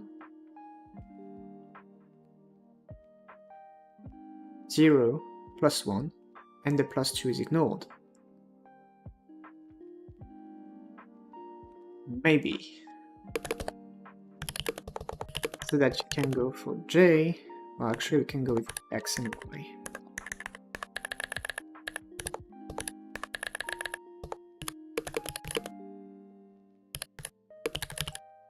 We got an in.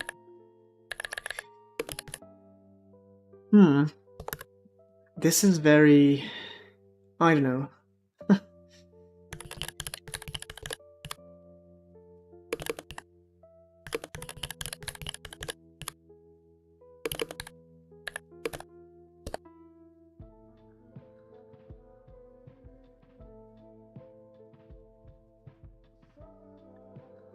So we're just going to... We'll create a new vector to I and id to neighbors. So neighbors dot happens vector to I of x and y. So that afterward we can remove neighbors dot erase a vector to I, which technically coordinates.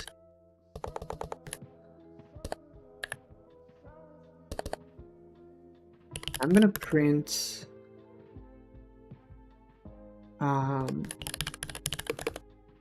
the size of this. Oh, technically. So here we have neighbors.size.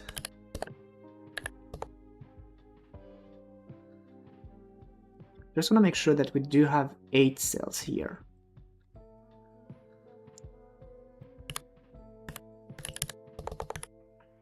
Create hint for the number 10.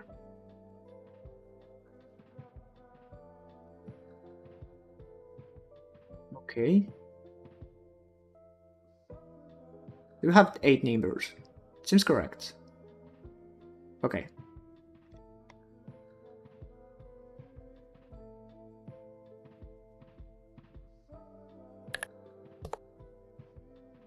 So now that we correctly have the neighbors, we must erase all the non-valid neighbors. Or maybe we can not really erase those yet, but just count. Okay, so we will count. Variable.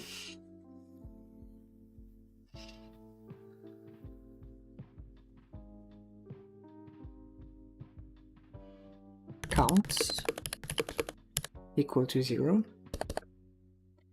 And we will run through main in neighbors.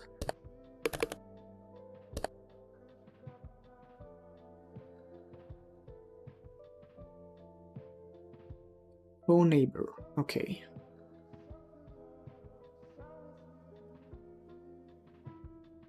Technically we can break. No, we don't want to break. So if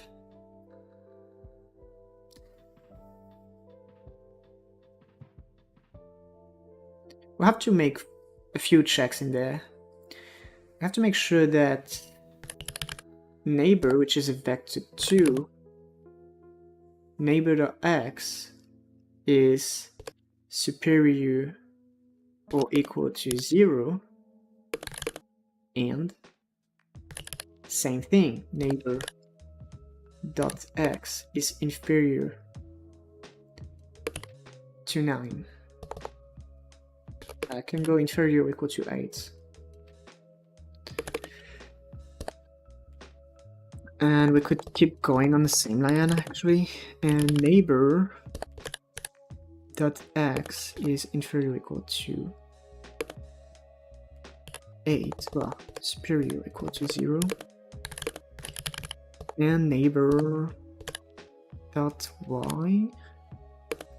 is inferior or equal to 8. Well, actually 7. What am I doing? Inferior to 8. Okay. And if that is the case, we want the index, which is coordinates to index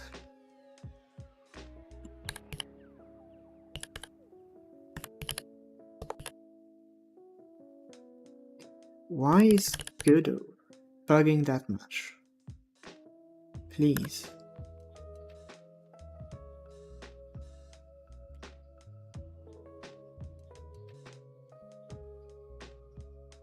There's already an index. Yes, there is. Okay.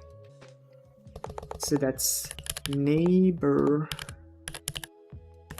index. Ah, come on. Unable to iterate the value type int. Yes, correct.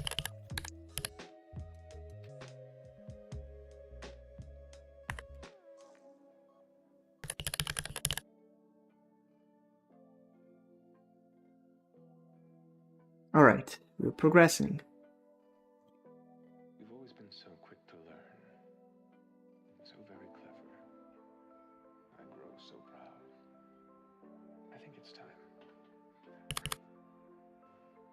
Okay, so now we want the tile. Valuable tile is a Minesweeper tile.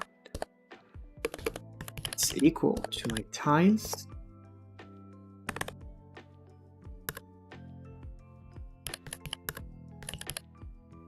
per index. Okay. If tile dot get content, which is now it exists. Okay.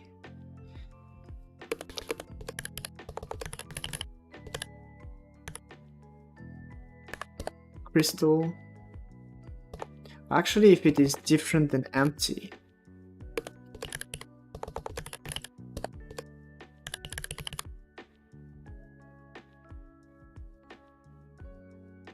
if it is different than empty, then count will increase by 1. Alright. Jester, you are my first disciple. The first one to truly carve the world with your cunning, your joy. Now that we have the count, we can technically Trust me. And are you ready for the absolute truth? find our tiles. So that's the neighbor tile actually. Neighbor tile.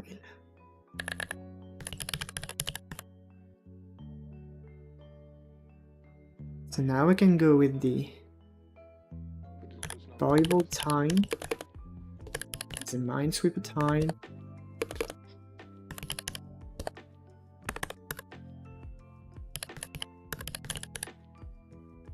Get the index here. Alright. And we use tile.setInt with count. Alright, we have a debug. Integer division. Yes, very wanted. One day I met a little girl. Are you happy now? Little girl who found joy in exposing Apparently not. little So I'm gonna ignore that. so small but felt in her heart there was so much more to see. This little girl and I found a kinship.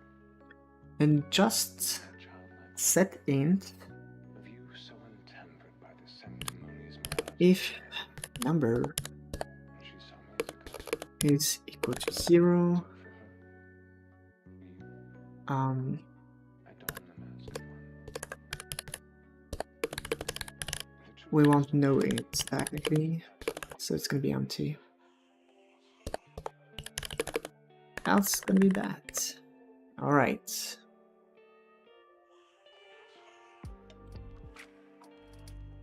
Integer division will be discarded. Where? Nowhere. Right.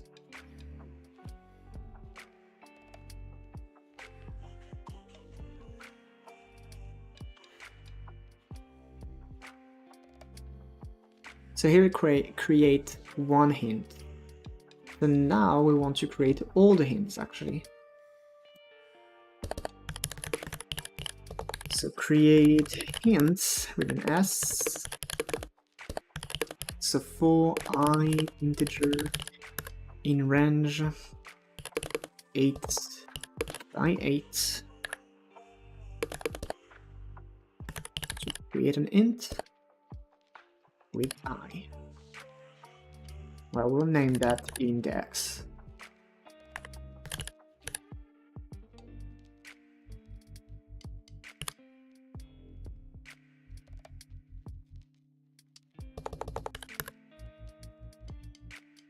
Alright, if that works, that's kind of crazy actually.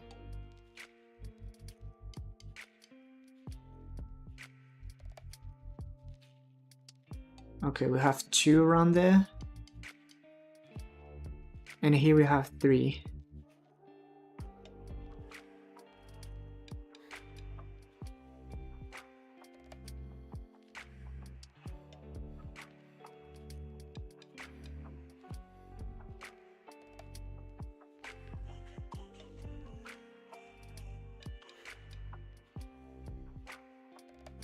Okay.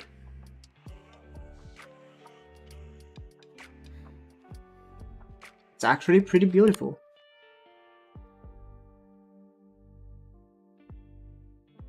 Yeah.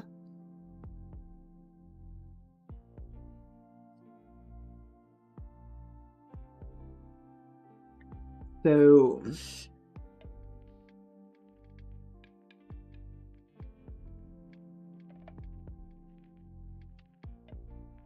maybe I want to change the color of this panel here. A little bit darker. 1D. Let's try 1D.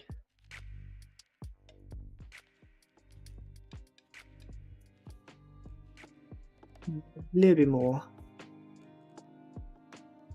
Let's try 0D. Wow, that's a little bit dark.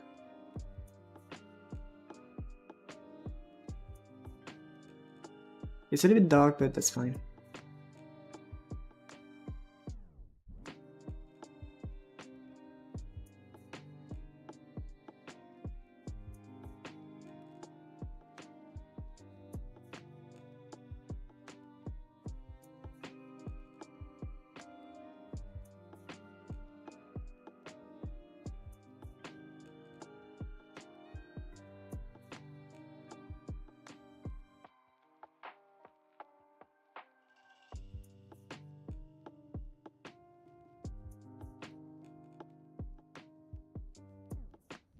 Okay, so now that we have this, I can actually think about other features. Well, actually we have a lot of things to do, like create a crystal when this happens, etc, etc. But I will probably be thinking about the balancing, yeah.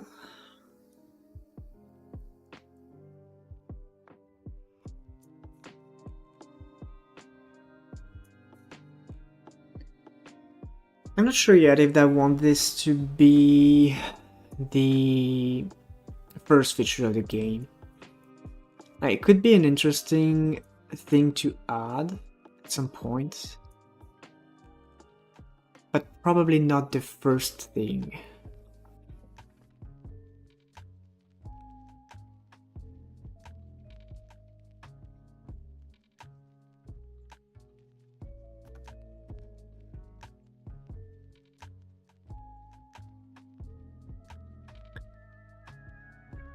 A little bit too dark. What's between 0D and 1D?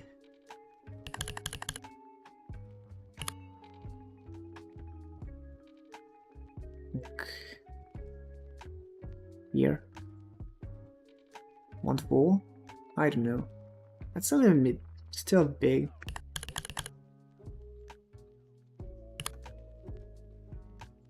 Yeah, actually this one probably fine.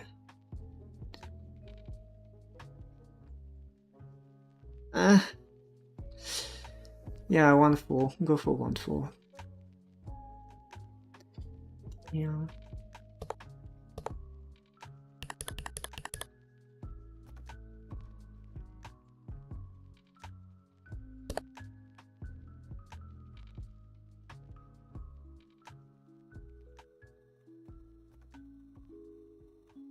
Yeah, that's correct.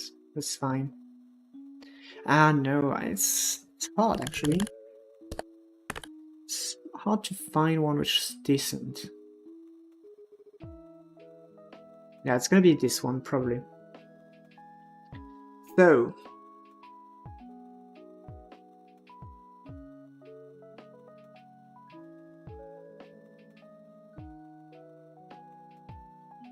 let's see.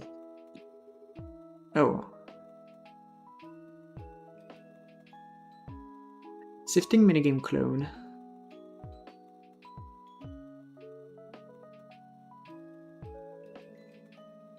I probably have new things to do, like place clear blocks of empty tiles. Yeah. Could do that, but probably that would be something that you purchase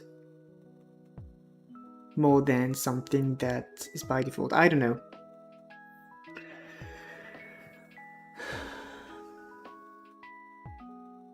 So anyway, we have reached a point where I'm definitely running out of idea for this evening. So I will be